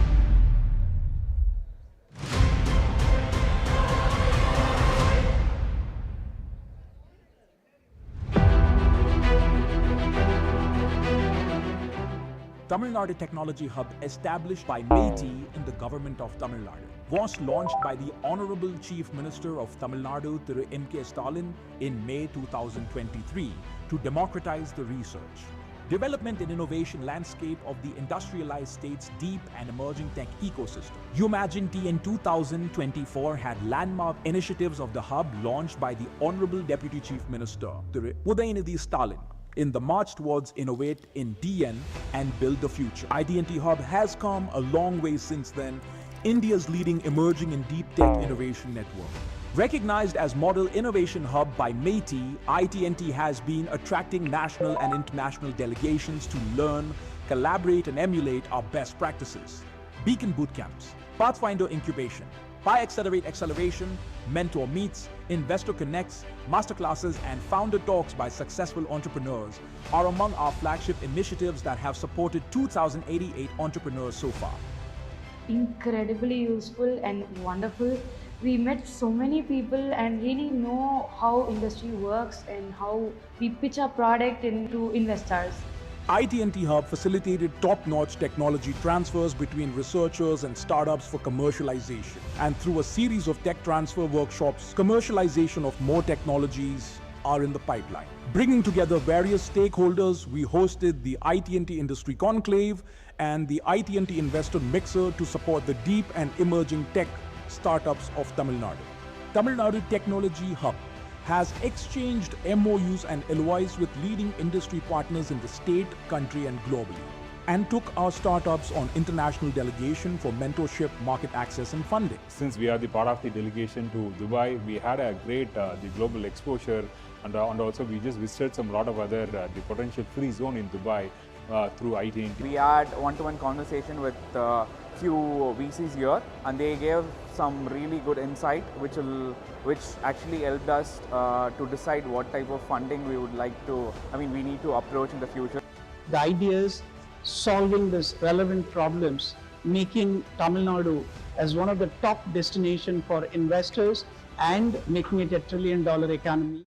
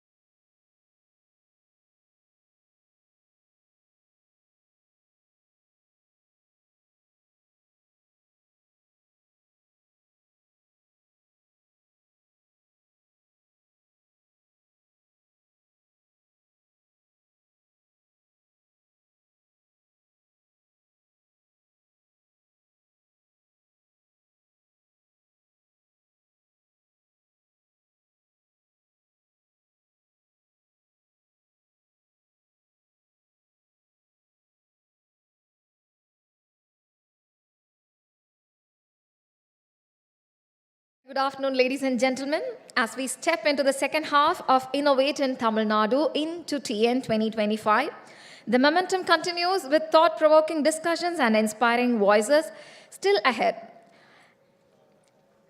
The next session will be an empowering note, a masterclass on copyrights and trademarks, protecting branding and creativity by Mahalakshmi ma'am, Assistant Registrar of Trademarks, Copyright and GI. Welcome, ma'am.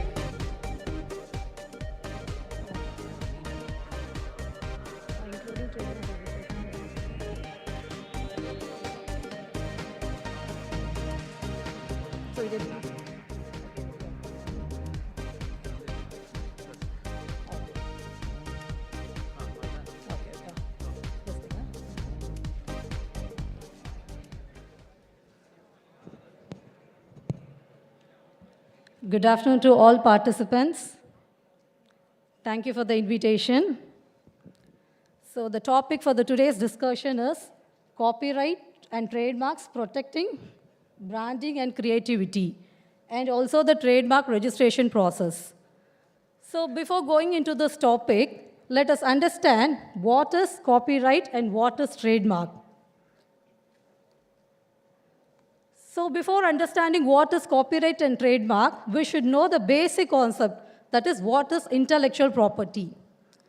So intellectual property is a category of property that includes intangible creation of the human intellect.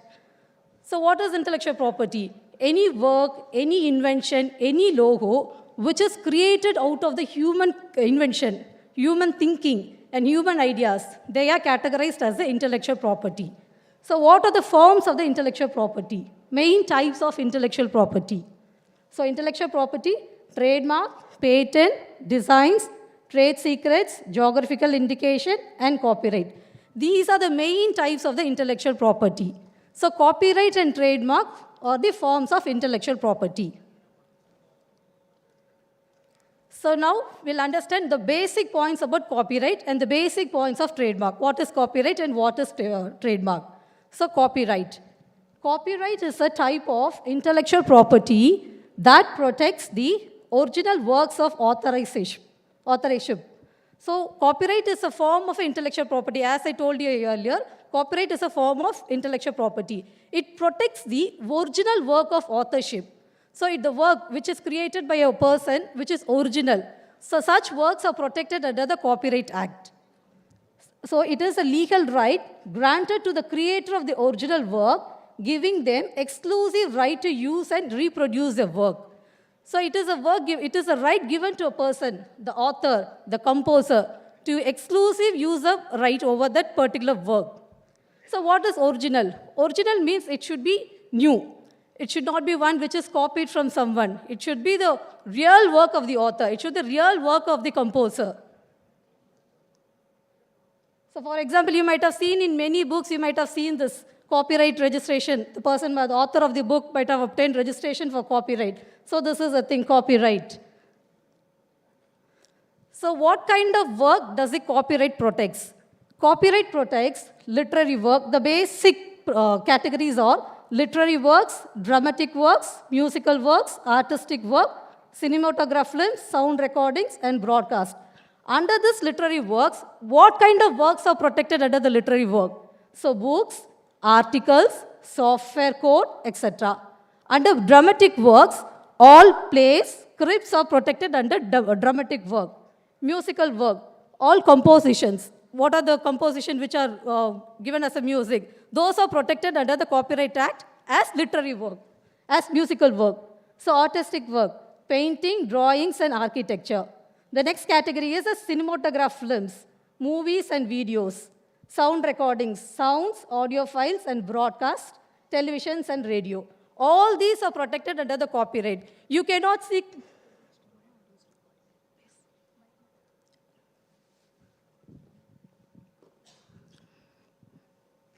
So when you author any book, or when you compose any music, or when you create any article, or when you have any paintings, you can get protection for these works only under the Copyright Act.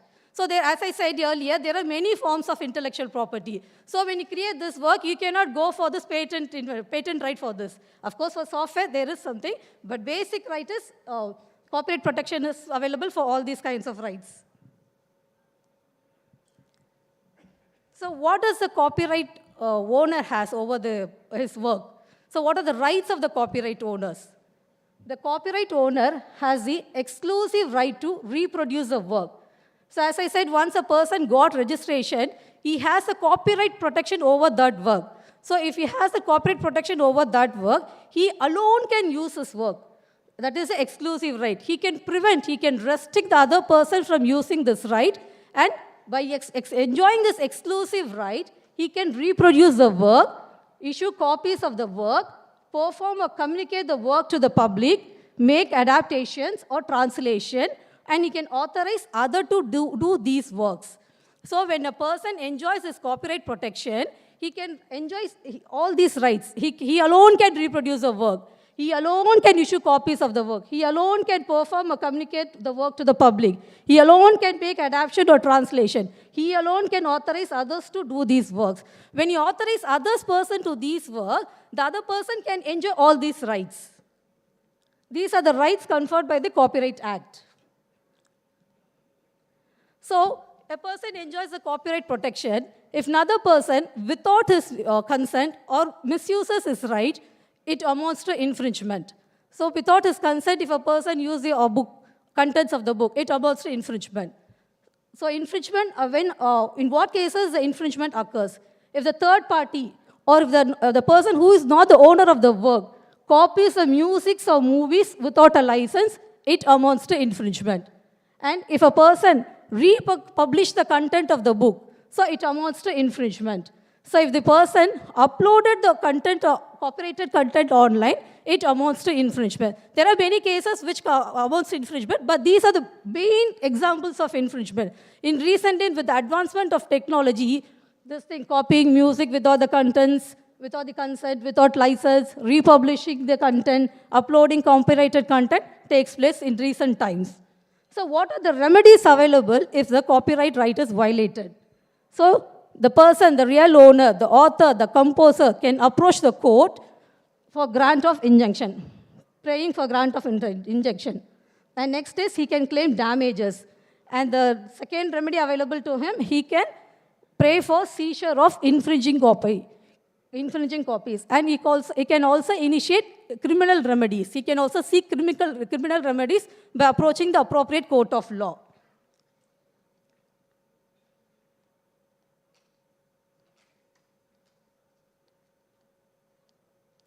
So what is the duration of this copyright? So what is the duration of the copyright? The duration of the copyright depends upon the type of work. So if it is a literary work, the duration of the copyright is life of the author plus 60 years. If it is a cinematograph films and sound recordings, it is 60 years from the publication. So if it is other work, it is 60 years from the publication or known author's date. This is the duration of copyright. I think when compared to other intellectual property rights, copyright enjoys the more duration. Others, for example, if you take trademark, it is for 10 years, but it is perpetual, it can be renewed. Once it is not renewed within this 10 years, it gets lapsed. But that is not so in case of the copyright. It is 60 years from the life of the author. So these are the basic things about copyright. And next is, what is trademark?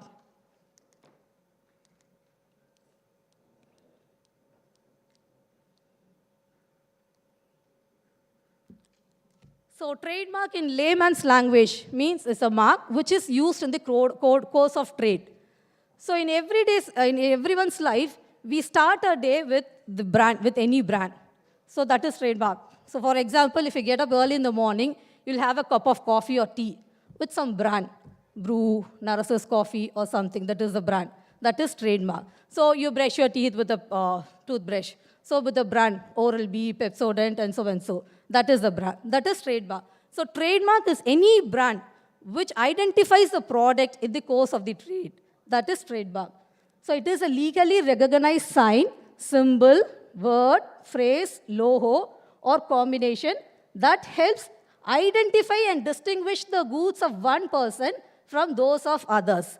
So it should be, what is the main purpose of the trademark is to distinguish the goods. So this goods comes from this person. So there will be some quality. So it distinguishes the goods from one person from those of others. So as I said, it is also a form of an intellectual property that protects the brand identity.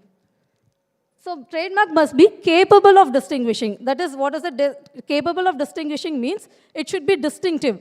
So as I said, this intellectual property is one which is created out of the human intellectual and human minds. So the trademark should be unique. It should be created by the applicant. It should be created. It should be creative. It should be invented.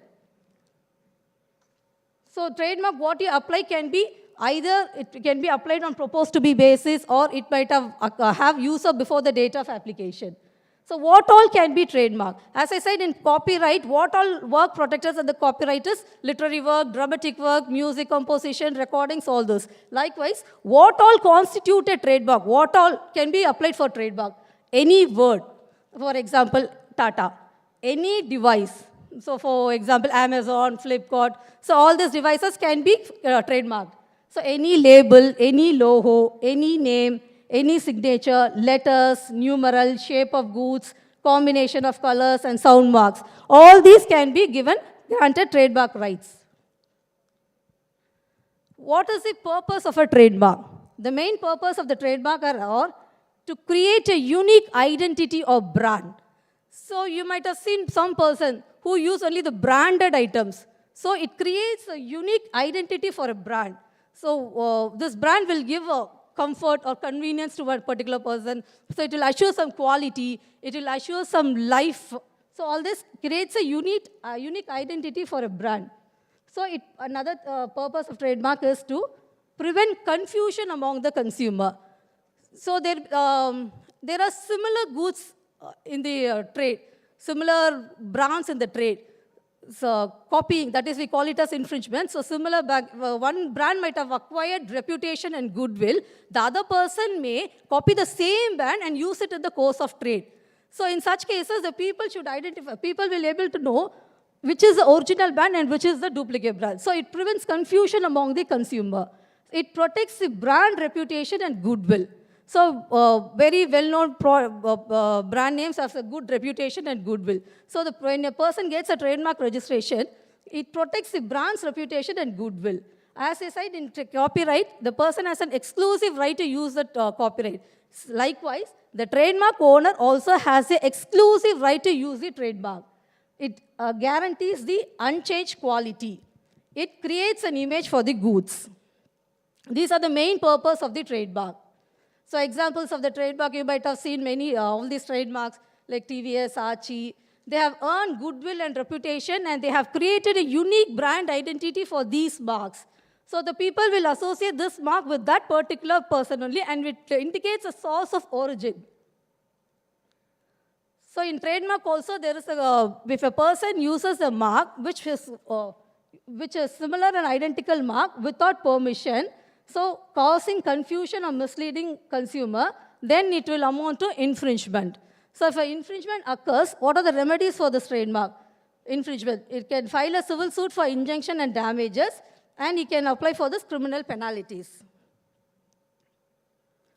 So now coming to the main topic, how copyright and trademark protects creativity and branding. Of course, copyright and trademark protects creativity and branding in the commercial aspects of innovation and branding. How it creates. First, let us take this copyright and trademark, what they protect. What copyright protect? It protects the creative expression, original creative expression.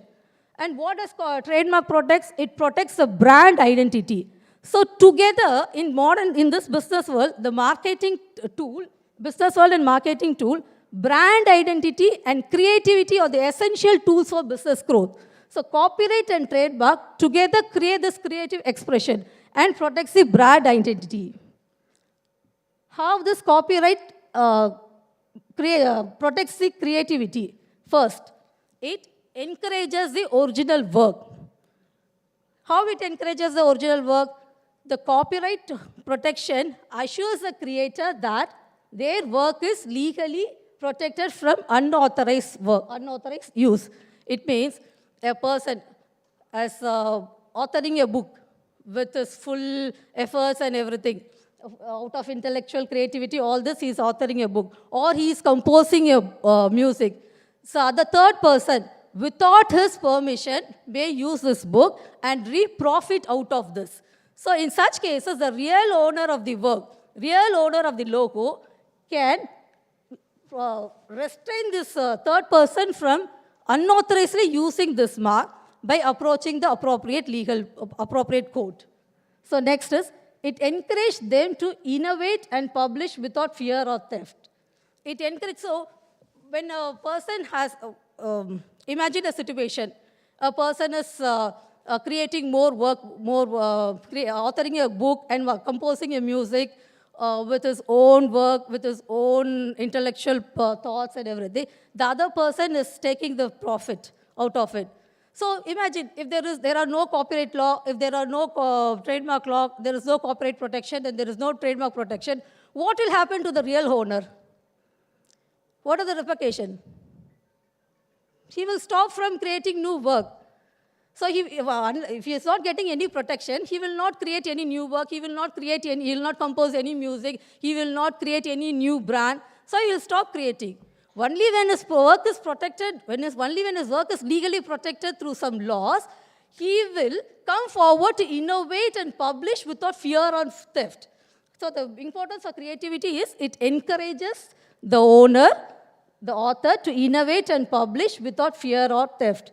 Another importance of creativity, it rewards innovation.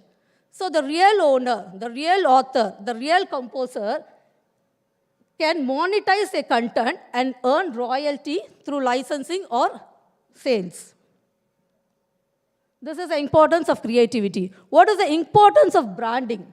So as I said, it builds brand identity. Any mark which has very good long-standing reputation, which has goodwill, it definitely builds brand identity. The people, the consumer will associate the mark with that particular person.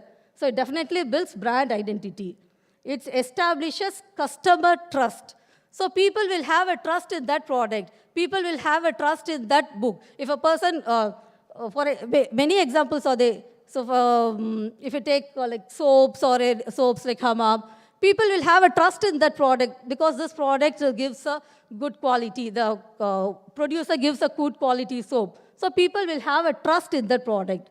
Next is, it prevents brand imitation. So by having this copyright protection, the real owner, the true owner, can prevent the others from making the use of the similar logo by approaching the court. Next, it increases the business value. So strong reputation and the strong goodwill is an asset of any business people. So obviously, it will increase the business value of a owner. So I'll give you examples where many companies and people have obtained trademark registration and also copyright registration for their marks. Some examples are, first, the company Disney. If you take this company Disney, they obtained trademark registration for the mark Mickey Mouse, logo, and Disney. At the same time, they also obtained copyright protection for the film characters, for their film characters, which was originally created by them, film characters and songs. So the logo is Disney. The next is, if you take copyright, the Mickey Mouse and logo is protected under the Trademark Act. The films, characters, and songs are protected under the Copyright Act. Next example is Apple. If you see Apple company, they obtained trademark registration for the logo Apple and also the word iPhone and also for the word iPhone. At the same time, they also obtained registration for their software code and their documentation. They obtained copyright protection for software, ads, and documentation. Next is Microsoft. So if you take this Microsoft company, they have registration for the mark Windows, Office, as registration as trademark. They trademark their Windows and Office as names. At the same time, they obtain copyright protection for their code, interface, and training videos. Next is Coca-Cola. Coca-Cola obtained trademark registration. This is the word. Obtained registration for the name Coca-Cola and also for the design, the artistic work they have applied, or trademark registration, and also the shape of the bottle. That is also trademarked. At the same time, they also obtained registration, copyright protection for their ads, jingles, and their packaging artwork. So the companies obtained both copyright registration and also trademark registration for their marks and for the artistic work to protect their rights by preventing the others from using these rights. And next is Chennai Silks. Chennai Silks label is Chennai Silks. So they have obtained this trademark registration for the word mark Chennai Silk and also for the device. At the same time, they also obtained copyright protection for this artistic work, Chennai Silk. So this is a way how a big company and a people protect their right through trademark and this copyright protection. Assume, as I said, if there is no copyright law or if there is no trademark protection or copyright protection, what will happen to the real owners? What will happen to the real authors? What will happen to the real composer? What would be the repercussion and what would be the consequences? So I'll explain this with an example. Imagine you are parking your bike in front of your house. Someone has stolen it. So what will you do? You'll try always to get back the bike. Like you'll file a complaint, you file a police station, and you'll try to take back your bike. Same applies to this also. Your vehicle is also property. This copyright is also property. If any person uses it without your knowledge, without your consent, without your license of the work which he has created with his own efforts, with squeezing his brain, everything he has created this work. If another person steals it, will you be silent? No. So here needs a law. Here needs a protection. So the copyright law and the trademark law protects the work of the real owner, work of the real, logos of the real owner.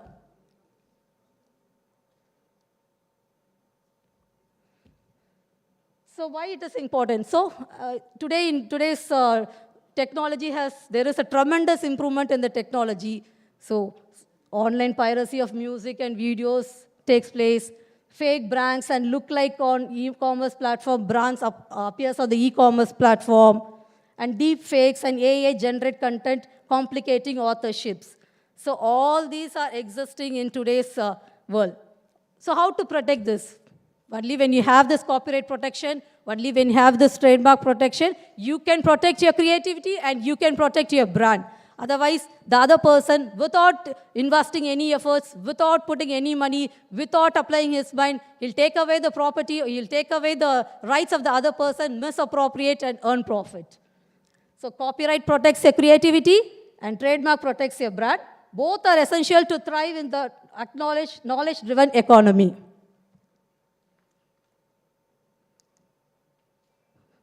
So the next session is the trademark registration process. Next slide. After presentation. Next slide. Next representation, trademark registration. You want another presentation? Yes. Okay. I've given 2 representations. Sure.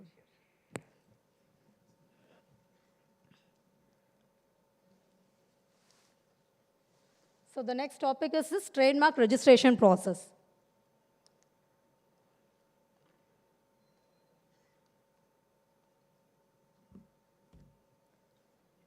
Now I'll clearly explain you how a trademark is getting registered and who is responsible for granting registration of this trademark. So this is the administrative step.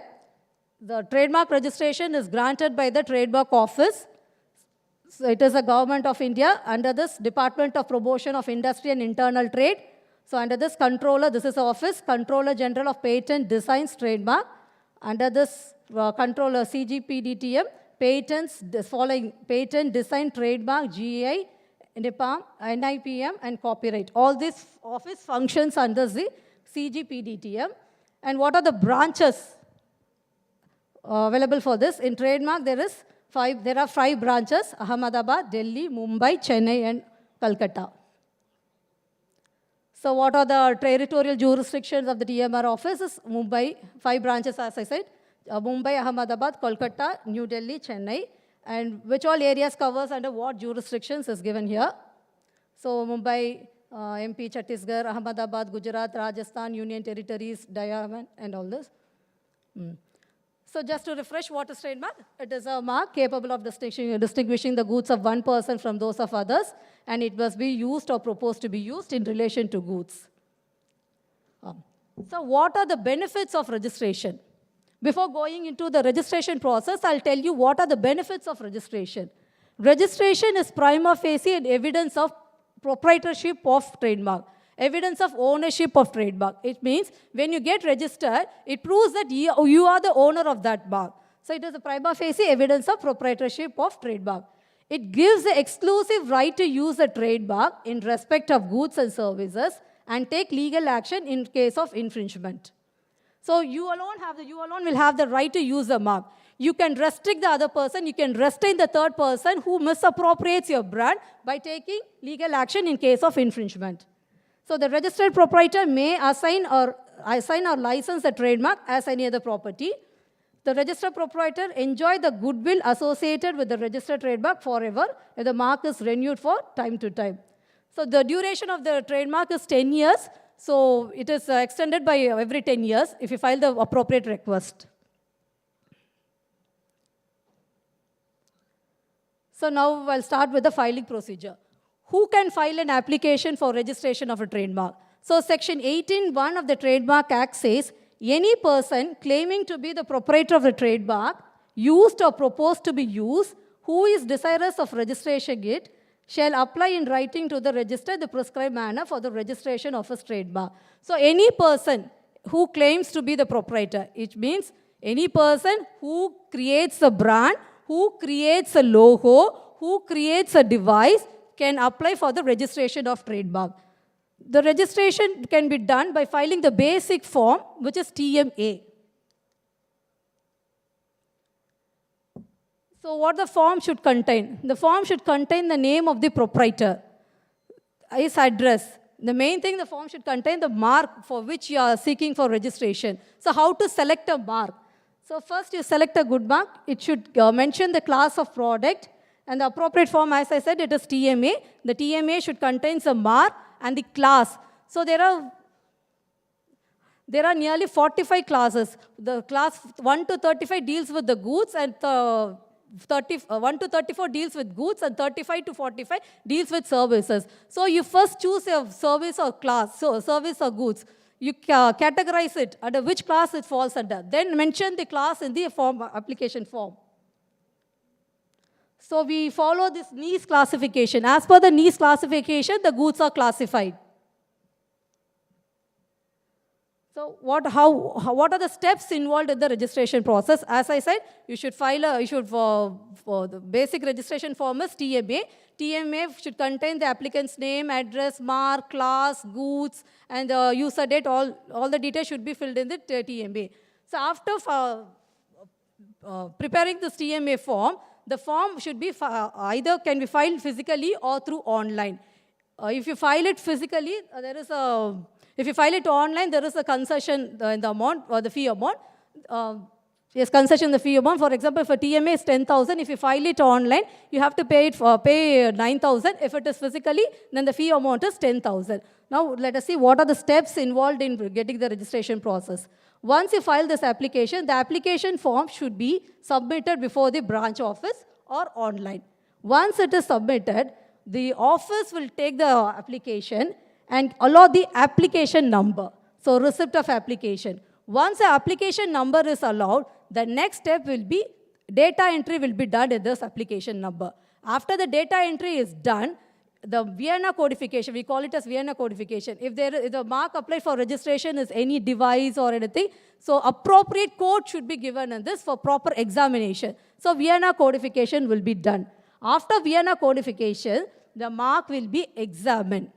So how the mark is examined? It is done as per the provisions of the Act. There are some provisions in the Act which prescribes the criteria for registration of mark, for mainly section 9 and 11. So if the mark which applied for registration fulfill the criteria which are laid down in the Act, it will be accepted. It will be accepted and it will be published in the journal. So published in the journal, there is a time period of 4 months given to the other person to oppose the mark. If there is any opposition in the mark, the person can file opposition. If the opposition is succeeded, then the mark will be proceeded for registration. In case, if there is any objection in the examination, so the applicant has to file a reply to the examination report. The reply to the examination report will be considered. If it is satisfactory, if the reply to the examination report is satisfactory, the mark will be proceeded for publication. So again, the same process. Again, publication, 4 months time period is given for opposition. If there are no opposition, the mark will be proceeded for registration. If there is opposition, the opposition procedure will take place as per the provisions of the Act. If the opposition is concluded, the mark will be registered. So if there is objection weighed, and if the objections cannot be weighed at the reply to filing stage, the mark will be refused. So if it is not refused, it will follow, and the final stage is the application will get registered. This is the basic steps involved in the registration process. Yes. Any issue? This is about trademark, copyright and trademark protecting brand identity and creativity, and this is a trademark registration process. Thank you so much. Thank you, ma'am. Thanks for the masterclass training. I request you to kindly stay back on the stage, please. May I now invite Mr. Nirmal, AVP Investments IT&T Hub, to kindly felicitate Mahalakshmi, ma'am.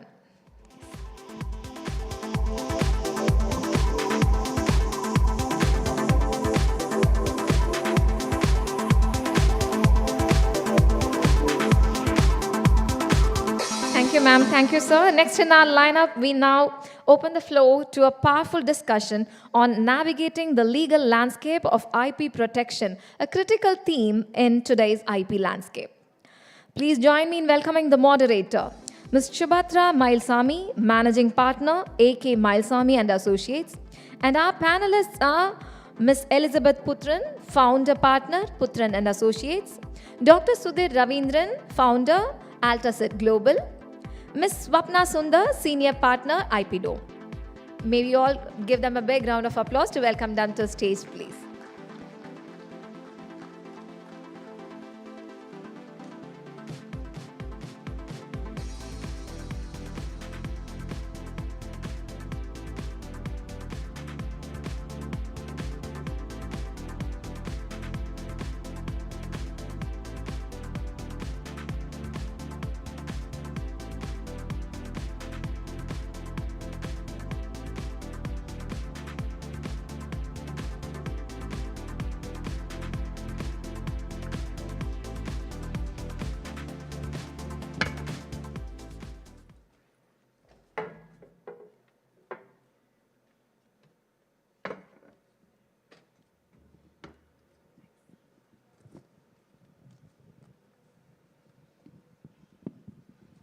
Good evening, all of you. This is Subhadra Mailsamy, Managing Partner of AK Mailsamy and Associates, a corporate law firm, and for about 60 years in existence. And with that, I think it's been a power-packed entire morning with great dignitaries and MOU signing. And of course, after a heavy lunch, we'll make this panel extremely interesting for all of you. We would not bug you, promise on that.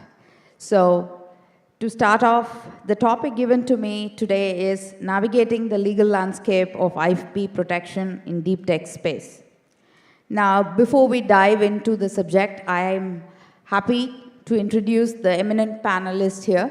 Panelists, I have a time frame, so I've made it very brief of all your introductions out here. So, first, Elizabeth Putran, the founding partner of Putran and Associates. And she brings over about 29 years of experience in global IP advisory. She's widely respected for her strategic insight and commitment to enabling innovation through robust IP frameworks. Welcome, Elizabeth. Thank you. And to my right, I have Swapna Sundar, who's a legal strategist and senior partner at IP Dome.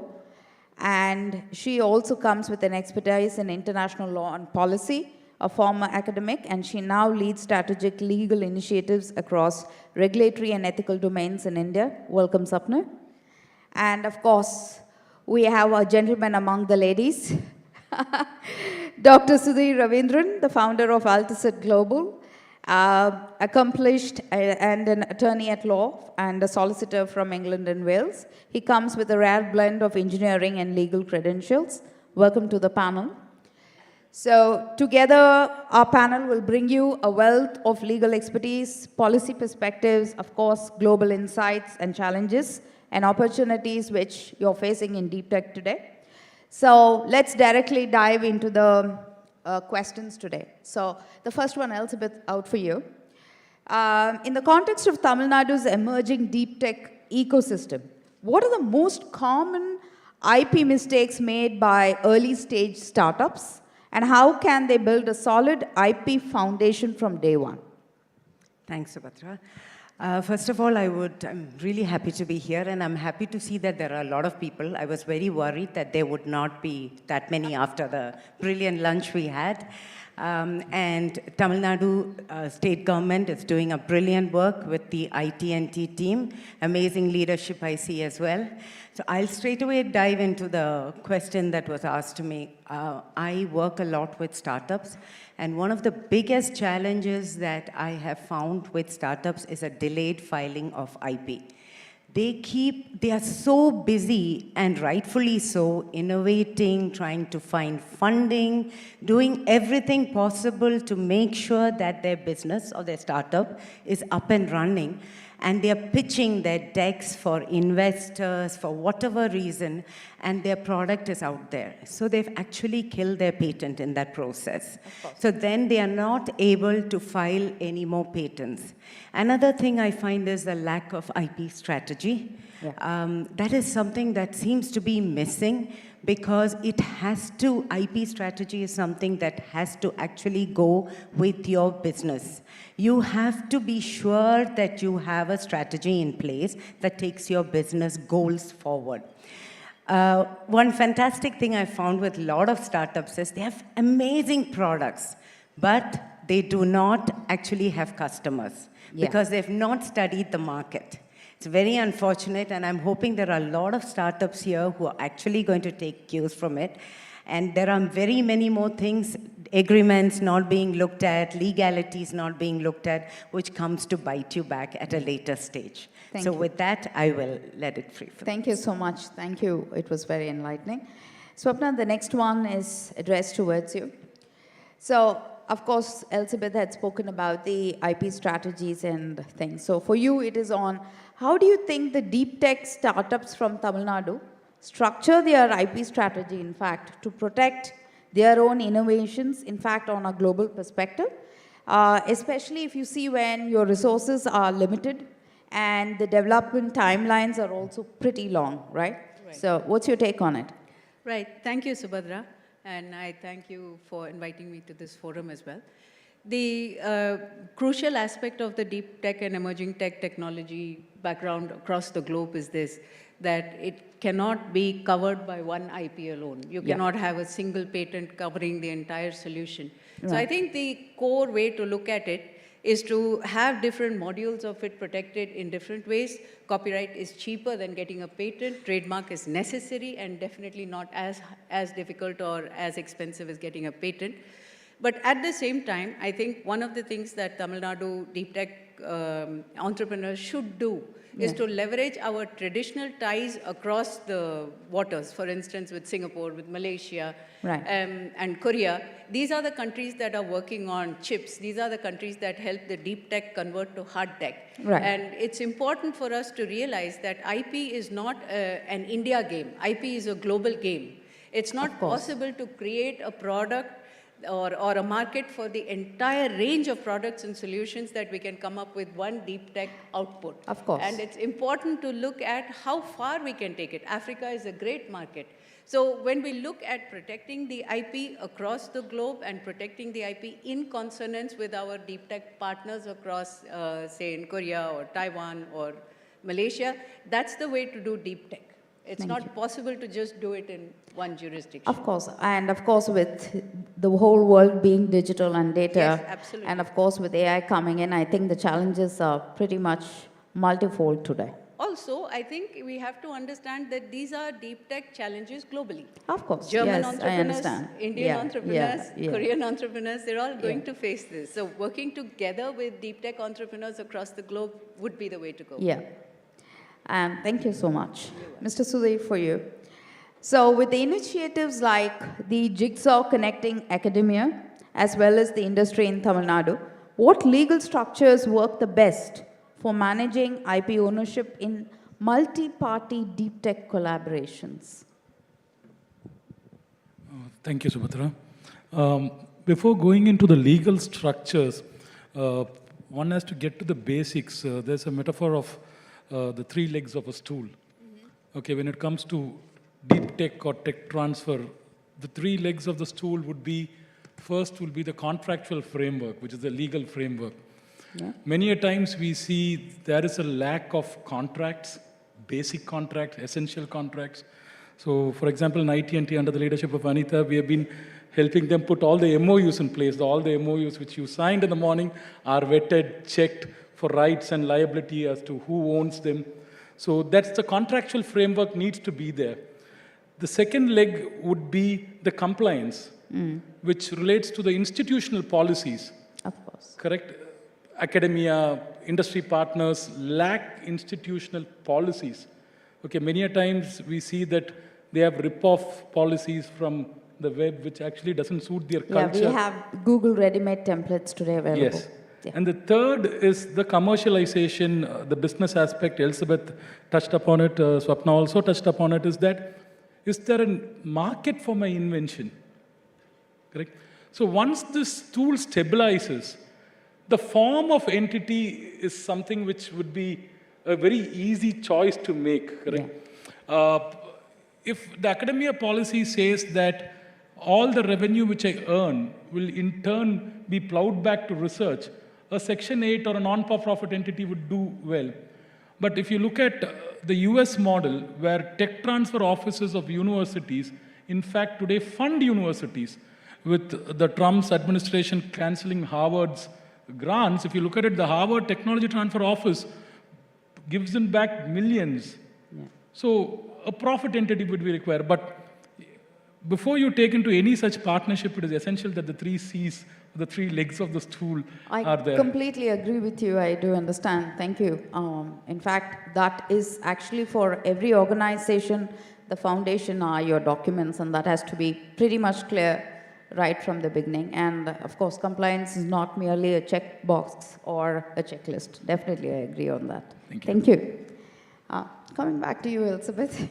So this is something regarding on the areas of patents I wanted to understand. So when should you think a startup, especially if it is in AI or semiconductors or biotech, kind of begin filing their patents versus relying on the trade secrets or their copyrights, and how do they balance the timing with the budget?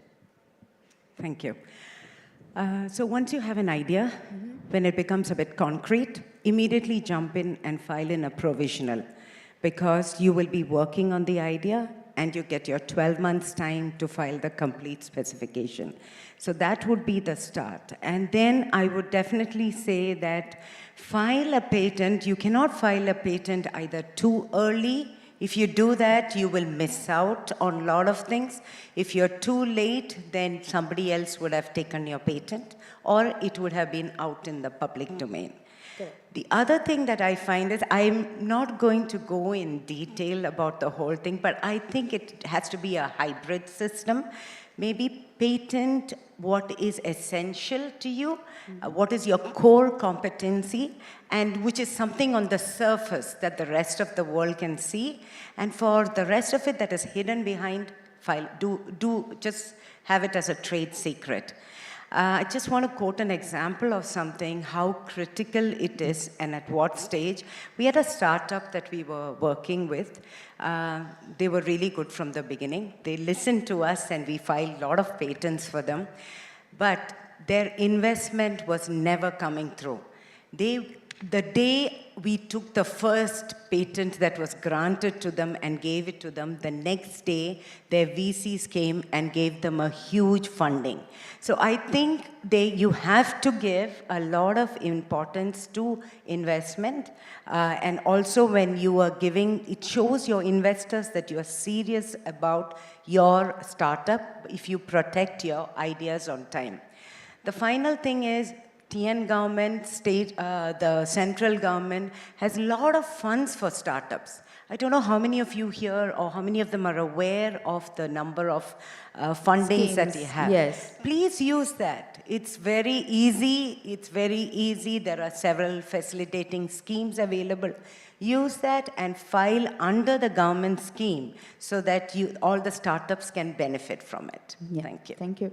So it's just to add on to that, Elizabeth, I would say it's not just about filing and getting our registrations. I think it's also time for each startup to understand that if there is an infringement, they should voice it very, very vocally and fight for their babies. So that's the reason why I was saying trade secrets difficult to monitor. Of course, But if you have a patent, we can straight away jump in and file for an infringement. Thank you. Sapna, this is something on the jurisdictional challenges I would want to understand. So are there any particular jurisdictions where you find that Indian deep tech companies especially face greater enforcements or filing challenges? And how do you think they can prepare them to kind of navigate on this terrain? Thank you for that. I think what we need to understand is that deep tech technology is not particularly risk-prone. It's more important to understand that the specific risks are different. Yeah. So, of course, they have financial risks like all of us, any entrepreneur has, but they also have specific risks because the R&D expense is high. And most of the time, the technology is in an initial stage, and you need to put in a lot of money to see that the product enters the market. There are also multiple technologies that are involved, and all of them are new. You may have nano, neuro, or and standard technologies, chemical technologies, and so on, all combined together. So the risks that deep tech and emerging tech face is, considering other incremental innovations, is significantly higher.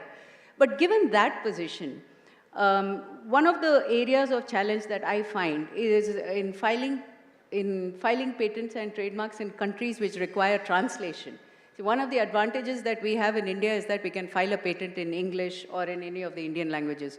But when we get down to translating technology language into Chinese or Korean or Arabic, it is very expensive. So straight away there is an expense involved.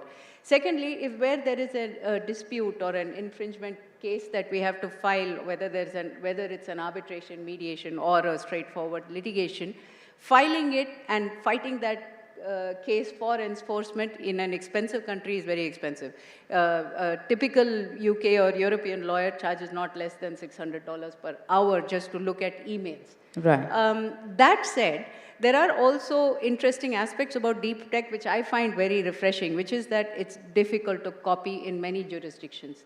It is difficult to copy highly well-developed emerging or deep tech technology in countries which are not as good as us. So interestingly, we are the 4th out of 7 in the deep tech technology development landscape. So we are among the leaders in deep tech. So to that extent, we're probably better off fighting our cases in some of the Asian countries or probably in Africa. But if we are fighting the case in Germany or Switzerland, then I would definitely be concerned about the financial implications. Definitely. I think the budget is the biggest, huge hurdle for most of the startups or any organization, in Absolutely. fact. Technology-wise, I think we are as good. Yeah. I think technology-wise, it's a really close race between Indian deep tech companies and, say, a Swiss or a German deep tech company. Right. Thank you. Thank you so much. So this is for you now. Something to do with the government and the corporates, you know, on that angle. So how do you think you can advise the startups to kind of protect their IPs when kind of sharing very early research or prototypes, especially with government bodies, accelerators, or corporate partners as such? The question has to be seen in the perspectives of the times we are in now. Yes, an NDA is essential and early filing is essential. But what is happening with AI around and with all of us have toyed with ChatGPT and Perplexity being free. Yeah.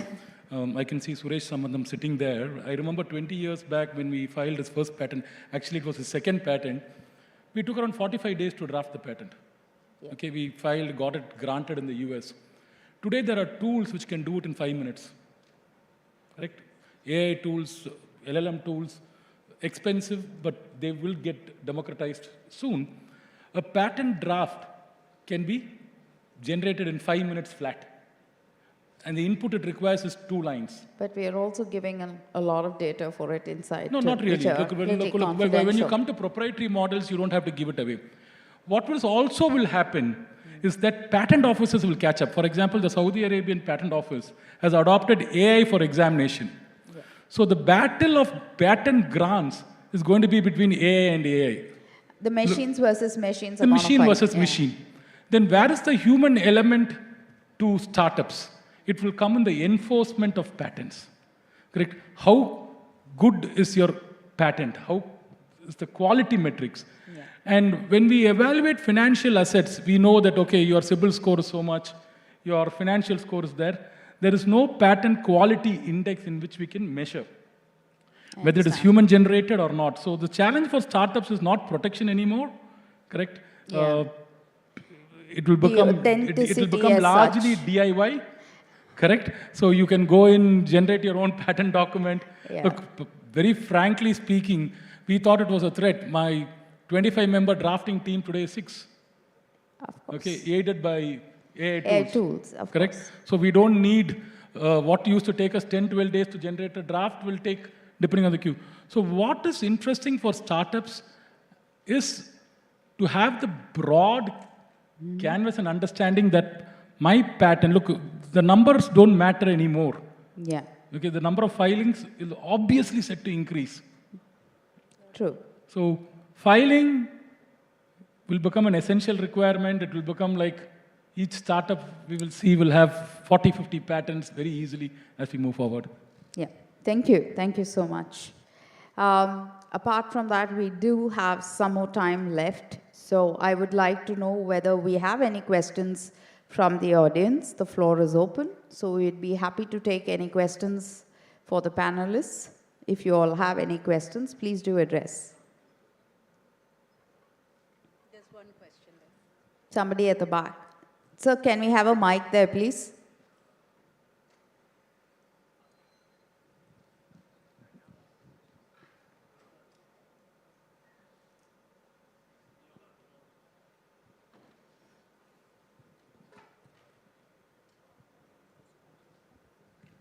Check.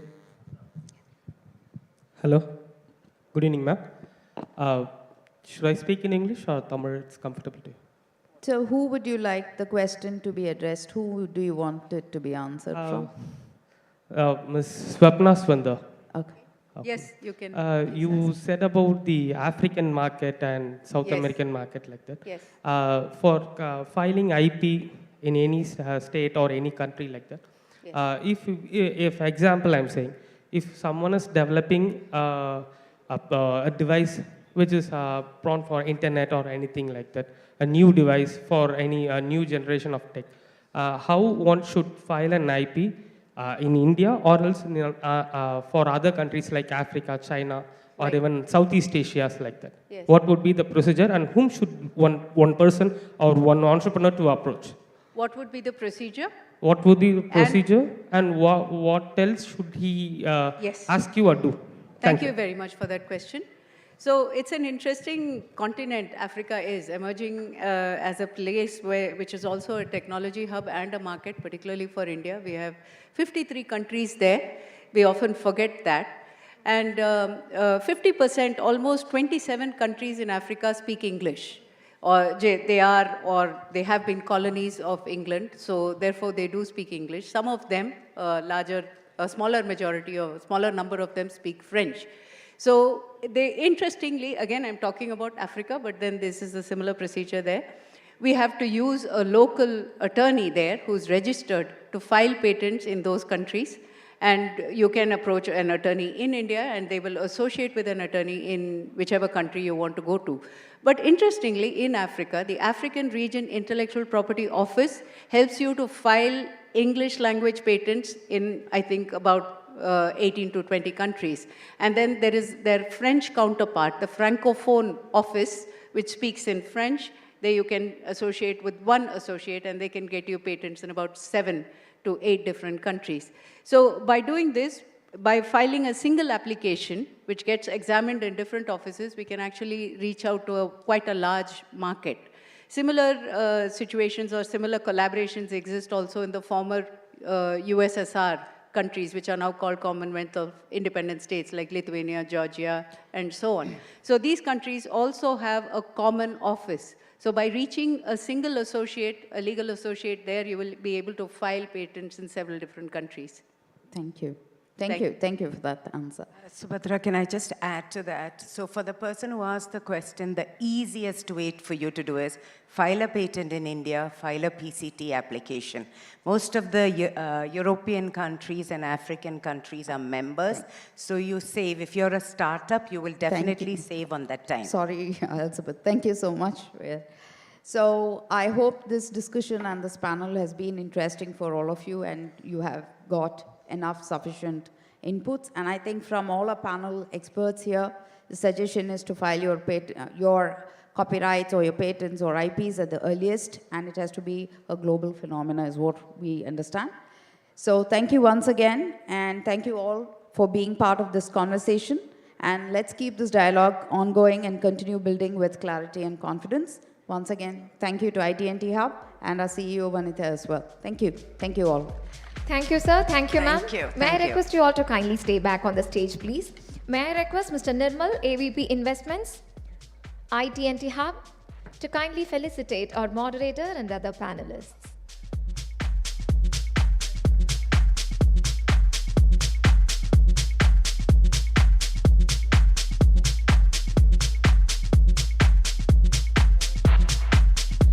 May I invite the Chief Executive Officer of IT&T Hub, Ms. Vanitha Venugopal, to join us on the stage, please.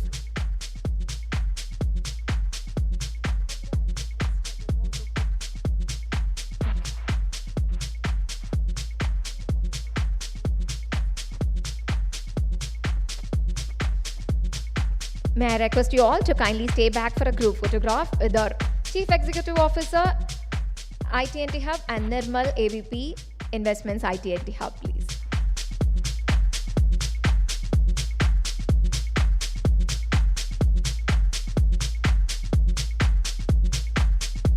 Thank you, ma'am. Thank you, sir. We now move on to a special fireside chat that celebrates inclusivity, leadership, and the critical role of women in technology. Please welcome Ms. Kayalviri Selvarajan, Director, Operation Excellence, AstraZeneca India Private Limited, in conversation with Ms. Geeta Ramamurthy, Managing Director, KBR. Welcome you both to the stage, please.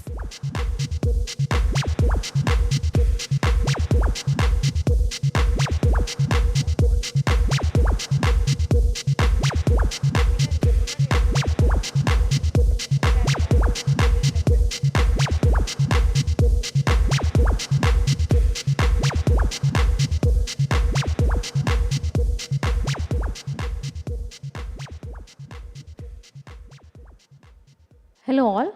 A very good afternoon to one and all present here.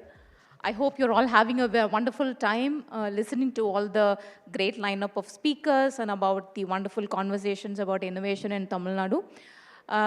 My name is Kayalviri and I lead strategy and operational excellence at AstraZeneca's Global Innovation and Technology Center. I have Ms. Geeta Ramamurthy, Managing Director, India of KBR Inc. With me today. And I look forward to the next 15 minutes to have a wonderful conversation talking about operational excellence meets IP.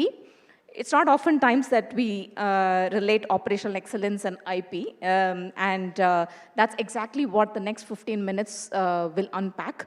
And in addition to that, we will also talk about the emerging role of women leaders in the technology space and the growth of women innovators. So first things first, Geeta, you have had a very illustrious career, starting in the finance domain and moving on to digital operations, and now as the Managing Director, India for KBR Inc. So how has your diverse background contributed towards innovation and disruption as part of your role? Thank you, Kyle. First of all, such an honor and pleasure to be here at this event today. Thank you, IT&T. Thank you, NASSCOM, and everyone else who has given me this opportunity. Being a NASSCOM EC member is also a privilege. And yes, coming to your question, I think, Kyle, my journey has been rather unconventional. So I come from a chartered accountancy and a CMA background. And for the first 15, 16 years, I was working in the finance domain. And when I pivoted to taking on that big shift, moving from a finance-oriented role to leading a business, with the push that came from my boss and with the support that came from a couple of my male colleagues in particular, I think that was the turning point for me, wherein there are a few things that it taught me. One is to step out of my comfort zone, because to be able to move out of your domain after so many years of experience of having done different things to doing something which is not inherently your basic strength or doesn't relate to your basic qualification was new, because I had to lead a team, a business with 600 and odd engineers, most of whom had an average years of experience of about 25. So that was a big step forward for me, and it taught me also to not have fear of failure. I do remember asking my boss, is there a safety net? What if I don't do well? But then he said, look, you take a step forward and don't go back. And third thing was belief in a growth mindset. Till then, I wasn't exposed to that, but when I looked at Carol Dweck's philosophy, which talked about growth mindset, which is, do not think that your future prospects or your growth is limited only by your initial years of experience or your initial qualifications.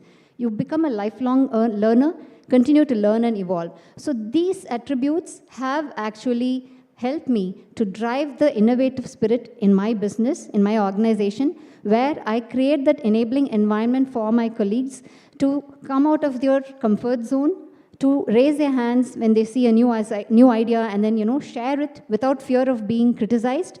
And thirdly, also enable, actually, or encourage innovations. Because if we don't do that, people are normally driven to delivering their day job, and they think that success is measured only by, how many projects they delivered or how many assignments they completed. But this is not about that. This is about constantly looking at what can I do better? Can I come up with a new idea that will actually give better value for the business? So I think that way, that career shift, or the fact that I was able to do a diverse role across my career, helped me to pivot to, a more innovative-oriented way of working.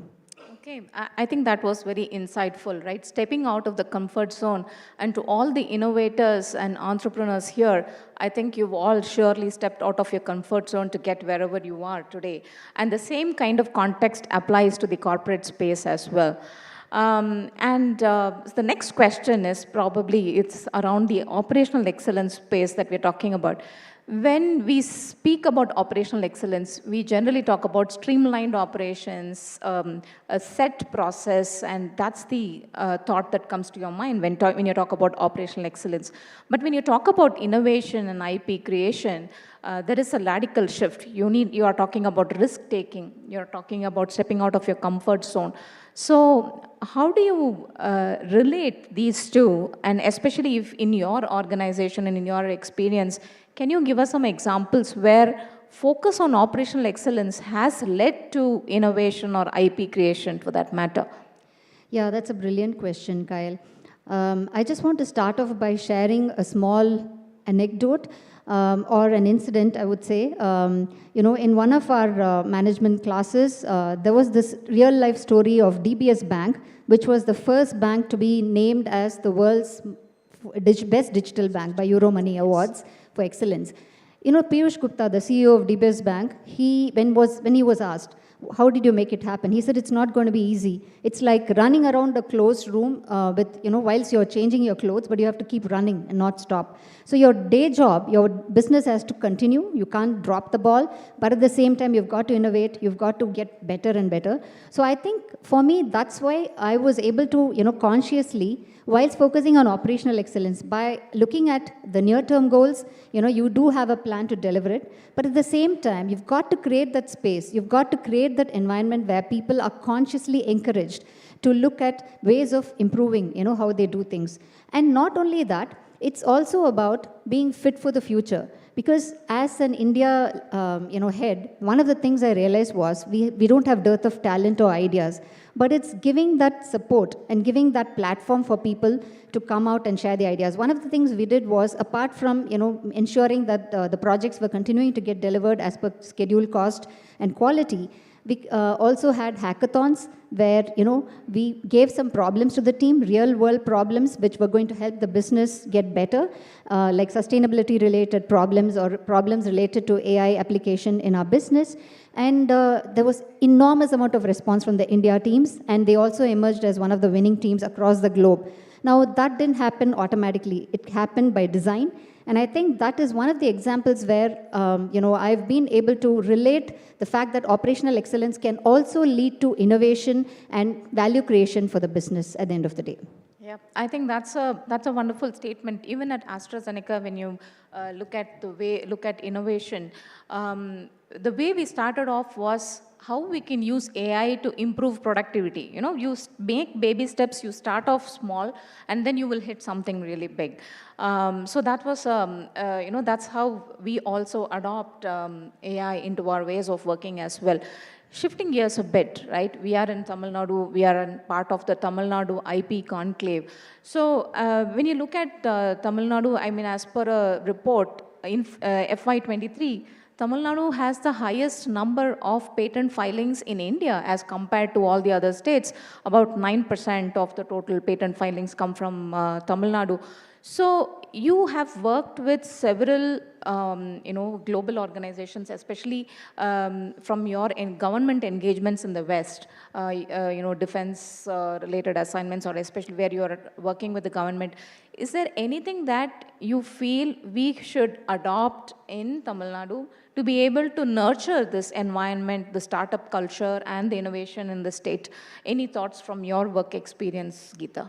Sure. So Kyle, I think like you rightly pointed out, Tamil Nadu is doing exceedingly well in terms of driving that awareness with respect to startups, with respect to incubation, and also fostering an environment where industry and academia are collaborating. However, when you look at the potential, there's still a lot that we need to do. One of the things that we need to probably do more of is, if you look at the number of companies that are incorporated in Tamil Nadu, they are close to 12,000. And the ones that are truly innovating and truly focusing on, the products of the future, or the solutions of the future, it's still a small percentage. And MSMEs is a segment that is often not really able to do that more effectively. Talking at another event earlier today, that was one of the things that came through, where MSMEs said that they do want to also, grow and, add more value. Actually, even today as we speak, 30% of our GDP for India comes from MSMEs, and there's still there's few of those which are doing very well, but majority of them still need that enabling environment and the impetus, to really come up with new product solutions, and therefore IP generation and commercialization. So I think the awareness has to still be more. There are 30+ facilitation centers, IP facilitation centers in Tamil Nadu, and we have come a long way, no doubt. But I think the potential is immense, and we are on the right path. Events like these with, IT&T is doing, these are all going to be very pivotal for the future, because it's bringing together the thought leaders, innovators, startup founders, and large corporates. So I think we are doing a lot of things the right way, but more of research and development. Organizations themselves have to, I think, prioritize research and development more, because we are many of them are still in the here and now. Only a few that are looking far ahead are spending more focus on innovation. And at this juncture, what are your thoughts as well, Kyle? As far as AstraZeneca is concerned, I think you said you're really far-sighted in terms of that focus. Yeah, of course, in AstraZeneca as well, when you look at how we are, so the way we started off this GCC, right, we started off as an IT services organization. Predominantly, most of the work we do were IT services. But over the past 10 years, we've kind of moved away from being an IT services center to driving innovation for the global enterprise. So it's a long journey and we've come a long way. And we also pride ourselves in being part of several cutting edge and breakthrough innovations and technologies coming out from the GCC in collaboration with our global counterparts. So that way we are we've come a long way, and we constantly encourage our employees to be able to innovate, to be part of hackathons. We run those innovation events so that our employees can also generate those ideas and solutions for the global enterprise. So there is a constant focus on innovation, and we rebranded ourselves from a global technology center to a global innovation and technology center back in 2022. So, the rebranding also speaks for itself in terms of how we focus on innovation consistently. That's brilliant. Yeah, it's brilliant to hear. And one of the things I also wanted to add in the context of what Tamil Nadu can do more is, one of the largest institutions in Tamil Nadu, I think when I just met with the, head of that institution, what he was sharing was the students they're bristling with ideas, but they do not really have the wherewithal to take up their initial idea into a startup, venture and then carry it through to success. So something seems to be lacking after that initial alliance is set up and the initial connections are made. So maybe there's some fact finding we need to do and unlock that potential. Absolutely. And maybe finally, we also spoke about when the Master of Ceremony introduced us, she also spoke about inclusion and talking about the diversity and inclusion. So maybe a question around that, Geeta. So what do you think, looking at the opportunities available in this space for innovation as well as the growth in the career space, what do you think are the opportunities and challenges available in front of women techies and women innovators today? And what would be your advice for them? Yeah, I think today the opportunities are still there. They are tremendous, Kyle. I mean, compared to maybe 5, 6, 7 years back, there is greater awareness in terms of the thrust and focus that states like Tamil Nadu have particularly, and few other places as well within Tamil Nadu on diversity and inclusion and bringing in more women and people from underrepresented sections into the workforce and providing the right platforms to them to succeed. There are opportunities for them to access the right education, courses. They have access to, forums like, for example, CII's Indian Women's Network and, Madras Chamber of Commerce, Women's Business Council, and so on and so forth, which bring, aspiring leaders together, provide them guidance and support and mechanisms to unlock the potential. So there are opportunities out there. But I think I want to talk more about the challenges, because I, as a woman, can say that one of the challenges is we limit ourselves. We as women, we set very high benchmarks for ourselves and we try to tick all the 10 boxes, or we try to tick more boxes than are required. So we don't raise our hands when there are opportunities. I think we should come out of that. We should really be bold enough to take those steps forward and ask for help when we need help. So I think the challenges inherently are there in the society. There are societal conditioning issues, no doubt, but more often than not, I think women themselves have to first realize, that they have the potential. They should figure out what they want to do and then ask for support, ask for help. But I think today we are in a much better space than we were 10, 15 years back. And I think it would be great to see more leaders in tech, more women in tech everywhere. Yeah, absolutely. I think for the women out there, don't reject yourself before someone else rejects you. So I think there is a lot of self-doubt that we carry as women in at some parts of life. I think we just have to come out of that and go for it. So that's what has helped you. That's what has helped me as well in my career. So with that, maybe I'll just open it up to the audience for any questions. Do you have any questions? Anyone wants to, any question for Geeta or for me? Yeah, I see a hand there.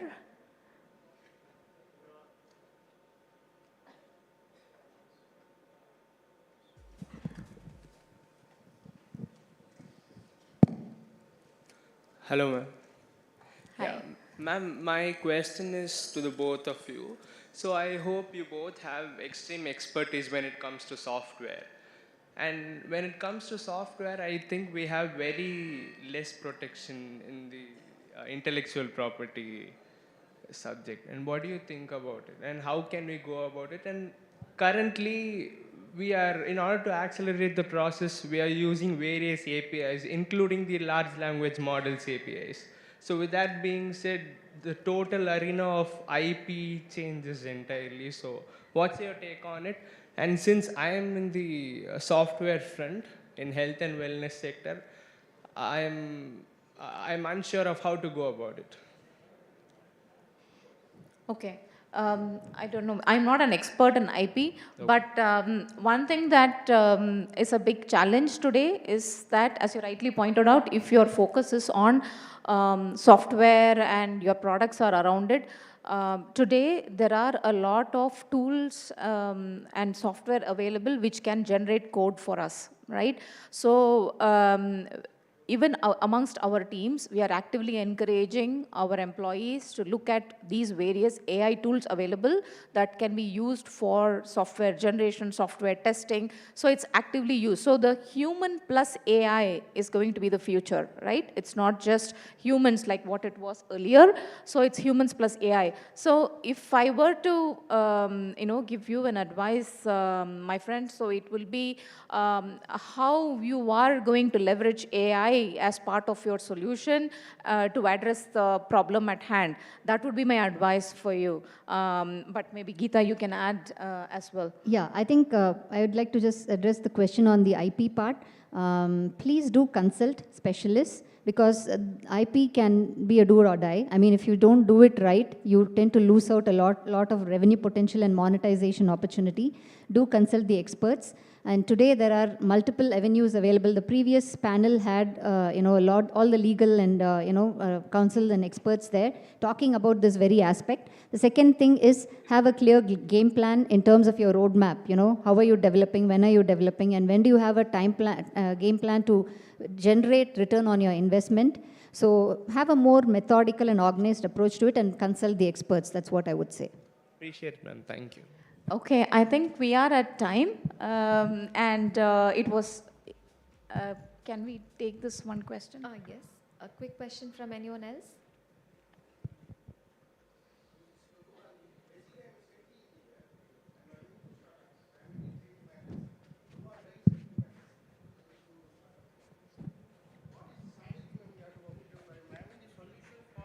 Wildfire, I am having the solution. The California, last 6 months before, they lost 15 lakhs crores. It's a strategy. So I'm developed wet-end on product. I developed a promo strategic lines. Even ONDC, I applied government through Tamil Nadu. I'm more influential person with the government, state government and central government. I am from IPS family also. Even though this kind of startup, giving the global solution, it's not converting in that area where we have to work strategically. You understand, ma'am? Yeah. Ma'am, you know very well, the California, 15 lakhs crores is lost. If my technology is used 3 months before, I can allow only 1 lakh crores. It's a matter of loss prevention technique. My model, I am working in like that. I'm making all disaster management solution in safety engineering. So like that model I am developing out. So it's a human life. Money is different. I can save the environment. I can save a lot of money. In this something, and one more thing is, my product, my client is always supposed to be government. You know very well. So how we have to tackle? Yeah, I think... you understand, ma'am? California means so, that volume. No, I understood. Sorry, I think we're already running on time, so I'll just briefly address this. I think that's why we have forums like these. Please get in touch with, the organizers, as well as we at NASSCOM also are providing that intersection of, policy and government and basically, corporates and startups to see how we can unlock that potential, enable monetization and commercialization. So please reach out separately, and I think we'll be able to assist. Okay? Thank you, ma'am. It's wonderful listening to you. Well, both lovely talking on- to all of you. Yeah, thanks for your time, Geeta, and thanks to IT&T for this opportunity. Yeah, thank you, ma'am. May I request you to kindly stay back on this dais, please? May I request Mr. Nirmal, AVP Investments, IT&T Hub, to kindly felicitate our guests. It was wonderful listening to you both on inclusivity, leadership, and critical role of women in tech. Great listening to women in tech from women leaders themselves. Thank you. Now it is my pleasure in inviting Mr. Suresh Sambandam, founder and CEO, Kestflow, for the next expert talk.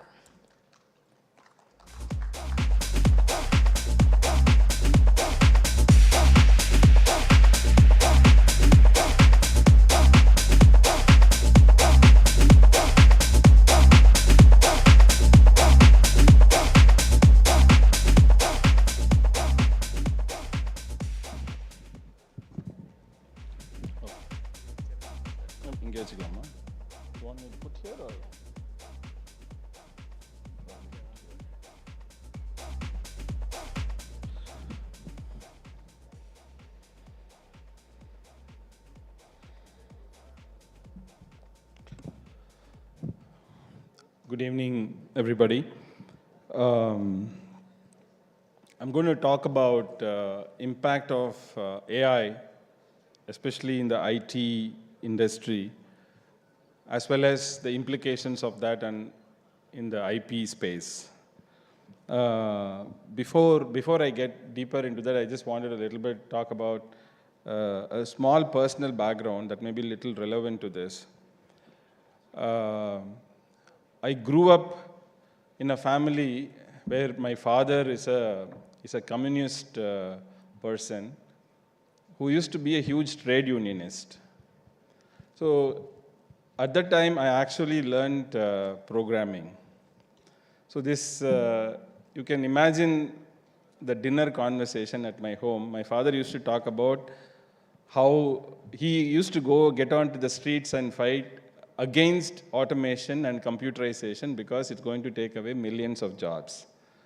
And on the other hand, I am his son, actually hardcore programming 24/7 in his own house. And that conflict is very relevant here because we are in this AI era where there is a lot of scare that's coming because of AI and the impact of AI. In my view, if you fast forward, this was when this happened, this was in 1991-92. That's the time I started learning programming. At that time, I never knew I will create patents. I have 3 patents now, but that was much later, okay?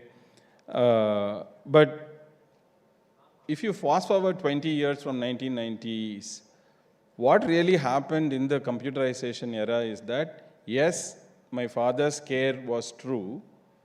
Some people did lose jobs, but for every job that was lost, maybe 10,000 more jobs got created. So that's really what really happened. So there was an explosion of opportunities that happened because of computerization or software as a technology that came in. So I think, then what really happened was people who are not willing to change are the people who really lost the jobs. Or people who are not willing to learn are the people who really lost the jobs. But people who are willing to learn and adapt actually gained a lot. I think that to my best of my knowledge, that story is going to be repeated one more time. This time, what's going to happen is software or technology is going to be democratized so much so that everybody is going to be a software developer.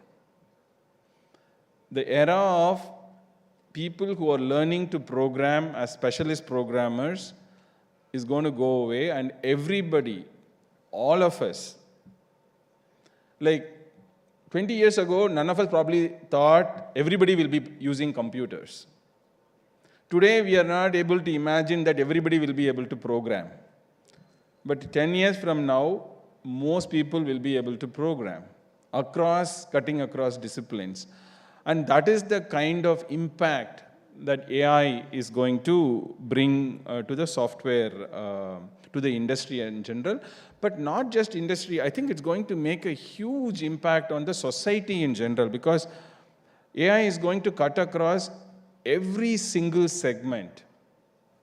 You take it, there will be AI in it, whether it is retail, lawyer, doctor, content writing, designing, movie making, software making.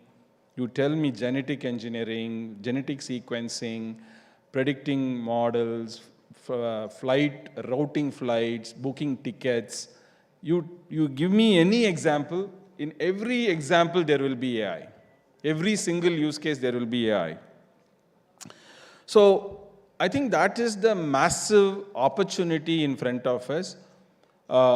If you get scared by AI, you will be among those hundreds of people who lost the jobs. But if you aggressively embrace AI, you will be the one that will ride the wave. எங்கள் அப்பா வந்து சின்ன வயசில் சொல்லுவார், if you have to ride the tiger, புலியோட பொடரியை பிடிக்கணும் அப்படின்னு. So if you have to ride the AI wave, you have to catch it by the chest. You can't catch it by the tail. If you catch it by the tail, you will miss it. You have to ride the tiger, right? If you have to ride the tiger, catch it by the chest. So that's really what's going to happen. But as far as IP is concerned, we are in a very delicate situation with respect to AI. I think one student, somebody asked about a software IP question in the previous panel. I don't know whether we answered that well. I don't know how many of you know, software as a standalone is not patentable in India. You can't patent software as is. So software has to be combined with some hardware combination to be able to patent in India. Pure software is actually not patentable. And that is something that I discovered very early on.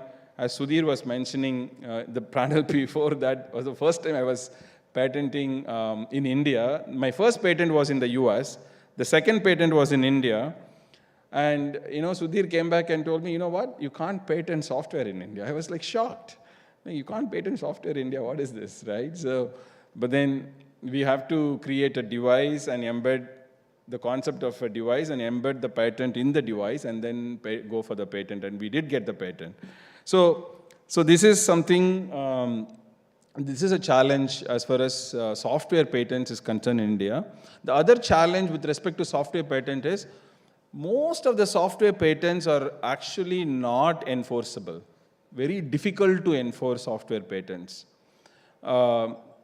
Because a lot of times the traceability of the invention back to the source is very, very difficult, and enforceability is very difficult.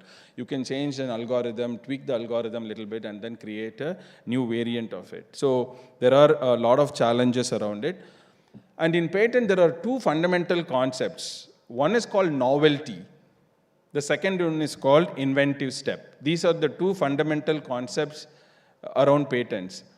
And when it comes to AI, while novelty can be, somewhat achieved, the inventive step, what is called the inventive step is something called, like an average person, if they could have figured out on his own, then it is non-patentable idea. Which means if it is a trivial one that anybody in the natural course of knowledge can come up with that idea, that is actually not a patentable idea because it lacks what is called as inventive step. Most of the AI extensions will lack the inventive step, and that will actually throw a lot of challenges around patenting AI-based inventions. The other question is also about what is IP? See, a lot of times we think IP as, like in software terms, people think their code as IP. But if you're building a business, the biggest IP that anyone can create is the brand. We rarely think about it. For example, I have my good friend who runs a salon in Chennai, which all of us probably know. It's called Naturals. Now, what is the IP of Naturals? What prevents you or me to go and get a shop or a place and buy 5 or 6 salon chairs and infrastructure, put the people and start it. Anybody can do it. But what we won't get is a logo which says naturals in the board. You can't put that. Everything else you can do. But what you can't do is put naturals on your logo, because in an industry as competitive, as copyable as salon, there is IP. And the IP is accrued in the brand of the company. The biggest defensibility that anyone can get, for example, I run a software company called KissFlow. We have a very unique name. And our brand is the one, people cannot copy KissFlow. We can copy the software, but they cannot, even if they copy our software and put the name, they can't put the name KissFlow on it.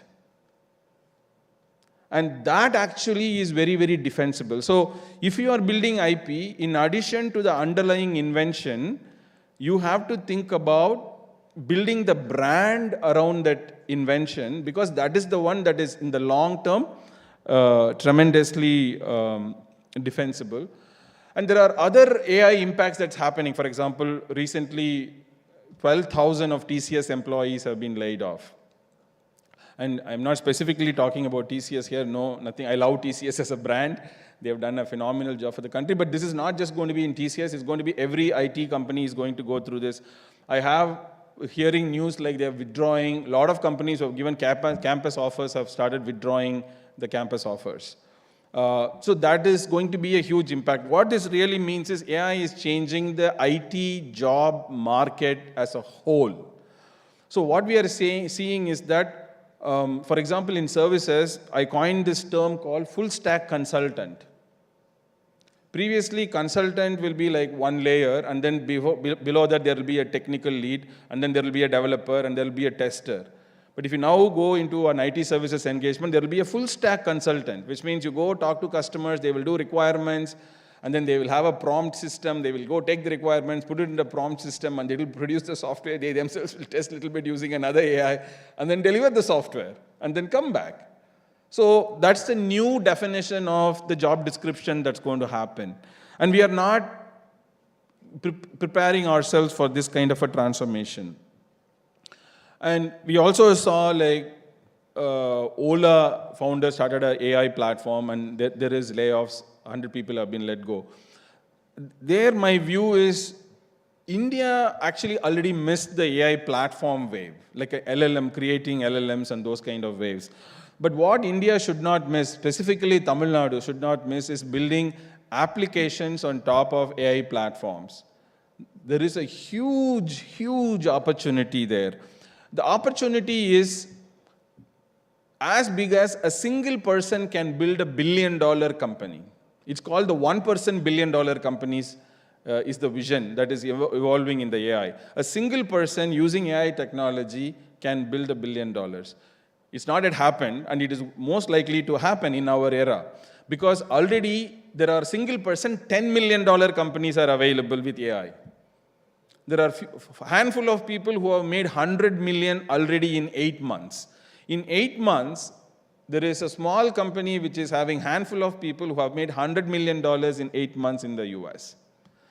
So from here to getting a single person, stitching everything to AI and building $1 billion company is really not far away. So that is kind of the challenge as well as the opportunity in really front of us. And combined to this, there is this Gen Z mindset. It's also going to add on to this. The Gen Z mindset is really not having a boss and not thinking work as a permanent thing. Work as something much more temporary. Like in my father's time, people used to think they work for somewhere and retire in the same company. At least in this era, we are thinking about working in a company for 2 to 3 years.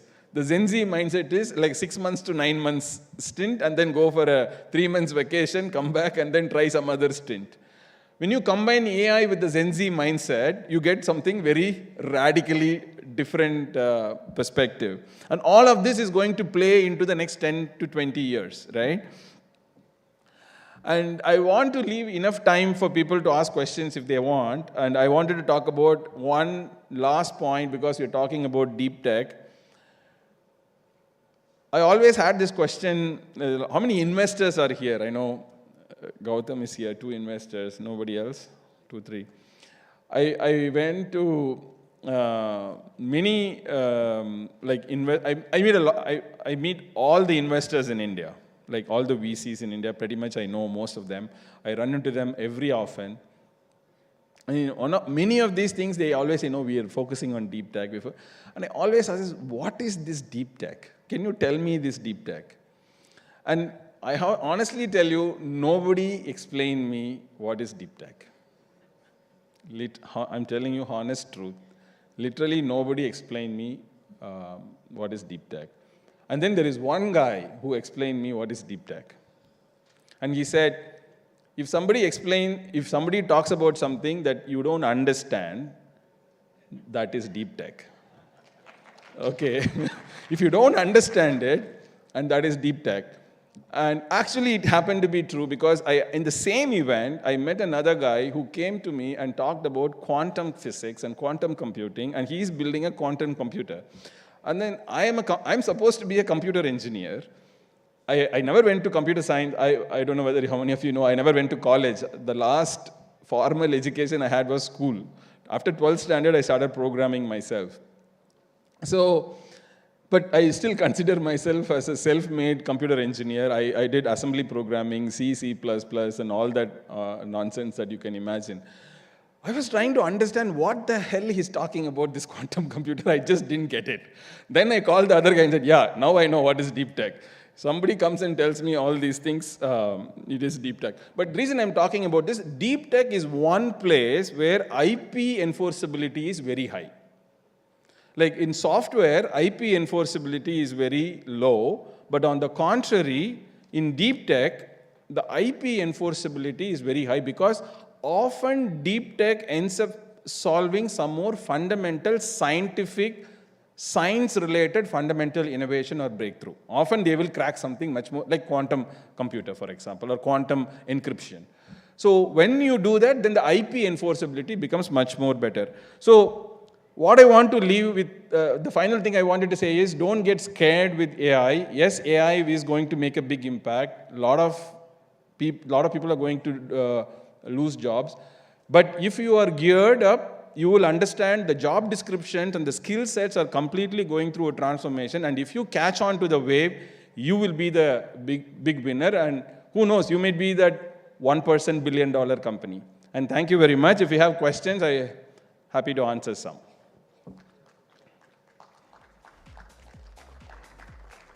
Anybody?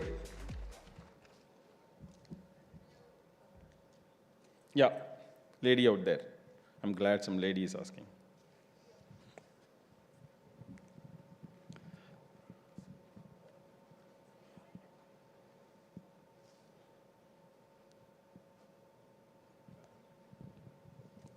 Can you hear me? Yeah. So you were saying there is an AI platform where we have a lot of opportunities. Could you please elaborate it? What do you mean with that? So when you say AI platform, I mean like there is a core platform services that is already available. That is, if you look at, there are 4 or 5 LLM platforms. You start with OpenAI, then you have Claude, then you have Perplexity, then there is a Chinese version of DeepSeek is available, then there is a lot of open source versions are available. So these are all core large language model platforms, but they are very generic. They can't really produce benefits to end users directly. So they are meant for application developers to be using them and build applications on top of them. For example, I can use OpenAI and build a tool which creates a blog. Let's say automatic blog creator could be an application. So you basically build an application on top of OpenAI where you give a prompt, give you some keywords, and then optimize it to some, I'm just giving you a trivial example right now, right? And then it can produce a blog as per certain standards. Maybe it can produce something on Tamil. And then you can actually typically this blog takes like say 2 hours or 5 hours to write, but then using AI, you can do it in 1 minute, just with a simple prompt. And this is an example of an application. Sorry?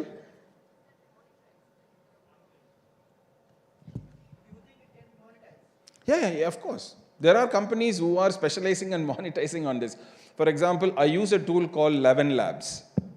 So 11 Labs is a tool I have fed 2 hours of my Tamil audio speech recordings. I just fed it as input. And using that input, it created a clone voice of me automatically. So now I have my own clone voice. So நான் தமிழில் வந்து ஒரு பேராகிராஃபை வந்து இன்புட்டாக அடிச்சுட்டு என் டீம்லேருந்து கொடுக்குறாங்கன்னா அவங்க they want to create some clips out of my voice. Now they're using that now. So they just type it in Tamil and give it to the clone. It comes out as a speech exactly like the way I speak. And believe me, I can't recognize myself. It is so identical, like 99%. 1% only if I carefully listen. You can't identify at all, only I can identify. If I very, very carefully listen, I know there is some AI in it. But if I send it to you, you think I'm the one who's speaking it. And 11 Labs is already monetizing it using that underlying LLM is what they have built this application, for example. So I already pay money for them. And there are millions of people who pay money for that. So there are many, many such applications, hundreds of applications already out there. And there are many such use cases that we can build. And the beauty is, all of us can build it. And the opportunity is open now. Now, all of us can become software guys. That is the democratization AI has brought in front of us. Instead of getting worried about it, all of us can take advantage of it. Yeah, but I'm wondering that, if anyone can make it, why they are going to buy it? No. I think there will still be like, not every time you want to do it, right? For example, இப்போ நீங்களே வீட்டில் சீக்காய் அரைச்சி தலைக்கு போட்டுக்கலாம், daily உட்காந்து சீக்காய் அரைக்கிப்பீங்களா? ரெடிமேடாக என்னது இன்னொரு சீக்காய் விற்கிது இல்லையா, வாங்கி போட்டால் ஈஸியாக இருக்கு இல்லையா, உங்களுக்கு டைம் சேவ் ஆகுது இல்லையா? ஸோ அந்த மாதிரி தான். So even if you have to, so it takes some amount of effort, but instead of like taking a year to build, it will probably take a month to build. But still, for somebody who just want to write one blog, even that 1 month is a significant effort. So they would still use it. Yeah. There is still a huge advantage. Hi, sir. My name is Niroshan. One final last question, and it's really an expert talk, and thanks for coming and sharing your knowledge here. My question is related to the current software engineers, those who are into the software fields, right? What do you think as an advice that how they need to like position themselves to face the future challenges in the job market? And Sorry, I didn't understand the question. What is the question? The question is how the software engineers of today can position themselves in the future markets to face the challenges of AI, and how they should adopt, or improve their skill set to adapt to this challenging trend. I will talk about that. Thank you. So what is happening in the software space is that the 0 to first 4 years is actually becoming little challenging to justify. A technical lead can use Claude Code. Claude Code is one of the tools, right? So as a co-pilot and completely generate the code without a team of 4 to 5 people, which he used to work before. So that is the challenge. So if you're a today software engineer, your job is to go up this ladder rather than be just a coder. So you have to be like a solution architect who can understand customer requirements and directly translate it into software using something like Claude Code. And if you're not able to go there and you are at the entry level, that job is gone. Okay, guys, I think we are run out of time. Thank you very much. One question. Sorry, very sorry. May we request you to kindly have this discussion off the stage, please. Mr. Suresh Samandam, sir, kindly wait. Request you to kindly stay back. May I request Ms. Vanitha Venugopal, Chief Executive Officer, IT&T Hub, to kindly felicitate Mr. Suresh Samandam, Chief Executive Officer, Founder, KissFlow.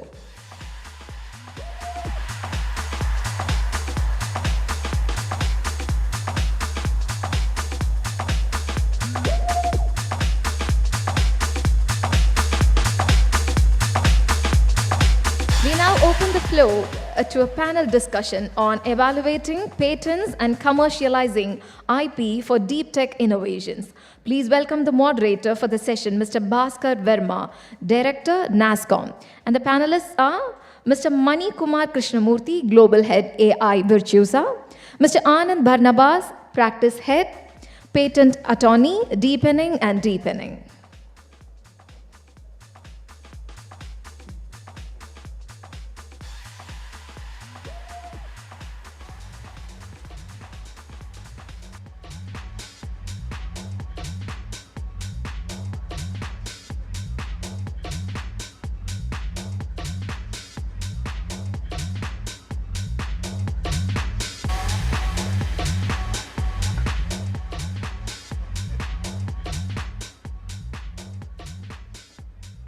Good evening to all of you. Before I start, I just want to understand how many students are here. If you can raise your hand. Okay. How many startups are here? Okay, fantastic. And I will tell you the reason why I've asked. I'm going to make their life little difficult because the way I'm going to ask the question is more towards which you can relate as a student and startup. So, as my role in NASSCOM, and we love numbers. If you will see any NASSCOM forum, we always talk about numbers because definitely we see numbers as something which are the real facts. And in the context of IP, if I will give you some very fast facts, currently India, if you will see, and the current report of WIPO, which it talks about India is at the number 39th, which is a huge jump. If I will go back in 2015, it was, if I'm not wrong, 89. So that's the huge jump. And the place where we are sitting right now, any guesses which position Tamil Nadu is at in numbers of filing the IP and filing IPs? Within India? Fantastic, and that all credit goes to the lady sitting here, Vanita ji. So that's the role IT&T is playing, and if we can have a big round of applause for her.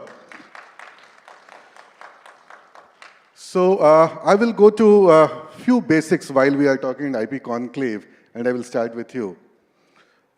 In context to a student and in context to a startup, because I generally meet everyday large enterprises, startups and students, why IP?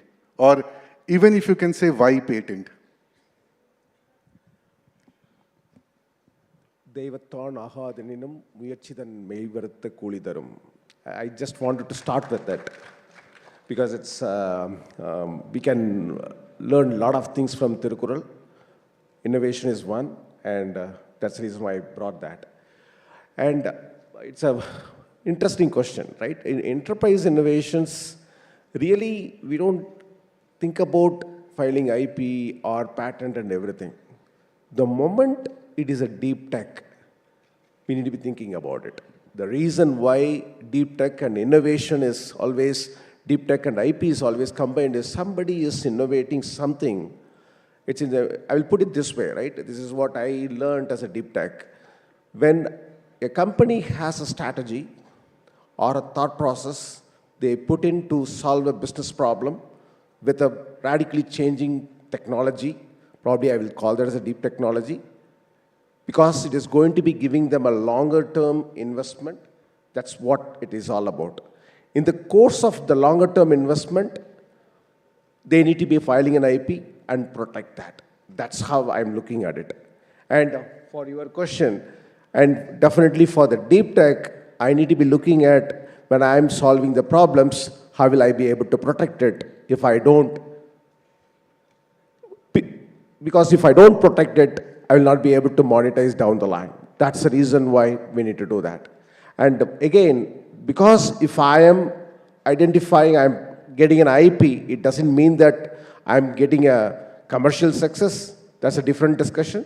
But definitely for us to protect it, we need to have an IP. Fantastic. So now from the large enterprises to legal, why you see and why anybody can think about IP or a patent? Yeah. You know, there's an author who said that innovation without protection is philanthropy. It's charity. So innovators, researchers, startups, corporates are actually building a bridge. And I would like to make a metaphor, connecting your product, your idea, and the problem that you're solving and the market that you're reaching. You're building a bridge across the problem where your idea is being connected to the market.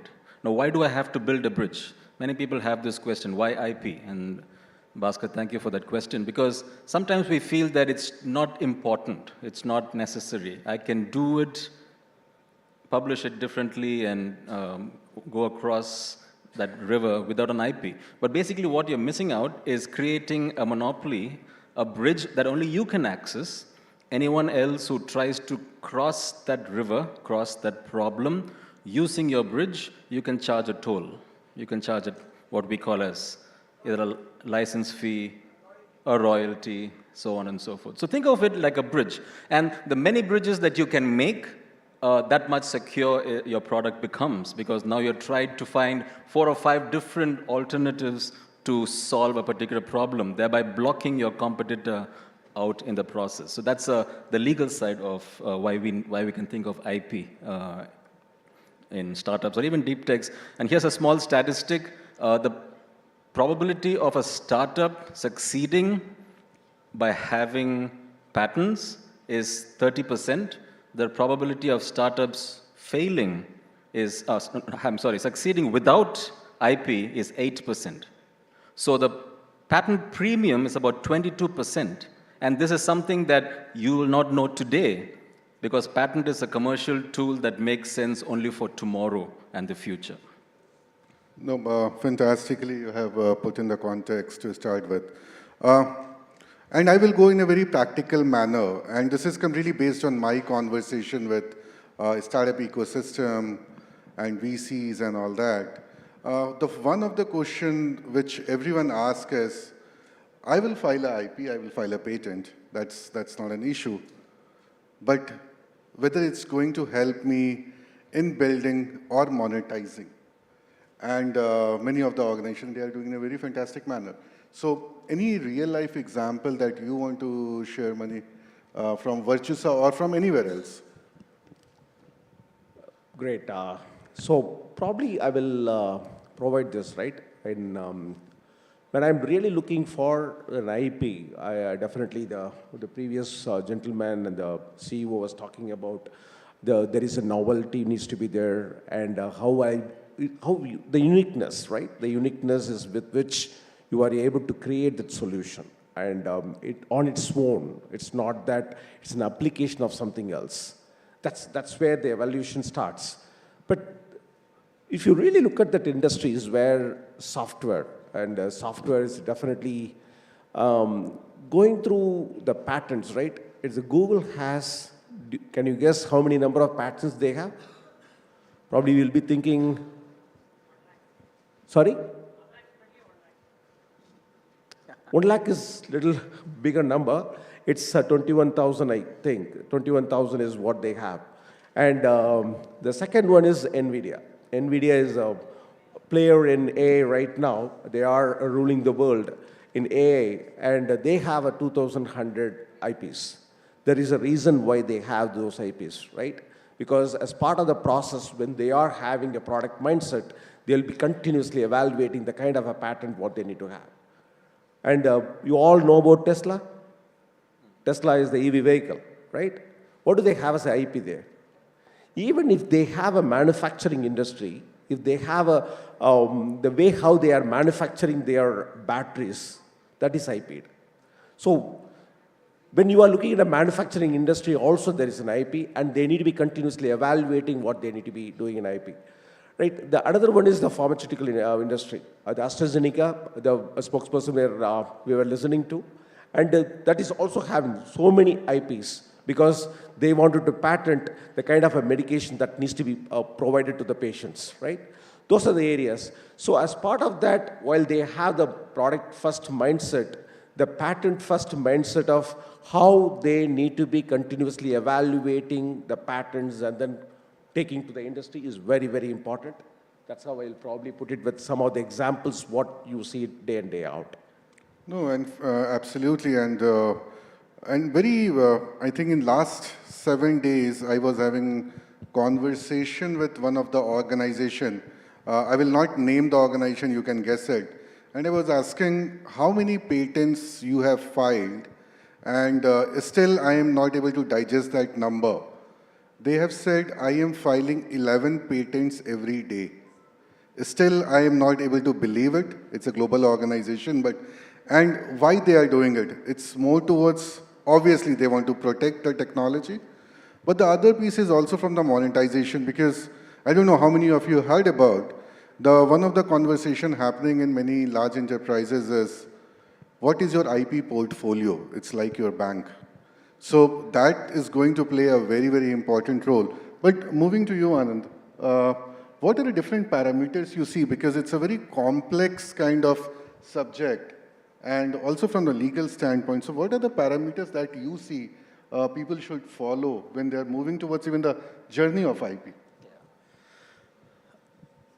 You know, being a patent attorney, I always joke, I say, I'm paid to learn, because I interact with a lot of scientists and inventors who are on the cutting edge technology. And there's a lot of excitement in building it, in patenting it or commercializing it. There are 4 or 5 aspects I would like inventors to focus on. One is, this old adage which said, do not reinvent the wheel, which means you need to know where to start. You need to know where the technology currently is, not just in India, but all over the world. Because novelty, one of the parameters which our previous speaker spoke about, is a universal concept. It has to be novel around the world. So that's number one factor, is start where your competitor or the technology has ended. Start there. For that, you need to know, you need to search, there are a lot of free database available for you to explore where the standards are, where the prior art ends. And then look for your novel idea. Now, a novel idea basically is an idea that solves a problem a particular way. A couple of sessions back, there was a gentleman who asked, what is, in the context of software, an applied software is patentable. So if your software solves a technical problem, if it's got a technical effect, technical character, as we call it, then that is a patentable invention. So you need to find out what we call as the pinch point. Where can you hold your invention and say, this is where my novelty resides? And that's one aspect. The second aspect is non-obviousness or inventive step. It was already spoken earlier, but the person who is skilled in the art, who is just a regular Joe, should not be able to arrive at your invention naturally. There needs to be a leap, a step that no one would have taken except you. That's number 2. Third is detectability. And I want you to focus on detectability of your invention in a competitor's product. Let me also re-emphasize here that patent is not a positive right, it is a negative right, it is a defensive right. Just because you have a patent doesn't mean you have the right to manufacture. Doesn't mean you have the right to sell. You got to have other compliances to do that. But what it does give you is a right to prevent someone else from using, selling, copying, importing your invention. And so there needs to be a detectability in your product, in your process, and the higher the detectability, the higher your score is. That is a good point to make note of and say it's easily findable in a competitor's product. If it's going to take a lot of interrogations, investigations, then probably the detectability value of your invention is very marginal, and we probably have to do more iterations to make sure that your product is visible in a competitor's market so that you can actually go and enforce your patent against them. Sure, and I will just add on, and why this is important and why we are having IP Conclave, and even 2 days back, we had an Executive Council meeting in Bangalore, and this is a pan-India thing, and everyone was talking about the role of IP and the important pieces as a country when we are talking about. can we become the epicenter of innovation? And that's the question. And if you go a little backwards, and I was reading a few of the articles, when we talk about the innovation, we always talk about Israel, keeping aside your geopolitical condition and all that. But why this is happening? And the simple reason, if you go into a little detail of it, kid, his or her mother, the first thing she will ask from that kid is, can my son or daughter can win a Nobel Prize? And that's the aspiration. So what we are doing from NASSCOM, and we are definitely working very closely with IT&T in supporting how we can go towards the journey of IP. So in NASSCOM, we have created an IP enablement program, and we are working very closely with IT&T. And in terms of not only the filing and what is the process, but how you can create a complete army who can think about the innovation. So that's the model what we are going to work on. And we are not limiting ourselves to a startup or academia, but we are thinking about going towards the schools, because that's the mindset we want to create. So with that, maybe if you can speak about, if I compare India and global, so how you see India is positioned in the innovation journey or in the IP journey, if you can share your thoughts. And before you respond, if you have any questions, please raise your hand. I don't want to waste any time in passing on the mic, and they will pass on the mic. Yeah. So probably I will take the journey in two ways, right? Rather than just making it as an IP. India is in a developing country. Compared to the West nations, it's all developed, and India is a developing country. With that being said, probably I will take it 50 years back or 60 years back, when we were venturing in space program. People from the West were looking at us, is it really? You guys are spending money there to make progress in the space? And that's how they were looking at it. 20 years, 30 years down the line, we started launching PSLVs, and GSLVs started doing that, right? And we are kind of coming into the map of space map in the world. Still, we are just catching up, right? The second thing is, when Chandrayaan was launched, there was a difference we showed to them, that it's not that we do launch rockets, we do that economically. People started looking, you are making a difference. Now, as of today, July 30th, there is a rocket is being launched from ISRO. That is NISAR. It is in a collaboration with NASA.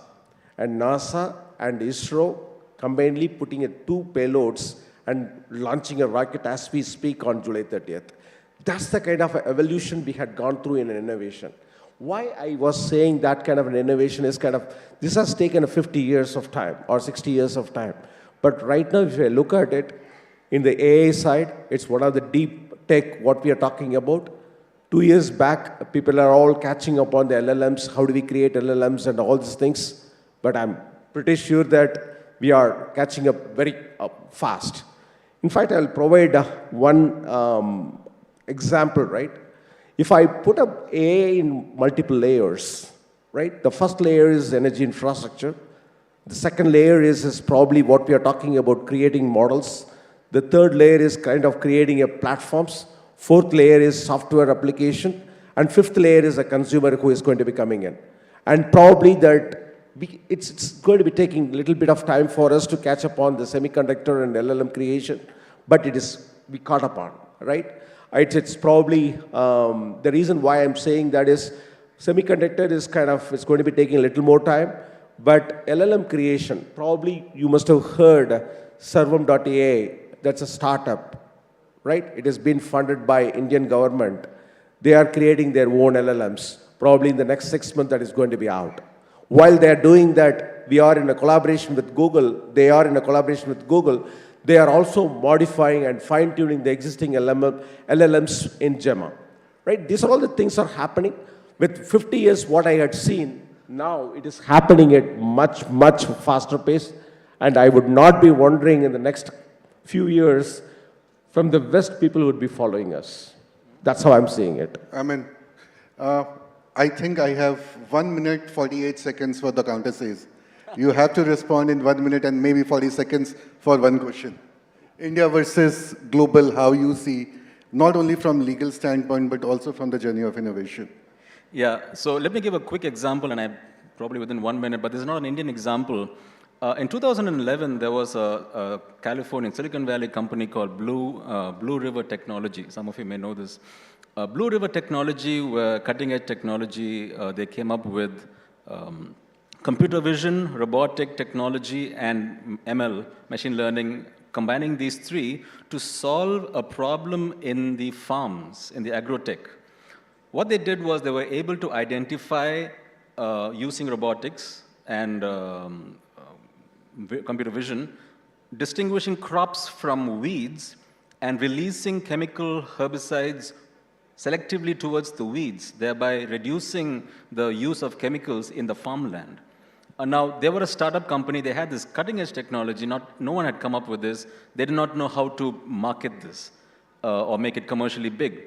John Deere, a 180-year-old company who always was innovating or acquiring technologies, they stumbled upon Blue River and they kind of experimented with that. And they said, okay, after iterative discussions, they said, we're going to buy the technology, and they did for $305 million.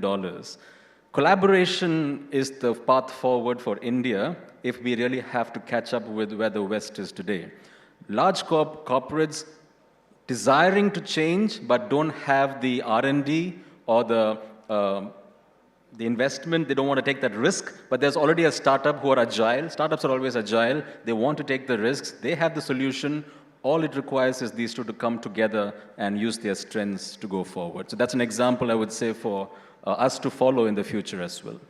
Sure, thank you. But by the way, you have exceeded 1 minute, that I can tell you. That's perfectly fine.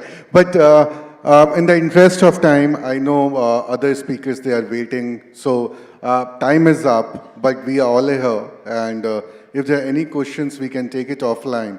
And you can reach out to any one of us. And my request is, if you need any help from NASSCOM, you can reach out to us. We can help you, whether it's the process, whether it's a journey, whether it's VC Connect, anything. I'm confident I will be able to help you out, and my team is here. Thank you very much.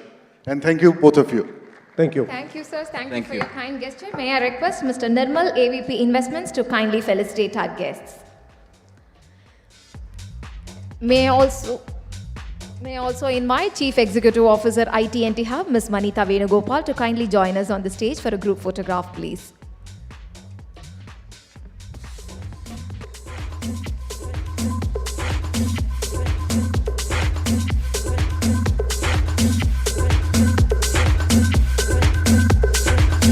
Ladies and gentlemen, here we have the Chief Executive Officer of IT&T Hub, along with our moderator and panelists.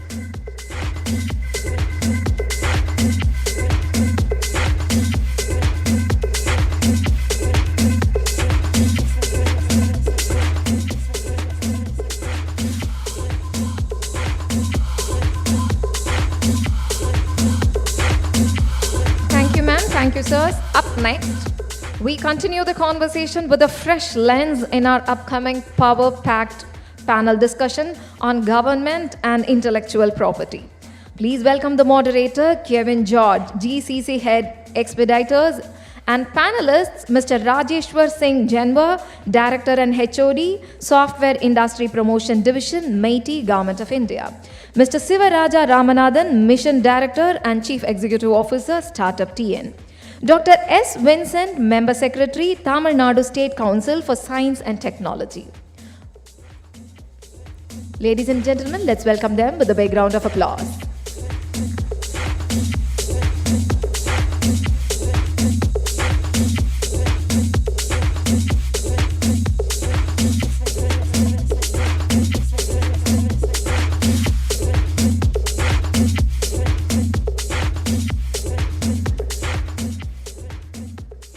Right, finally we are here. Still the hall is not empty. Thank God. Thank you guys for keeping us motivated. There you go. I have a fan there. Okay. From the morning, how many of you counted the word IP till now? Make a guess. How many times the word IP has been mentioned? 200? Few hundred, okay. Not 1,000? Any other guess? Infinity. It was 3,999. We're going to call one more time and make it 4,000. Yeah. Yeah. Again, fantastic panel I have. Pretty mix of people, right? Government of India, state government representation, as well as academia and state government representation, right? And they have variety of experiences on this field. IP creation, IP facilitation, and also driving a lot of startup innovation around that, right? So, and thanks for the anchor. No, she actually helped me to save a few minutes of the introduction. Thank you very much. And before I start, I want to give a huge round of applause to the ITNT and the team. And I've been helping them as a steering committee member. I want to tell you that this is kind of the second best event after the Imagine, one of the Tamil Nadu government's event. This is the second best event, Vanitha. Kudos to you and your team. Huge congratulations. I'll start with you, Rajeshwar. You've been in the frontal phase of the country in the innovation while driving through the METI. Can you share some thoughts about what is METI is into, particularly on the software innovation and the IP creation for the country? So, MITI has been, first, we have to, like, as panelists have been, distinguished panelists have been talking about, IP, before IP, there has to be an innovation, and that we are protecting through IP. So, MITI have been promoting innovations, and there are multiple programs which we have been doing from early 2000, which promote and even support international patents, domestic patents, but it's a whole ecosystem, and there is a journey. So first, there has to be innovation, so technological support to those projects where innovation is happening, and then there is an awareness, and then there is a techno-legal part comes in play where patent has to be filed and then have to be protected. So we have a lot of program. Earlier program in this country was CPIT, which started in early 2000. It is support for international patent, where 50% of the patent fee have been supported across all the stages and all the fronts. And then we have a lot of awareness programs where we support academia and different R&D institutions where they can hold workshops where students are aware about their rights and innovation. And IT&T is doing a good job. It is our partner, and that's why we're here. Thank you. If I can nudge you there, Rajeshwar, you talked about some of the collaborative stuff being done from the MIT. And you also spoke about one example when we were chit-chatting, right? Can you share that example about how the company went ahead of doing it? So there is a one startup whose revenue is 20 crore plus, and they do not have any patent. They applied for income tax exemptions, which DPIT provided. So I was just guiding them that I just went through their innovation and found that they are very innovative, even without realizing that they are very innovative. They are thinking that they are into services, and they have filed for the patent, and it was like their first hearing have been done, and most likely they are going to get it granted, and then under 80 IAC of Income Tax Act, they will get income tax exemptions also. Yeah. I think fabulous to know the story, right? I think that gives me a good segue to the man who created the startup ecosystem for the state, my good friend Shivaraja, from 2000 to 12,000 today. I think huge round of applause, because when he took over the mission director, it was 2,000, now it is closer to 12,000. And clearly he talked about, right, in a company, they are closer to 20 crore of transactions, but they started their IP creation at the fag end of their journey. They didn't do it in the start of the journey, right? And we also heard a lot of panels talking about the IP literacy is in a very important aspect for the startups, So Sivaraja, from your perspective of leading the state's startup ecosystem, how are we empowering the startups, particularly in the space of the IP literacy? And also you can talk about how are we supporting as a process and approach in terms of the IP creation? Yeah, so thank you, Kevin.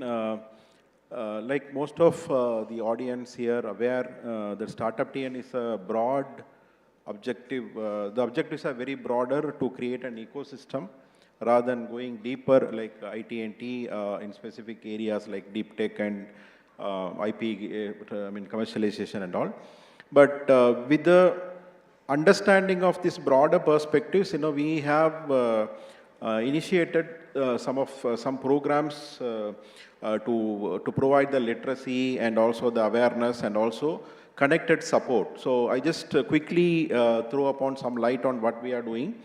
So one is that, we have onboarded, we have a concept called Smart Card, where the Smart Card will have number of partners.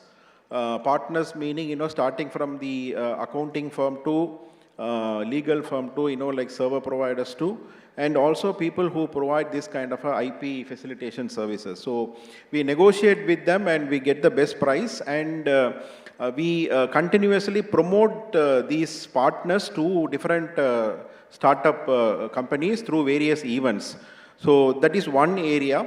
Then if a startup company wants to personalized service, then these companies are connected for a very, very lower cost, and some companies are also providing at no cost, meaning for example, if they are supporting 10 startups, 1 or 2 startups they are providing no cost as they are, like CSR or something like that. This one thing, and we've got reasonable number of interactions in the past 1 year. The second thing is we have a Mentor TN portal. There also we have some of the mentors who are experts in IP facilitation and the legal aspects. So they also conduct regular programs. We very often, we run cohorts mainly with the objective of IP creation. We run several programs with with different topics. This IP creation and facilitation and allied information is one thing. This is also, I think in the last year, last single year, 2024-25 itself, we've conducted somewhere around 30 plus sessions around this concept. The third is we have our own, recently last budget announcement, there was a budget announcement. Startup TN will launch a technology transfer facility because, we also wanted to help all the incubation centers across the state. So what we are doing is, we are, there are number of IPs or commercially viable, commercially potential researchers are there in the institutions. So we will announce the potential entrepreneurs who may not have an IP, but they may have an entrepreneurial interest. So we will take them to different institutions and expose the available IPs. And if they want to transfer or get the transfer of IP or the license fee, whatever the fee that they negotiate, we will provide, the government of Tamil Nadu through Startup TN, we will provide 50% of the cost of the technology transfer up to the ceiling of 5 lakhs. So this is also one scheme that we've recently launched. So these are some of the awareness implementation aspects that we are currently working on. Absolutely. I think very good to know, and a lot of information coming in, kind of the subsidies and approaches and the plan the Startup TN is actually embarked in. I will come to you shortly with a few more questions, Shivaraja. And Dr. Vincent, I think you've been the epitome of academia and in the policy making. And as part of your current role, and also in the previous role, you have created a lot of IPR cells in the universities and academia. Can you share some of your experiences of how you went about creation of those IPR cells and how those cells are evolving today and how that is accelerating and facilitating the IP creation for the ecosystem? Yeah. Thank you. In fact, I am today happy because in the year 2010, we initiated IPR cell in the state, 5 major universities.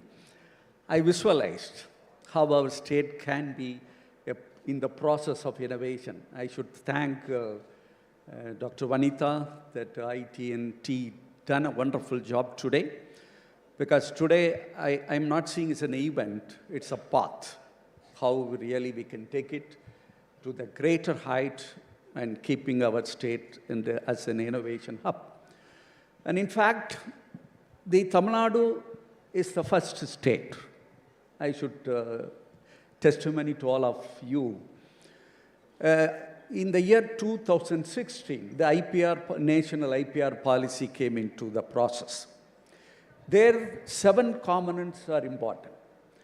That is... Sorry, Dr. Windsor, no, I'm not sure if anyone knows what is IPR. If you can also tell what is IPR, then expand it further. Yeah. So intellectual property rights, that's what we call as IP Conclave. So the IPR process initiated in the year in our state, 2008, in fact.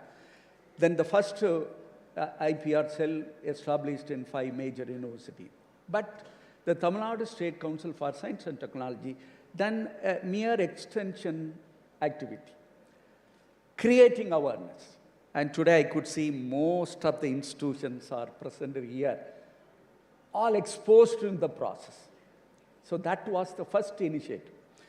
Today I am seeing that because of this greatness and effort, and our Tamil Nadu standing number 1 in the whole country, registering 5,000 the patent the whole country. So we are number 1 because of the process which he initiated. It's a very great integrated process done into that. Second, whenever a person like me or Dr. Vanitha attends some program in Government of India, invariably they acknowledge our state. One is our state publishing more research articles. Then we are also top in the whole country geographical indications. And the copyrights. If you could say that most of the innovative activity which you initiated on the basis of the national policy of IPR. So even I am telling you, and in this forum, I think ITNT and Tamil Nadu State Council for Science and Technology should jointly frame the IPR policy for our state. Because the IPR policy for specifically to state is asked to do it. In fact, Tamil Nadu State Council for Science and Technology initiated the process. But we are ready to join because I have the confidence to interact and collaborate to venture. Matter of 6 months, this policy can be ready and which we can submit to even Minister of IT, though we are higher education. Yes. But we will jointly do it. And if we could make it, and I tell you, matter of few years, our state become a manufacturing hub in the whole country. Yeah, that's a good takeaway and a segue, right? Creating an IPR policy. So one other, along with you, on the deep tech policy that you're working on. And also, I think you talked about the manufacturing, right? I proudly say that I think 39,000 manufacturing facility in the country. I think the country, state stands the second largest manufacturing prowess in the country. So pretty much, we are proud in the manufacturing space as well. So I just want to again connect with you, Mr. Rajeshwar, because you are now working in the government of India, but prior to that, you had experience in working, hands-on experience in working in some of those top global companies. I think Samsung and Cisco, you worked there, and you worked in that patent creation process. That environment is maybe slightly different, I do not know. Can you share some experience about how the environment, conduciveness from the private institutions, and how that can be transcend into the public institutions? Yeah, so that environment is, I think panelists before were talking about Google, that Google was doing it, and many people might not know, but even Android was not owned by Google before, but it was in community effort, and Samsung was also part of it. So there was a culture there, even today also it's in Samsung, that 20% of your performance appraisal is based on how many patents you have filed. And in Cisco also there was a lot of awareness. But surprising fact here is that even though we are filing a lot of patents, only 3% of our patents gets into commercial value. And that is where what Dr. Vanitha is doing is more appreciable, because she is linking it to the deep tech. Deep tech is a very long journey, and that is where protecting it is more important. In Cisco, what environment we had, that we had our full grown platform. You file an idea there itself, and it will tell the commercial value. Even though idea can be a novel, then you will get a decline award that your idea is novel, we recognize it, but we don't want to take it further because the commercial value is involved around, if you are filing an international patent, the cost will be around more than 15 lakhs, 20 lakhs. I don't know what is the figures right now, but it will be in that range. And if your idea is genuine, then so basically they have linked the commercial value from day of commercialization. And after that, there was a lot of awareness. So even engineers from day one, I remember that some boy from Kerala, there was a Samsung mobile called Samsung Hero. Only feature of it was that if get stolen, it will send an SMS to your previous registered number. If somebody who has stolen put his SIM, it will tell that this person is using this number. It was this patent of Samsung Hero Mobile was filed by a freshers from a Kerala college. I don't remember the college name. And Samsung just released a whole product out of it. So the point is that anyone can innovate, provided that culture have been ingrained in your institution, college, company. Absolutely, I think well said, right? Innovation is a culture that need to be institutionalized right from the academia and everywhere. Sivaraja, I think you've seen the success of a lot of IP formulation, creation, and everything. Can you share one story from the state where you have seen the IP creation turn out to be a commercialization and a good success for that startup? Yeah, there are many, even in our regular TANSEED grants or even our TNACST startup fund, we've invested in a couple of companies which they already have some IPs. But maybe I can share a very brief story which is very different. Not as a big success, but kind of a connection, the topic of the day. Say, for example, one startup was interested in doing some agri-tech product, and he had an idea of devising a machine which can do the entire process of millet harvesting or pulses harvesting, maybe end-to-end harvesting, and it should be portable also. So he has to take the machine to a field, and he should do from the beginning of the milling process to packaging. It should be done by one machine. But he had the idea, and he was doing some prototype and all. He was spending a lot of money, but he couldn't come out with a clear, like concept or a proof of concept. Then coincidentally, like he was connected the Tanjavur NIFTEM. That is a Government of India agency where they have more than 70 plus commercially viable, commercially potential patents.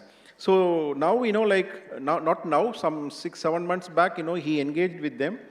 So the technology, he got the royalty or some through some terms, and we invested in that company. Now, like using their framework or that technology model, now he has come out with the machine, and it is working well now. So this is something we invested, we identified the entrepreneur who has the flair for doing something, but struggling with the technology, and found that, an institution is having a proven technology. We connected that, and he implemented, and now he is ready with the product, yeah. And he sold one also. Yeah, fabulous story, right? I think a round of applause, because something is getting created, getting the IP done and commercializing it, and coming from the state is a fantastic example. Dr. Vincent, again, just going back in your academy excellence, right? Now, how can we tie this gap from an academia vis-a-vis with the industrial IP context? Your thoughts on that? In fact, I have a great plus point, being an academician as well as the administrator in the state. As an academician, I know the value of the researcher. Today, I could see most of the researchers seated here. Somewhere they used to visit to the council, number one. As an academician in Loyola College, where we have made the Loyola College is a center of excellence in research. So this two dimension helped to synergy very much here. So in this context, I should also share a very great success story, I tell you. The innovation, and especially the patent or IPR filing, how really helps in our state. I tell you, filing patent, which really bring all higher education institution into innovation circle. And in fact, the previous panel, people were wondering the filing the patent, what it is. But I feel filing patent helps to bring our academic into an innovation circle. That is one. Here, and I am seeing it reduced the gap between rural and urban institutions. And I am visibly seeing, because I almost visit all the university and colleges, and I am visibly seeing the quality in the rural as well as in the urban. One example, if I could share, down south, especially the Keelakare Ramanath, and yesterday, in fact, we had an IPR coordinator review meeting in our council. There are 40 IPR cells in the university and colleges, where in one remote area, the people, our IPR cell filed very important product, semiconductor. I tell you, in India, only 3 semiconductor IPR patent filed. Only 3.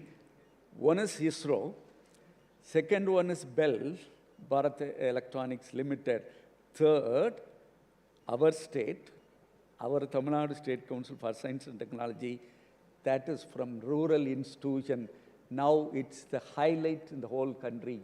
And a semiconductor patent is filed in the state, that too from Tamil Nadu. It's fantastic to know, absolutely. Top 3, one is coming from the state, yeah. As day goes, I'm telling you, because today you cannot miss semiconductor in almost all technology. Perfect, yeah. And this is going to be a breakthrough, and this is what one plus point, being an academician and administrator, you are beautifully synerged and bring out the best out of it. Perfect. I think that's a very good submission. As always, it's a pleasure talking to all 3 of you. And I hope, last 20 minutes you were able to transcend some knowledge and inputs and the insights from this panel. We do not have time for a question. Pretty much time's up and she's there already. So just respecting the time. Again, once again, thank you for all. And again, thank you IT&T for organizing such a fantastic event. Thank you very much. What a fantastic session. May I request the Chief Executive Officer IT&T Hub, Ms. Vanitha Venugopal, to kindly felicitate the moderator and the panelists.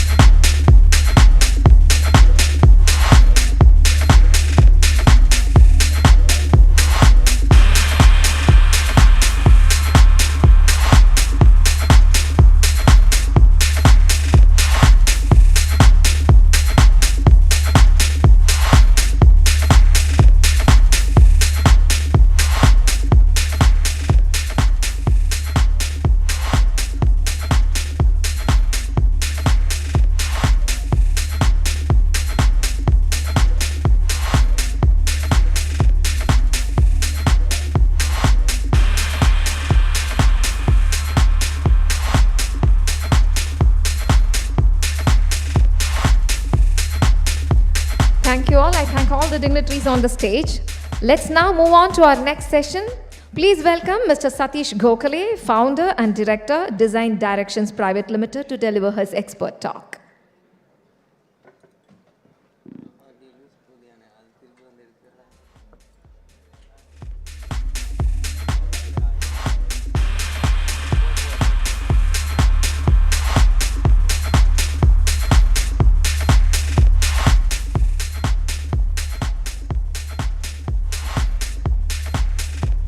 Good evening. So I have one person to thank, that's Dr. Vanitha. Everyone has been saying IT&T. For me, when I read it first, the mail which came from her, I thought it was iTNT. So she has actually created a very explosive organization in a good way. Okay. For the interest of time, so what we do is, everyone has talked of IP, but IP of what? So IP of designs, IP of processes. So I'm taking you through a journey of what we actually create. So what is good design? Design is so important. Whatever you touch and feel somebody has actually put his mind and soul in it and designed the product. So I believe that good design is an intersection of form, function, engineering, aesthetics, and the most important part is business viability. You create a product and it sells at 10x, nobody's going to buy it. So I don't believe in the label which says designer products. I don't know. Some 2 weeks back, you must have read Prada and Kolhapuri chappals. So, that's where business viability comes in. So why design is important? When different manufacturers are competing with identical products, classic cases, automobiles, classic cases, mobile phones, everyone's features are almost the same. But who makes a sell is a product which actually touches your soul. You should feel like buying it, that it should create a want or a desire. The difference between design in the West and India? In India, we design to solve a problem. We identify and solve a problem, whereas in the West, you create products and create a problem. So we believe that design has to make sense on two levels. First is the emotional level of appealing directly to the customer's instincts and aspirations. And the second, the technical level of designing new products which can be manufactured and marketed successfully with a strong IP. Today, I can proudly say we hold about 53 patents and about 200 plus design registrations along with my clients. And that definitely pays off. So what we do is in our organization, we design products, graphics, interfaces, and the most important part is perceptions. Everyone talks of win-win situation, but for us, we have 3 wins. And who are the 3 stakeholders? It's our clients, end user, and society at large. So whatever we try and do, we see that, all 3 stakeholders benefit.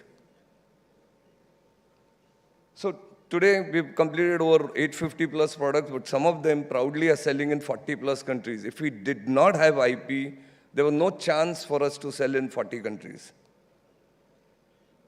So I'll take you some case studies. So,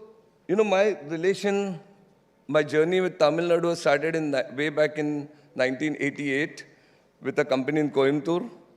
And ever since then, we still have that, client even working with us today. So this is a project which we did with Christian Medical College in Vellore, right here, near Chennai. And believe me, this product actually received the President's Award for successful commercialization of indigenous technology. So this is very, very important. That how do you, see, design in India is actually frugal. A lot of times you question, why does a product cost so much? Can it not cost less?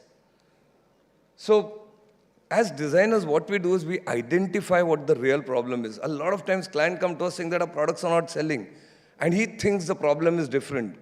Whereas as designers, we are taught to identify a problem. Once the problem is identified, the solutions are there.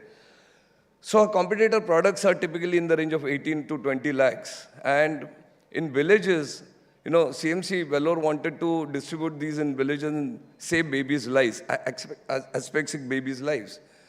So the only way to treat patients is to reduce the temperature from 37 to 33 degrees for 72 hours. For that, you require electricity. We created a product which does not require electricity. We traveled across Tamil Nadu and realized that every village has an ice cream wala, kulfi wala, what we call, selling ice cream or kulfi in the village. So there's an ice factory in 12-kilometer radius. So we created a product using phase change materials. Today, the product costs less than 2 lakhs, and it's sold to about 15 plus countries from India today. And till date, I think we've saved about 20,000 babies who were otherwise going to die. So this just got even approved by the WHO, and now the emergency services in US is actually studying a product to see whether they can use it in the US. Sorry. So I believe that design has to be disruptive. Otherwise, as a policy, as a company policy, we do not work on Me Too products. We always study the IP to understand what not to do. The idea is not to copy, the idea is to do something better. So I always believe that you don't have to reinvent the wheel. I think somebody in the earlier panel also mentioned, you don't have to reinvent the wheel. We've used actually 6th standard physics to solve major problems, and you'll be surprised. I'll showcase 1 or 2 of them. So this is a project which is the world's first handheld breast scanner. Women don't go and get mammography done. Unfortunately, a lot of women get diagnosed in the 3rd stage or 2nd stage for breast cancer. And the chances of survival is less than 40% then. It's in the 3rd stage, survival chances are less than 15%. Here, this is more of preventive. So basically, we're looking at mass screenings. So mass screening, the cost is going to be very, very critical. So today, mammography costs 2,500-3,000 rupees. Our product actually, each test, with a handsome profit, is less than 500 rupees. But it takes 4 minutes for a woman. And the beauty of this product is, it's painless and radiation-free, unlike mammography. We have trained over 18,000 ASHA workers who go to villages and do mass camps. You get instant point of results. So basically, a lot of AI and ML has been used here, saying that a particular village in Rajasthan, why the cases of breast cancer are on the rise. Is it to do with oil, food, habits, or something like that? So there's a lot of back-end work happening. Affordable, as I said, this is the older version. I can't share because of IP. A new version we are launching in the next 3 months. But a woman is going to own that product, and you pay as you use. It's called Selfie. It is literally as big as a table tennis ball. So our interest is to find a stiff lesion and nothing else. The minute you find a stiff lesion, so we did a camp in Goa recently, 100,000 women. We found 211 women malignant. And that's a huge number. So obviously then oncology and everything will follow. So this again is AI and ML, but we did this 10 years back. So AI was just picking up then, ML was just picking up then. But this is the world's first Ayurvedic AI and ML product. So I'm sure you all know Nadi Pariksha, the Kapha Pitta Vata. So this project for us was purely based on observation. So when we went to about 100 whites, they used to find the pulse. And the minute you used to find the pulse, they used to say, bend your hand. So the minute you bend your hand, you can try it later on. The minute you bend your hand, the pulse amplifies. That was the trigger for our design. So our design is actually 3 beautiful sensors which are for Kapha, Pitta and Vata. And they're very, very accurate. Today, we've done blind trials with Vaid doing it versus the instrument doing it, and we've got some amazing results. This was tweaked, rather spoken by Honorable Prime Minister Modi ji in the Mann Ki Baat for about 30 minutes, and this is now part of Ayush Ministry. This is now made compulsory in each and every Ayurvedic college or course by the ministry last year. But the observation actually helped us to design, so the hand of the patient is now stable. It's bent like this. Okay. A lot of time, as designers, you face real-life problems. My sister-in-law was detected with ALS. You know Stephen Hawking, right? So ALS it's an autoimmune disease. So her fingers started clawing in, and motor neuron disease. So we created a product even for senior citizens, a lot of handshakes. We created a product whereby, so now imagine you eating rasam rice or sambar rice or idli sambar. You require a proper plate, otherwise plus 2 hands are required or 2 spoons are required to eat it properly. We've created, unfortunately this trigger doesn't have a laser, but can you see a lip? So we've created a product whereby as you drag the spoon, the food particles, the sambar rice falls on your spoon, it creates a beautiful trajectory to eat. Believe me, I can't eat normal rice in normal plates now. I use only these. But it's good for people with Parkinson's, paralysis. The smile on the face when they're eating is very important. I have a short video as well.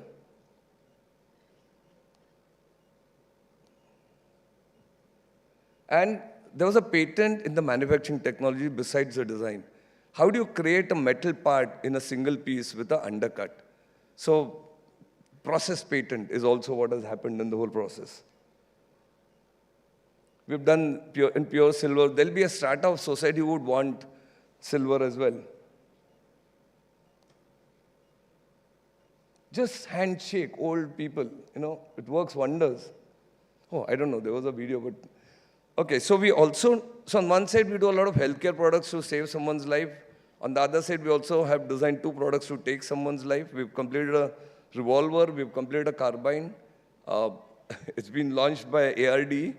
It will compete with AK-47. And it's a proud moment for India because this is the first real good carbine in India.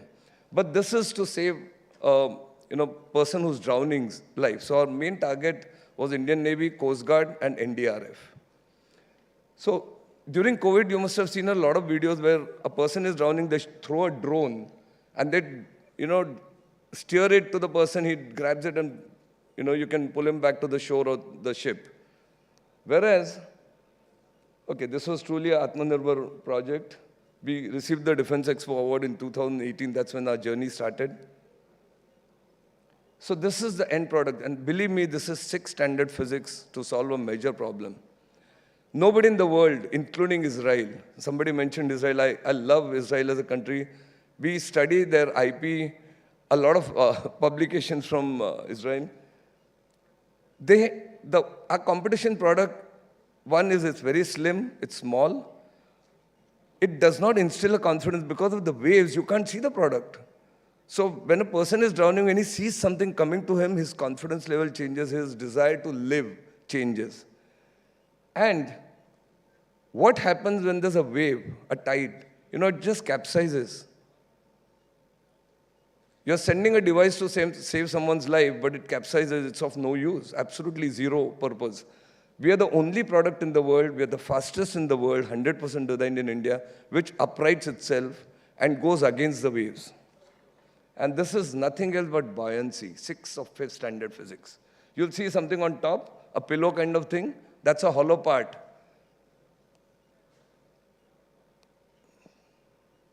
Then for NDRF, we've created, how do you transport medicines, food, clothing during flood situations? So that's what we've created now. We've also created a product for surveillance, so NDRF and Coast Guard also uses this. The joke is, camouflage means shades of greens. I mean, damn it, this gets seen in the water. So now the second prototype, they painted with blue.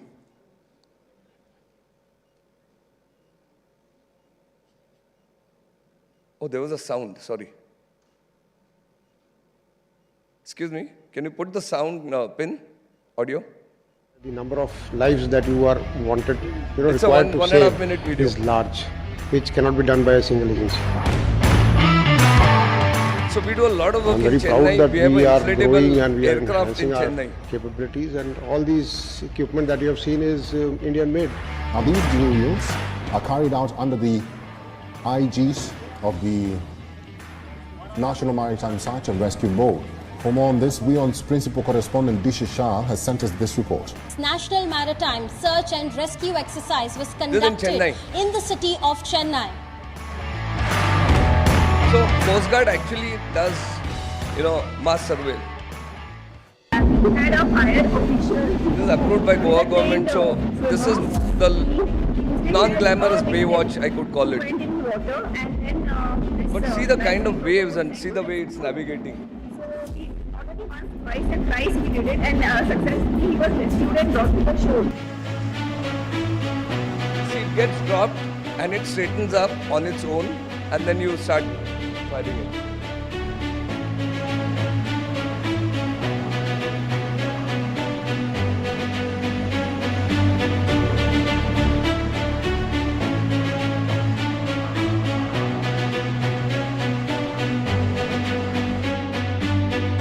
The heart was here. How do you use 6 standard physics? Buoyancy. This took us 1 year, believe me. Lots of mold, lots of tweaking. So we also do surveillance using sonar to detect bombs. Or I can also deploy a bomb next to enemy ship and run away fast. That's kamikaze. We just got hold of a lady saying that, can you try using it? It took 5 minutes for her to learn.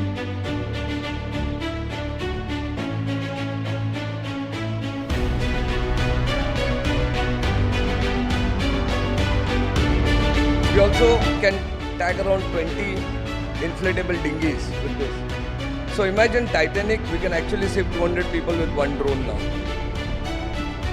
This will release a bomb and push off next to an enemy craft. So we've achieved 14 knots per minute now. See, the waves are coming, but it's still straightening up on its own. This is a nasty one. All our competitor products just are of no use. So I think we have about 300 installations in Indian Navy, 250 plus with Coast Guard. Just getting over.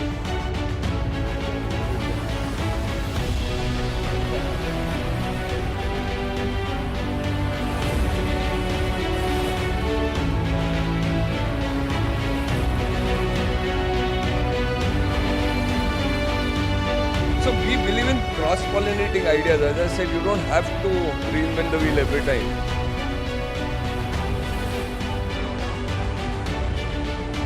And here speed is in essence because the golden time is 3 minutes between the person who's alive and drowned.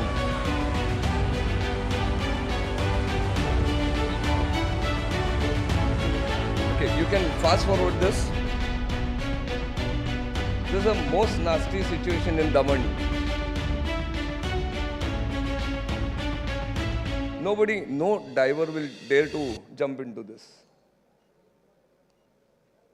Yeah, so this was a real frugal project, Tata.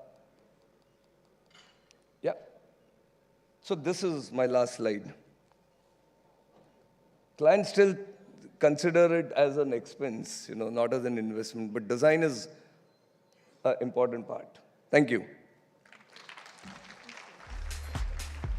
Thank you, sir. That was so insightful. May I request the Chief Executive Officer, IT&T Hub, Ms. Vanitha Venugopal, to kindly felicitate Mr. Satish Gokhale, Founder and Director, Design Directions Private Limited.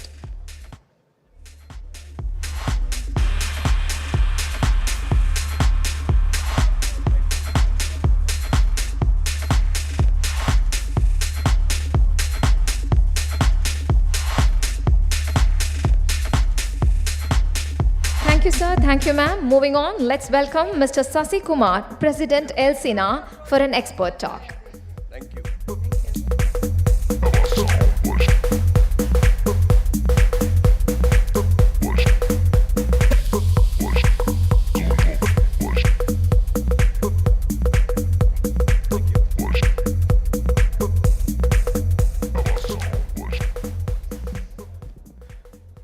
Very good evening, everyone. First of all, thank you for all those who have remained this evening. I think it's always, you can define whether it's a glass full, half full or half empty. I think I only consider this as half full. Thank you for being here again.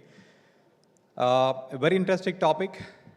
And I come from the industry. I come from the electronics industry. I'm talking from that perspective, whatever I say.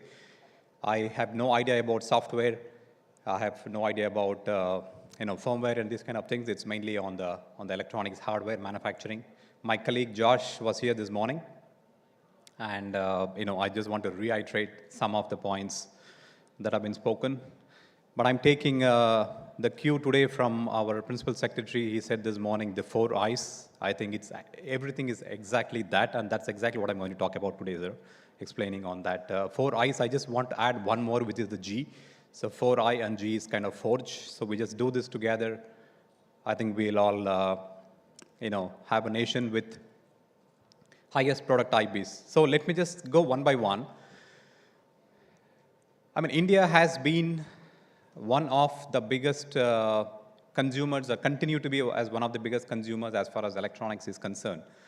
But then one data point, how much of that is really truly made in India? From being a nation of assemblers, I think we are just moving to one step up, which is the nation of manufacturers, be it component manufacturing. And then we are getting into a next stage called designers, where we will be. I think we don't do it, product designs, as much as we should be. So that's the third part. I think the fourth one where we really aspire to be is the area of invention, which is not just made in India, but I think moving towards invented in India. So that is where we should be moving towards. So if I just take the 4 I's, from my perspective or the manufacturing perspective, is definitely, first and foremost is the inventors themselves. As I said, in the electronics hardware space, there is only very few inventors in our country, which is a true fact as of today. But are we going to remain like this? Definitely no. I think Tamil Nadu as a state has been one of the great examples in terms of improvising or fueling the growth on design and technology. Certainly, we see a very great future going forward as far as design is concerned. And a couple of examples I want to take, because not just representing as the president of Elsina, I've been in the industry for 25 years now, and also as a second hat as the investor in startups. I very closely work with the Keiretsu Forum. We have our CEO, Mr. Gautam Sarvesh, also here. So we invest really in deep tech startups, especially on the hardware side as a major focus area. So I just want to take 2 case studies there. So one being a company called Muse Wearables, Consumex, where the product is truly designed in India, designed in Tamil Nadu, designed in Chennai, manufactured in Chennai, with almost 8 patents overall, and many more coming. So this is really a smart ring that has beaten even the best of the best in the world. So therefore, I think it is possible. And certainly when the focus is really on the design and IP and innovation, not just on the manufacturing front, but really deep focus on manufacturing, deep focus on design and innovation and IP, and creating IP so that the value resides here back in India. And the second example is another company also coming out from Tamil Nadu, rural side, or you can call it Tier 2, Tier 3, which is from Neyveli, a company called Fabheads. I think right now they've also been funded by Axel as the next round. Again, this company, manufactures, I think they're the only one of the 3 companies globally, who have the patents and who have the technology for manufacturing 3D printing of carbon fiber. So focusing really on defense and drones and many other applications. I think the clear focus there has been on creating IP. So which means somebody coming down from Neyveli, settling down in Chennai, designing here, and making sure that IP is the focus, and then creating patents over there. I think they have close to more than 20 plus patents and more in the making. So therefore, even in the hardware space, I think it's really possible that we can create patents and not just design patents, but also the utility patents, and then also moving ahead with that. So that is on the invented side. But then really coming to the institutions, I think institutions, from my view, we have been really creating great papers. I think we have been really creating excellent articles and students. But then how much of that really converge back or moving forward into real use cases, industrialization? It's only a fraction, I would say, comparing to many other countries. I just compare myself, on this scenario with US or with China or with Israel and comparing India. I think we have just touched the surface in terms of as far as IPs are concerned, whereas less than 100,000 is what we do. And China does more than 1.5 million patents, annually. So it's a big deal. But we have just started. I'm not saying that we haven't done anything. I think we have just started, which means there is also a great headwind there. But then there is also so much possibilities, especially in the area of electronics, high tech, semiconductors, being the central focus of everything that we talk. We have seen AI. We have heard the previous speakers talking about AI. Previous speakers talking about softwares and all of that. But I think all of them need hardware too. And there is so much that could be done in terms of design, development, IPs, patents. And institutions really should nurture all of these things. And as investors, I think the biggest gap, like even myself as an investor, I have to acknowledge this, that, we just do not understand or put enough effort on valuing really the patents and valuing IP. So I think this is all to investors to kind of make sure that we understand, but at the same time, it is also for the inventors to make sure that you communicate well where the value lies on your product or service. If it is really IP driven, I think it's high time that you make sure that, like IP is where the value is also. I was there in Coimbatore in one of the conferences recently, and I was told that banks do not consider IPs as one of the collaterals. They say that, like it's impossible. But then, like, how is NVIDIA making money today? And like, how are the other AI startups making money today? It's all really without any physical hardware so much. It's all on the IPs and know-hows. I think, we have to, as investors, we'll have to move toward just like physical collaterals to this mindful intellectual collaterals as well as a possibility. And last but not the least, as industry, industry, I can tell you literally from my own experience that we are not the best when it comes to innovation. We are really like a big elephant. We take a lot of time. We have our own aspects to consider before moving forward in terms of, innovation. But I think startups are really the future of this nation. There's no second thought to it. And, with startups, then comes the grown-ups, which is the industry to help you up, to scale, because startups know how to bring the idea to life. But then the grown-ups, which is the industry, can make sure that your ideas are brought into action and to market at scale.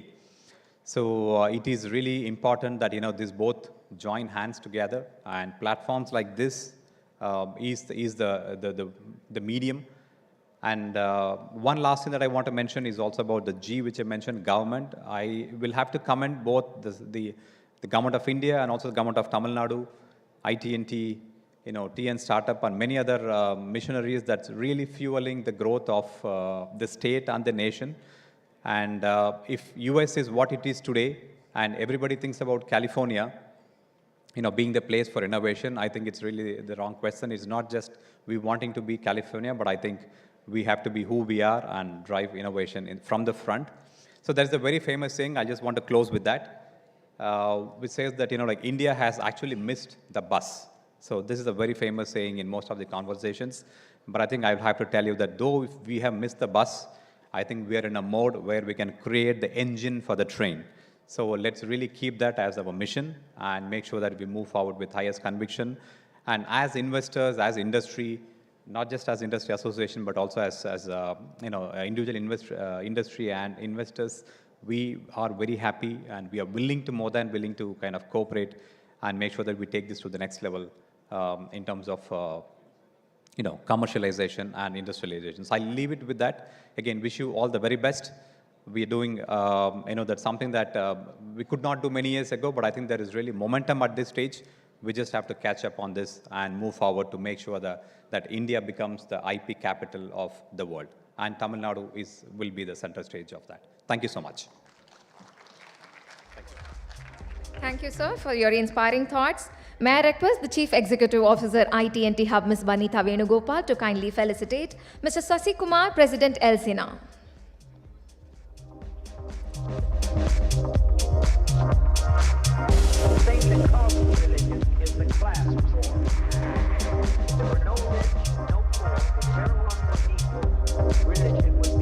Thank you, sir. Thank you, ma'am. Moving on, we have an inspiring founder talk from Mr. Ramesh Vinayakam, Chief Executive Officer, Music Temple Private Limited.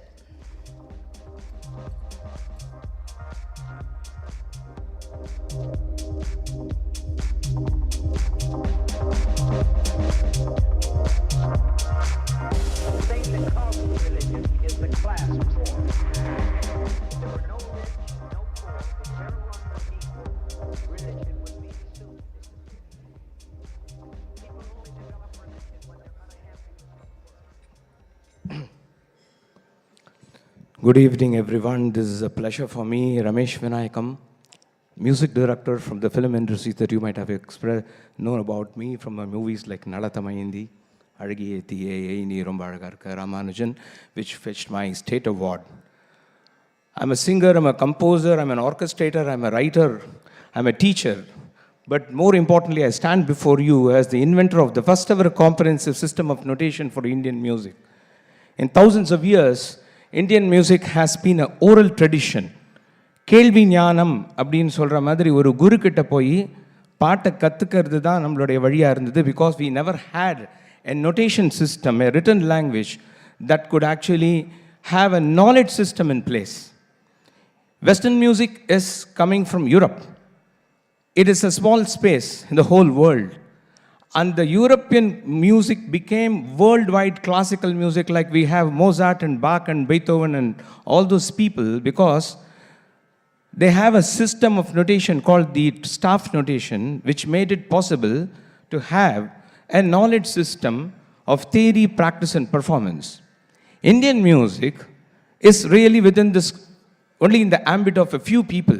சில பேருடைய கைகளில் குருகுலமாக காது செவி வழியாக வாய்மொழியாக கற்றுக்கொள்ளப்படுகின்ற இசை எழுத்து வடிவில்லாமல் தவித்து கொண்டிருந்த நேரத்தில் Gamaka box notation system, மாற்றிடுங்க நீங்கள், ஏன்னா I have to go very fast. I've been given 5 minutes for an invention which is the first of its kind in thousands of years. So, to transformation of Indian music education, this Gamaka box notation system, the முதல் எண்ணும் எழுத்தும் கண்ணனத்தகும் என்று சொல்வார்கள். அந்த எழுத்தை கண்டுபிடித்தவனால், it's the only patented notation system for Indian music in the whole world. The only patented notation system. So this is a 3-line box, a written form of the Gamakas. So what is a Gamaka? அதுதான் ராகங்களுடைய ஹிருதயம். அதாவது the very heart of Indian music is in the raga. அந்த ராகாவோட heart வந்து அதோட கமகங்களில். I'll just try to quickly explain to you. Western மியூசிக்கில் வந்து steps by step, next போயிடுங்க, அப்படி போயிட்டே இருங்க, அவ்வளோதான். ஸ்டெப் பை ஸ்டெப் போகிறது வெஸ்டர்ன் மியூசிக். பஸ் ஹாட் சா ரே கா மா பா தா நீ சா சா நீ தா பா மா க ரே சா, step step. But Indian music என்ன பண்ணுறது? How do you write this? How do you write this? So we never wrote this. We thought that this is not writable. ஏட்டு சுரக்காய் சமையலுக்கு உதவாது என்று சொல்வார்கள். அதை போல் எழுதினானா எப்படி இதை வந்து எழுத முடியும்னு சொல்லிட்டு பண்ணலை. 1902 there was one man called Subrahma Dixit who tried his hand. That is not use. So Ramesh Vinayakam has found out a notation system for a fantastic, highly evolved, sophisticated Indian music system of the finest frequencies. அதோடதுக்காக வந்து இந்த absence of proper script மேலே போயிடுங்க. Analysis கிடையாது, documentation கிடையாது, Chinese விஸ்பர்னு சொல்லக்கூடிய யார் வேணால் எதை வேணால் சொல்லலாம், எதுக்கு வந்து எந்த விதமான பாவம் இல்லாத ஒரு நிலைமையில் இருக்கிறது. So this is my notation system that can write all the songs of India, whether it is Carnatic music or Hindustani music or folk music or film music. Just as Western staff notation can write jazz music, rock music, or in Western classical music or music of Austria or Germany or எந்த நாட்டுகளில் என்னெல்லாம் வார்த்தை இருக்கோ அதே மாதிரி அந்த notation system வந்து அதை வந்து எக்ஸ்பிரஸ் பண்ண முடியும். So Gamaka box notation system is invented by Ramesh Vinayakam, and that is the only system in the whole world, the only patented system in the whole world. Please go up there, please go. So what is possible? I have made even foreigners who don't belong to our culture to play Indian music. This is in Berlin. You have this one guitarist playing, and I made the congenitally deaf to prove as a proof of concept. காதில் எந்த வார்த்தையும் என்றைக்கு கான்ஜெனிட்டலாக பிறந்ததிலிருந்து காது கேளாதவருடைய வந்து இசை வாசிக்க வைத்திருக்கிறதுனால இந்த Gamaka box notation system வந்து அது முழுமையடைந்த ஒரு பொருளாக இருக்கிறது என்பதை உங்களுக்கு வந்து தெரிவித்துக் கொள்வதற்காக செய்யப்பட்ட விஷயம். காது கேளாதோட நான் வந்து ஒர்க் பண்ணுறதுக்காக நான் சொல்லலை. உங்களுக்கு ஒவ்வொருத்தரும் நீங்கள் இசை வாசிக்கலாம், இசை கற்றுக்கொள்ளலாம். குரல் இருந்தால் பாடலாம், குரல் இல்லைனால் விரல் இருக்கும், அந்த விரலால் நீங்கள் வாசிக்கலாம். அதுக்கு ஒரு ப்ரூஃபாக பண்ணியிருக்கு. Please go please. So this is what it can come. It can bring a revolution in Indian music education. It brings every child, every school can have, just as you can learn science or maths or physics or chemistry or Tamil or whatever language that you wish to do, and it will become a globalization. It has got a huge potential of business because the doors of Indian music is closed even to its own people. But through Gamaka box notation system, it opens the doors for all the people of all classes, no matter which category of community you belong. That is where it comes from. And I have all the testimonials of the very best in the Carnatic and the Hindustani or whatever.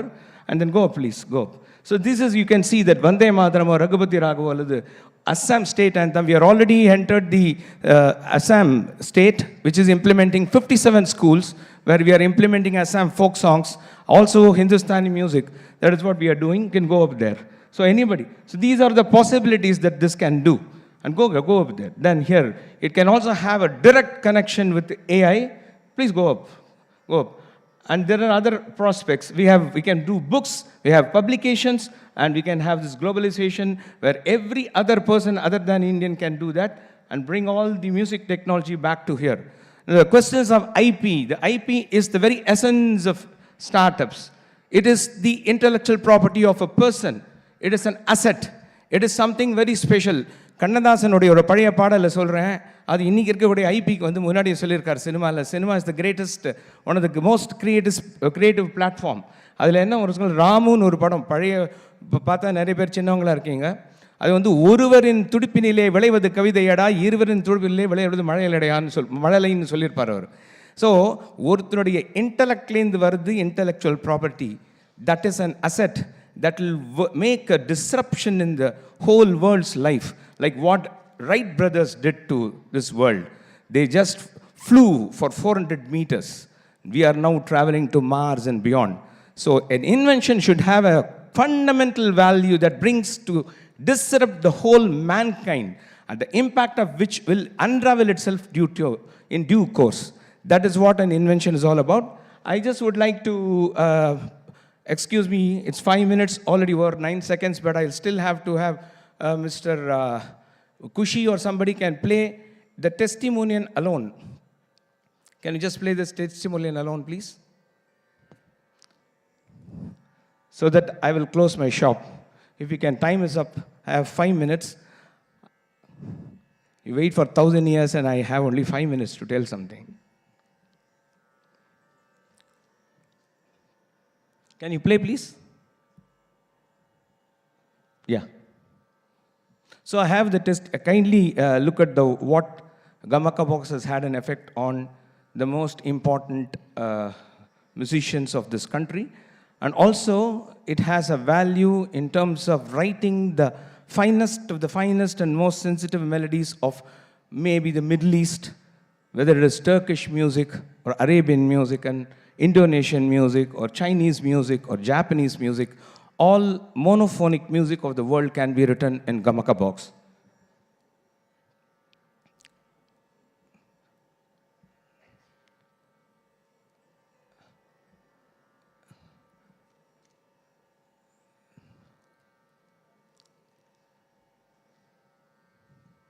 I have been incubated by the IIT of Madras.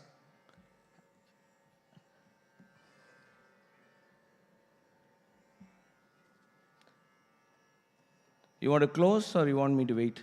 Whatever you say. You want to stop or what?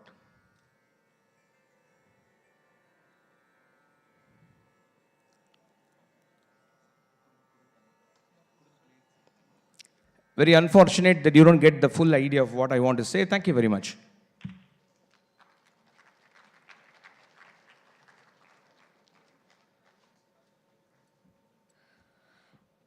Thank you, sir, for sharing your journey. May I request Mr. Nirmal, AVP Investments IT&T Hub, to kindly felicitate Mr. Ramesh Vinayakam, sir.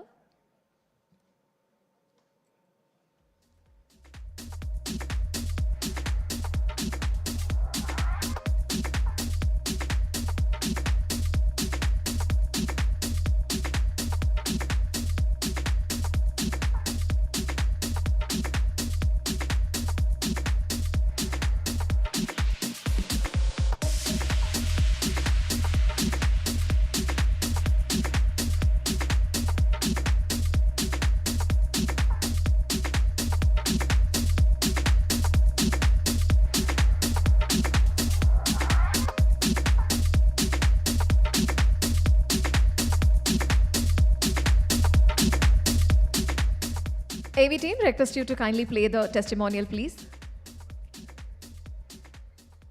Okay. Okay, we will try playing that after the next session, please. From one inspiring journey to another, let's welcome Mr. Srinath Ravichandran, co-founder and CEO Agnikul Cosmos, to share his inspiring story. After this.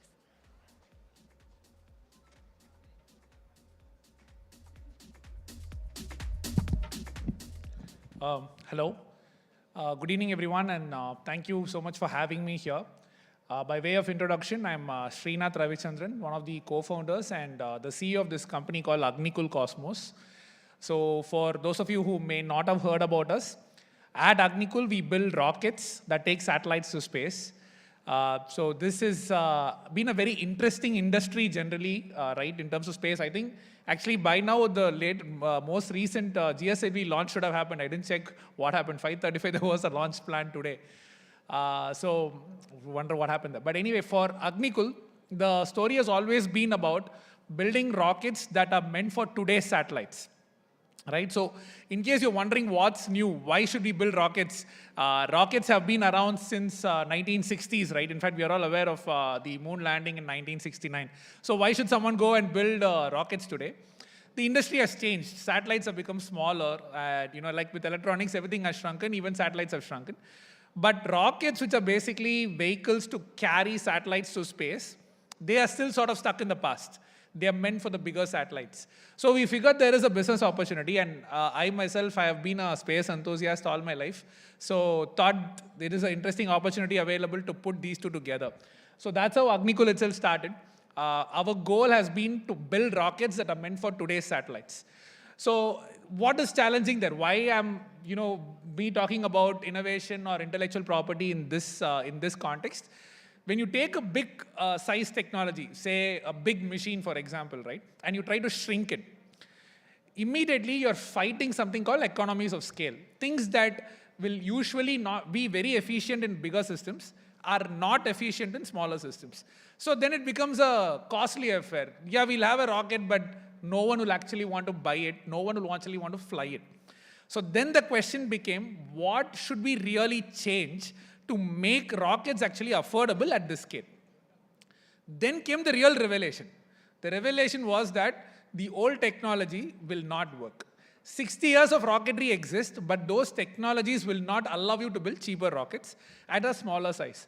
So then started a journey of, okay, what can we do to actually make meaningfully priced rockets? So that led us through an entire process of, rocket development, starting from engines that are 3D printed to looking at the entire rocket like an amalgamation of computers, right? Instead of thinking of a rocket as a bunch of engines and tanks that go to space, can we think of it as a computer that is trying to put itself in space?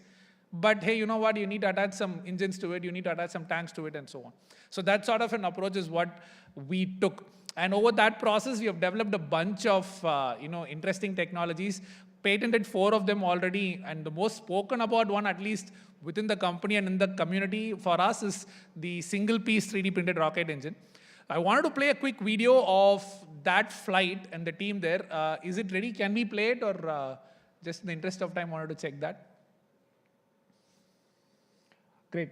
Luckily it works. Is the audio also coming? Yeah, it is there, I think. Let's see.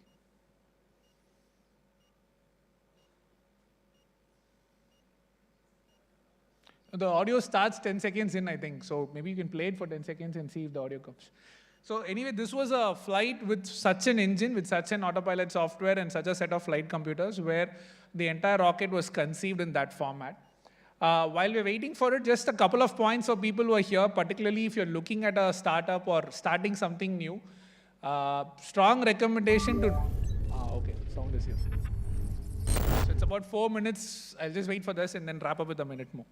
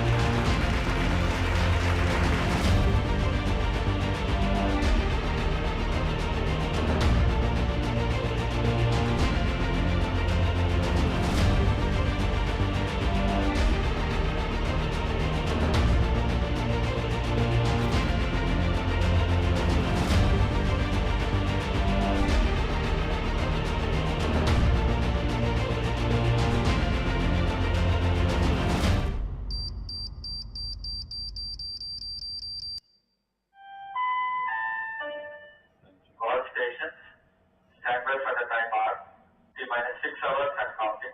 All stations to note, countdown commence for Agniban sorted machine with a scheduled lift-off time at 5:45 hours IST on 28th May. RSO confirms go for launch. PD authorizing for launch. Based on Agnikul vehicle readiness and range readiness, Test Director hereby authorizes the launch of Agniban Sorted 1001 mission. Confirming ALS initiated. 10, 9, 8, 7. MCC took control, confirming even 5 completed. 4. MCC took confirming engine pressure. 2, 1, 0. In ignition confirmed. Plus 5 seconds. Lift off confirmed. Plus 10 seconds. P3 track. Plus 15 seconds. P4 tracking. R2 tracking. Plus 20 seconds. Even tracking. Plus 25 seconds.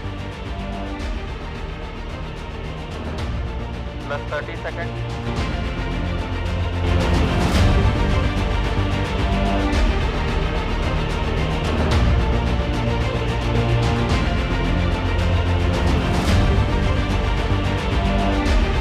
Over maneuver happened. Wind biasing is completed.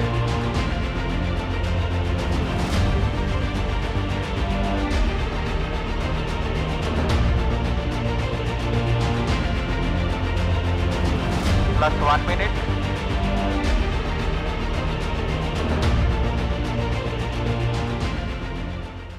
The launch of Agniban Sorted 01 mission from Agnikul is completed.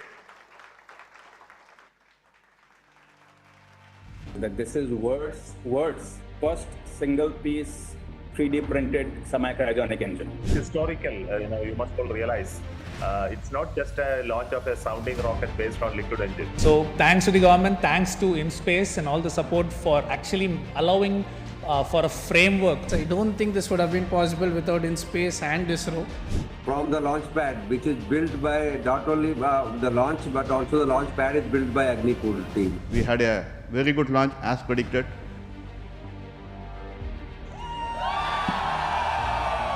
So that's the team behind the mission. Thank you. So just to conclude, one of the biggest lessons I have learned in this journey of building a new rocket from scratch is the usual story of, okay, we can build it in India, it's cheaper, doesn't work. For many interesting technologies, things will have to be figured out from ground up. So anyone who's attempting something new, I think they should really think about developing something original. Only then can you really have an advantage over the long run.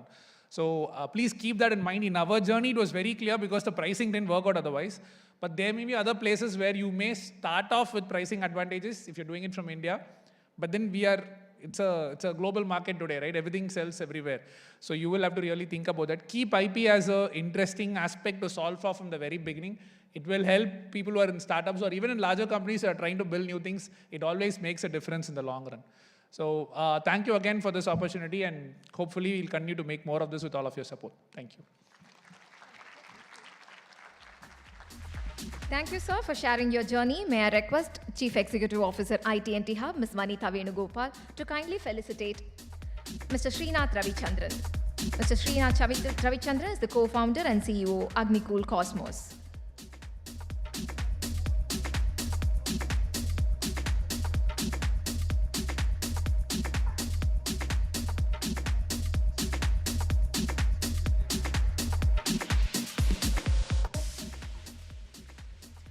We are now playing the testimonial of Mr. Ramesh Vinayakam, sir. The Gamaka box, it's really mind-boggling and baffling to even kind of comprehend what was presented. The successful is the Karanam, Amaroda Sangeeta Jnanam. This great musician, Ramesh Vinayakam, he is an amazing musician. இப்படி ஒரு முயற்சி இதுவரைக்கும் நடந்ததாக எனக்கு தெரியல.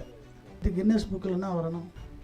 And I think this is like very theoretically one of the most basic, beautiful, natural way of learning this music. Innovation of the Gamaka box It is indeed a very, very nice tool for students. இனிமே ஒரு கமக்கத்தை வந்து நம்மளால உணர்த்த முடியாது அப்படின்ற விஷயமே கிடையாதுன்ற மாதிரி அவர் அதில் ஒரு ஆராய்ச்சி பண்ணி இசை ஆராய்ச்சியாளராக அவர் கண்டுபிடிச்சிருக்கிற ஒரு விஷயம் கமக்கா box. Gamaka box, invented by Ramesh Vinayakam. It's something unheard of, That's its uniqueness. Ordinary tones and absolute tones I have found only apparent geniuses in music industry. You are one of the few absolute geniuses. This is very, very scientific and very, very well approached towards music. Picture போட்டுட்டு அதை zoom பண்ணி போயிட்டே இருக்கு உள்ள இன்னும் வந்துட்டே இருக்கு அந்த மாதிரி இருக்குது. Great thing for musicians. Great thing. I believe that this will be the ECG of every raga, and this is taking us to a new dimension. He's one of the most complete musicians. He is going to do a speech to text conversion and text to speech conversion. This is a very beautiful system of music. I said this is history. This is making history, and this will create history.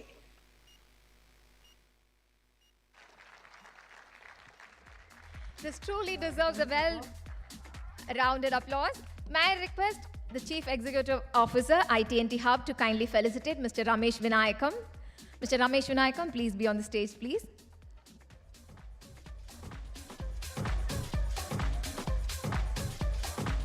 Ladies and gentlemen, he deserves a thunderous applause.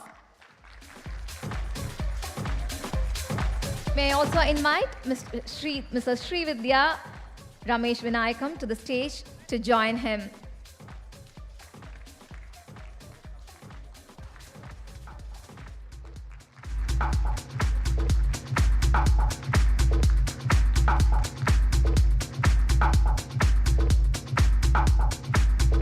On continuation of this such a happy note, may I invite Ms. Shweta, co-founder SpaceTech.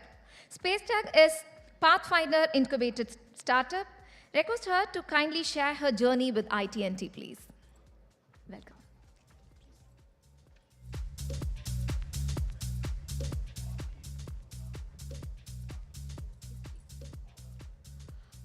Good evening to everyone. I am Shweta. I am incredibly proud to stand here today on behalf of Tamil Nadu startup community and as the co-founder and chief technology officer of SpaceTech, a proud recipient of IT&T Foundation Fund today. So SpaceTech la nanga 3 co-founders with different engineering backgrounds irukkom. So we came into a common roof with a common idea called as SpaceTech. எங்கள் journey வந்து நாங்கள் 2022 வந்து start பண்ணோம் with the vision of sustainable and collision free space. நாங்கள் SpaceTechல வந்து we are building a satellite with a robotic manipulator to remove space debris and make space safer and cleaner for future explorations. இப்போ யூஸ்வலாக வந்து நம்ம parents கிட்ட வந்து நம்ம பிஸ்னஸ் ஸ்டார்ட் பண்ணுறோம் அப்படின்னு சொன்னாலே போதும், அவங்க கொஞ்சம் பயப்படுவாங்க. அதுவும் நாங்கள் வந்து ஸ்பேஸில் ஒர்க் பண்ண போகிறோம், பிஸ்னஸ் ஸ்டார்ட் பண்ணுறோம் அப்படின்னும் போது அவங்களோட ரியாக்ஷன் வந்து ரொம்ப ஹார்டாக இருந்துச்சு. அவங்கள எல்லாத்தையும் ஒரு அளவுக்கு 50% கன்வின்ஸ் பண்ணி நாங்கள் எங்கள் பிஸ்னஸை ஸ்டார்ட் பண்ணி நாங்கள் அந்த எங்களோட இன்னோவேஷன் ஐடியா அப்புறமா டெக்னாலஜியை வெளியில் கொண்டு வரலாம் அப்படின்னு நாங்கள் கொண்டு வரும்போது காமனாக வந்து எல்லாருமே வந்து எங்களோட ஸ்பேஸில் ஒர்க் ஆகிற ரோபோட்டிக் மேனிப்புலேட்டரையும் ஒரு ஜேசிபியும் வந்து கம்பேர் பண்ணாங்க. ஸோ அந்த இது வந்து அதோட இதையும் நாங்கள் வந்து டேக்கிள் பண்ணி நாங்கள் ஒரு ஸ்டேஜில் இருக்கும் போது IT&T வந்து எங்களோட ஜேர்னியில் வந்து ஜாயின் பண்ணி எங்களை வந்து வெஸ்டர்ன் ஆஸ்திரேலியா கூப்பிட்டுட்டு போனாங்க. ஸோ அங்கே நாங்கள் வந்து குளோபல் மார்க்கெட் எப்படி இருக்குது, எங்களோட ஆப்பர்ச்சுனிட்டிஸ் எப்படி இருக்குது, இன்டர்நேஷ்னல் லீடர்ஸ் கூட எல்லாம் நாங்கள் வந்து இது பண்ணோம். ஸோ அதிலேருந்து கிடச்ச ஐடியாவை நாங்கள் வந்து இங்கே இம்ப்ளிமெண்ட் பண்ணோம். ஸோ எங்களோட ஐடியாவை இன்னொரு நெக்ஸ்ட் ஸ்டேஜுக்கு கொண்டு போகணும் அப்படின்னும் போது வந்து எங்களை யுமேஜினில் வந்து எங்களோட ஒரு ஃப்ரீ ஸ்டால் கொடுத்தாங்க. அங்கே நாங்கள் வந்து எங்களோட டெக்னாலஜியை டெமான்ஸ்ட்ரேட் பண்ணோம். வனிதா மேம் வந்து PTR sir personally she brought us to எங்கள் ஸ்டாலுக்கு கொண்டு வந்தப்போ எங்கள் team entire team was very happy, and we were so encouraged that we could speak to many people like researchers, academicians, students. எல்லாத்துக்கிட்டையும் நாங்கள் எங்கள் ஐடியாவை வந்து காமனாக ஒரு அவேர்னஸ் போல் கொண்டு போய் இது பண்ணோம். ஸோ நெக்ஸ்ட் வாஸ் லைக் அதை நெக்ஸ்ட் ஸ்டேஜ் நாங்கள் வந்து போயிங் பில்ட் 4.0ல் வந்து நாங்கள் ஃபினாலேக்குள்ளார என்டர் ஆனோம். ஐஐடி மெட்ராஸில் வந்து சமிட்டில் வந்து பூட் கேம்ப் கிளியர் பண்ணி ஃபர்ஸ்ட் ரன்னர் அப்பாக நாங்கள் வந்தோம்.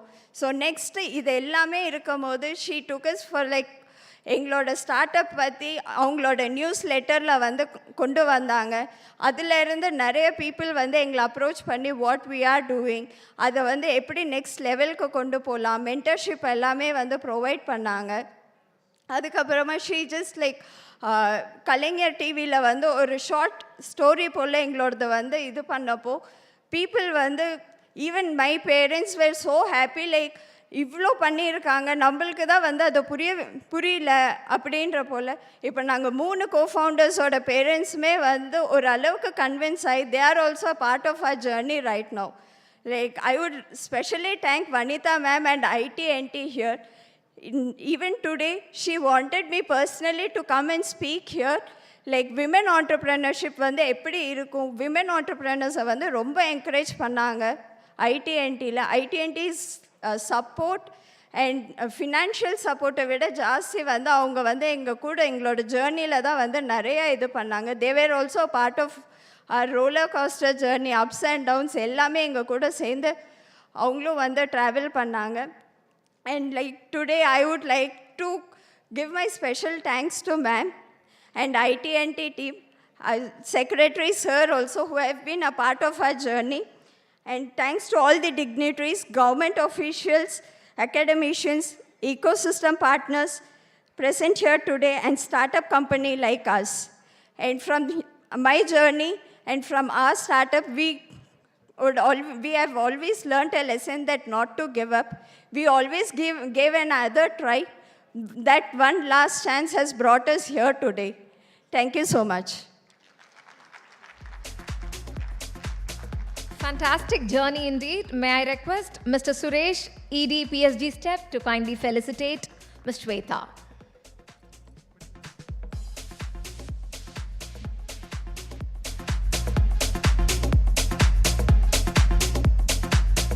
A big round of applause.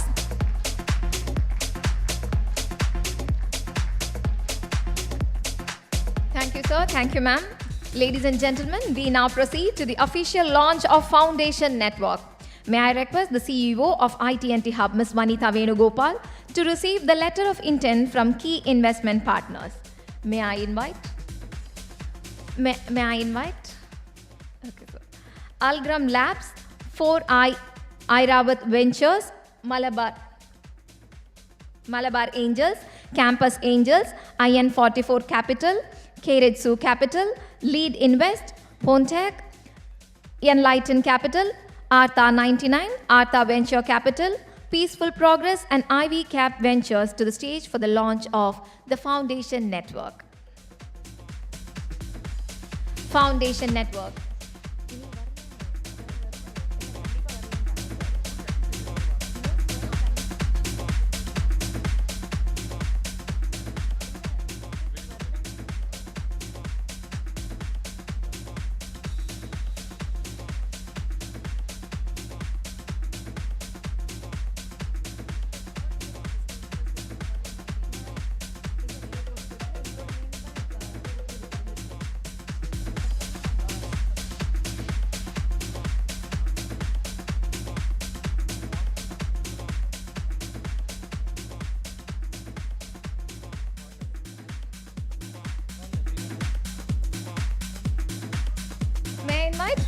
Algram Labs, 4i Airavat Ventures, Malabar Angels, Campus Angels, IN44 Capital, Keiretsu Capital, Lead Invest, Pontac, Enlighten Capital, Artha 99, Artha Venture Capital, Peaceful Progress, and EV Cap Ventures to the stage for the launch of the Foundation Network.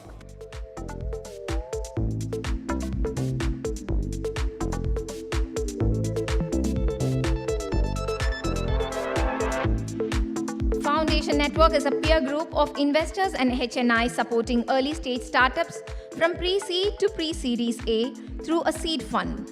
It brings together entrepreneurs, angel investors, VCs, philanthropic funders, and domain experts, fostering co-investment, shared risk, and quicker validation of ideas. The network offers capital, mentorship, and market access to startups. Thank you, sir. Thank you, ma'am. Thank you, sirs. May I now invite Ms. Vanitha Venugopal, Chief Executive Officer, IT&T Hub, to highlight the Innovate in Tamil Nadu IN2TN IP Conclave's key takeaways.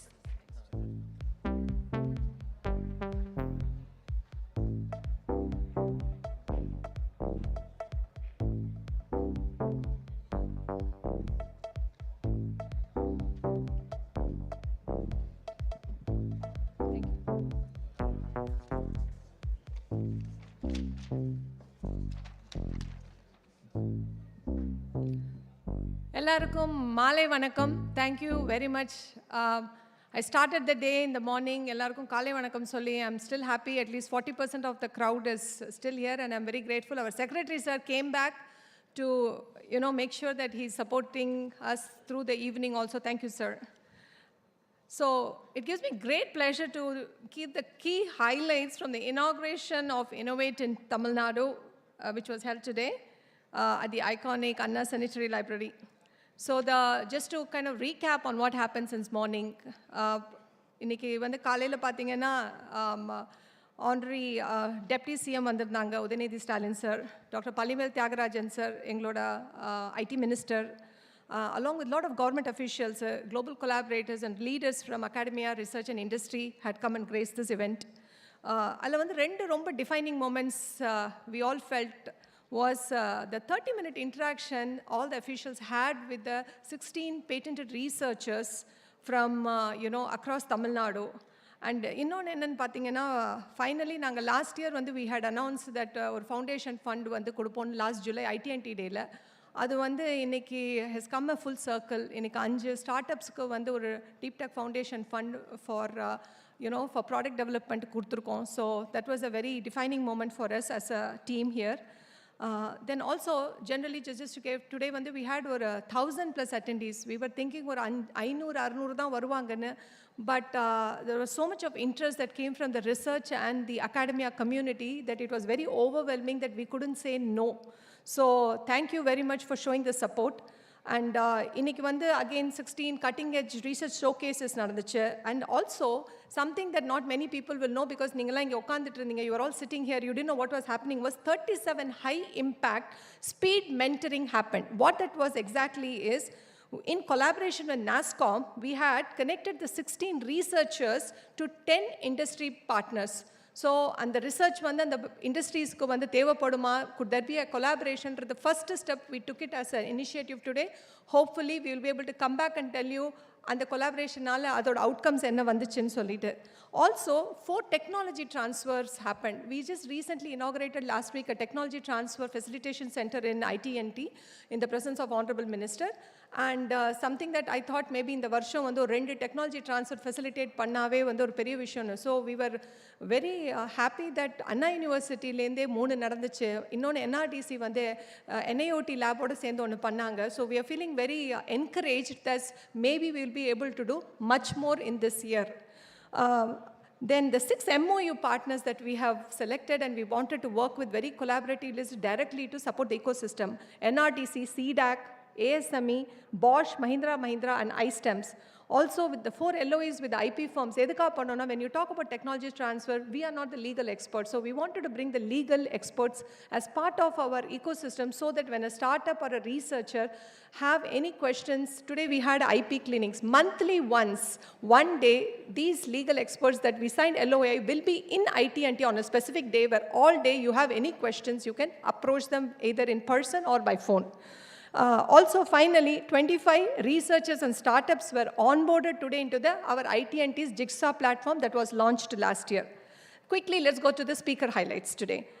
First one, the Commander Amit Rastogi sir பேசினாங்க. So, where NRDC, where he acknowledged the footprint, how NRDC is expanding in Tamil Nadu. So, it's the first entry for them into Tamil Nadu. They have already been working on it in a very,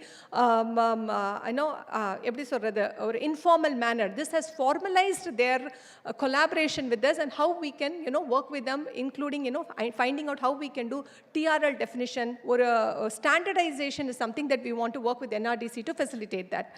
Then also he stressed on technology innovation as an enabler for high growth.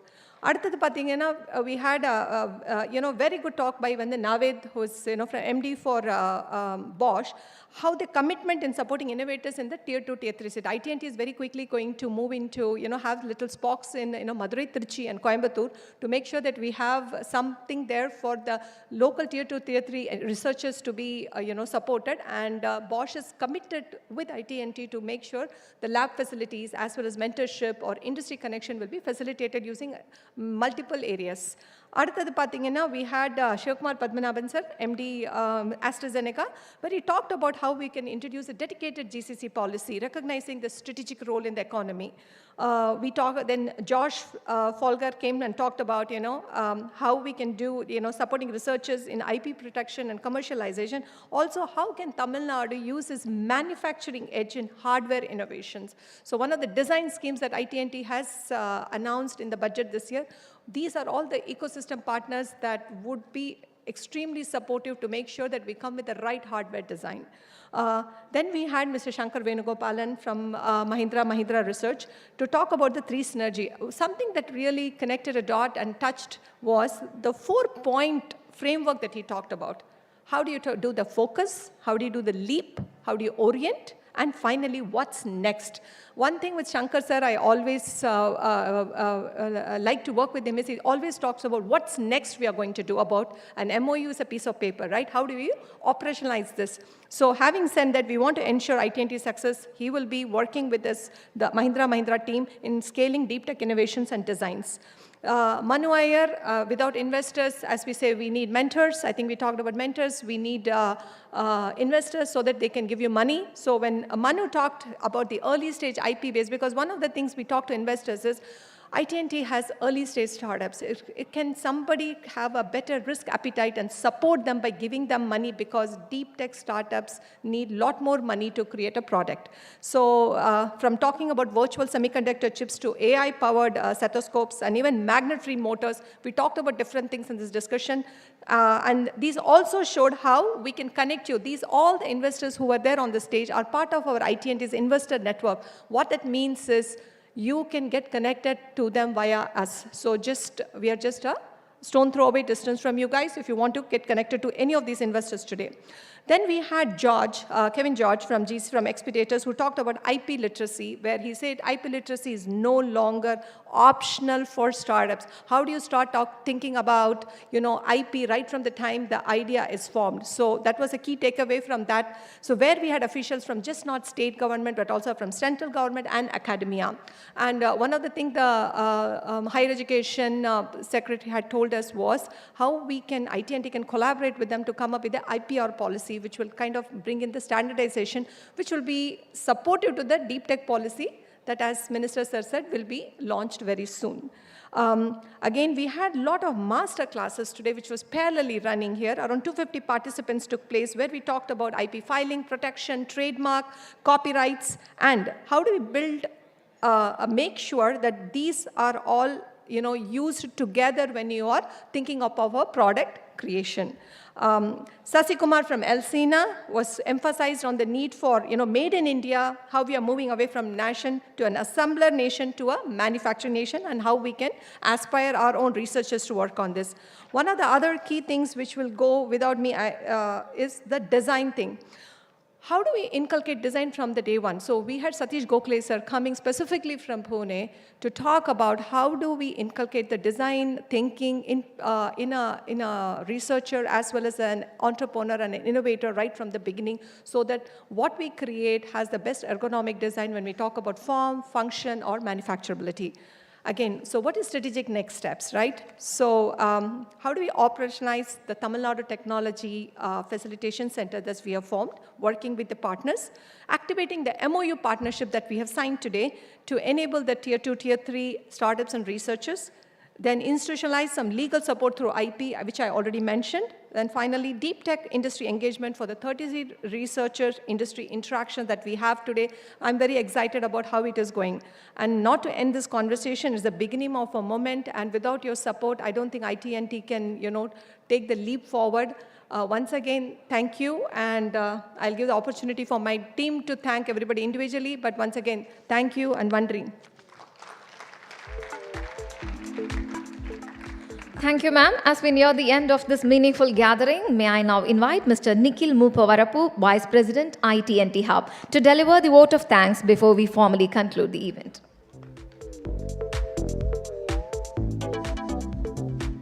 Good evening, everyone. What a remarkable convergence of innovation, intellect, and inspiration we have witnessed today at this very first Innovate IN2TN IP Conclave. It's really heartwarming to see such brilliant minds come together under one vision, a future driven by ideas, protected by intellect, and powered by collaboration. Let me turn to the timeless wisdom of Thiru. He beautifully said, "Is there any recompense in this world for one who helps you when you need the most?" This reminds us gratitude isn't just a courtesy, it's a reflection of values. On behalf of the entire team at IT&T Hub, I thank all our dignitaries, innovators, IP champions, and our government of Tamil Nadu for this platform. I would also like to thank my peers, colleagues, volunteers, and IT&T Hub, and everyone that helped to make this event a grand success. Our sincere gratitude to the conclave advisors like Manu Iyer, Kevin George, and many others who shaped this conclave. Also, I would like to personally express my gratitude to one person, Mr. Satish, our Marcom team and the designer that made this place look this very beautiful. The greatest inventor of our time, Dr. APJ Abdul Kalam, thank you. The greatest inventor of our time, Dr. APJ Abdul Kalam said, "You have to dream before your dreams come true." When you dream about innovation, we are here to make it true. Let's build the future by innovating in TN. Nandri, Vanakkam.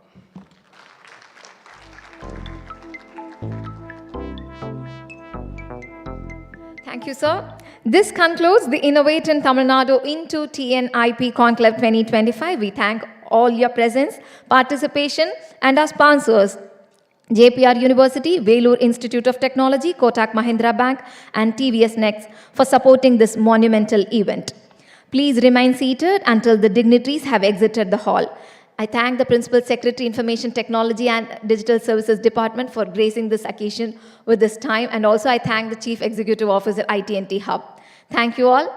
May I request everyone to kindly wait till the dignitaries exit the hall.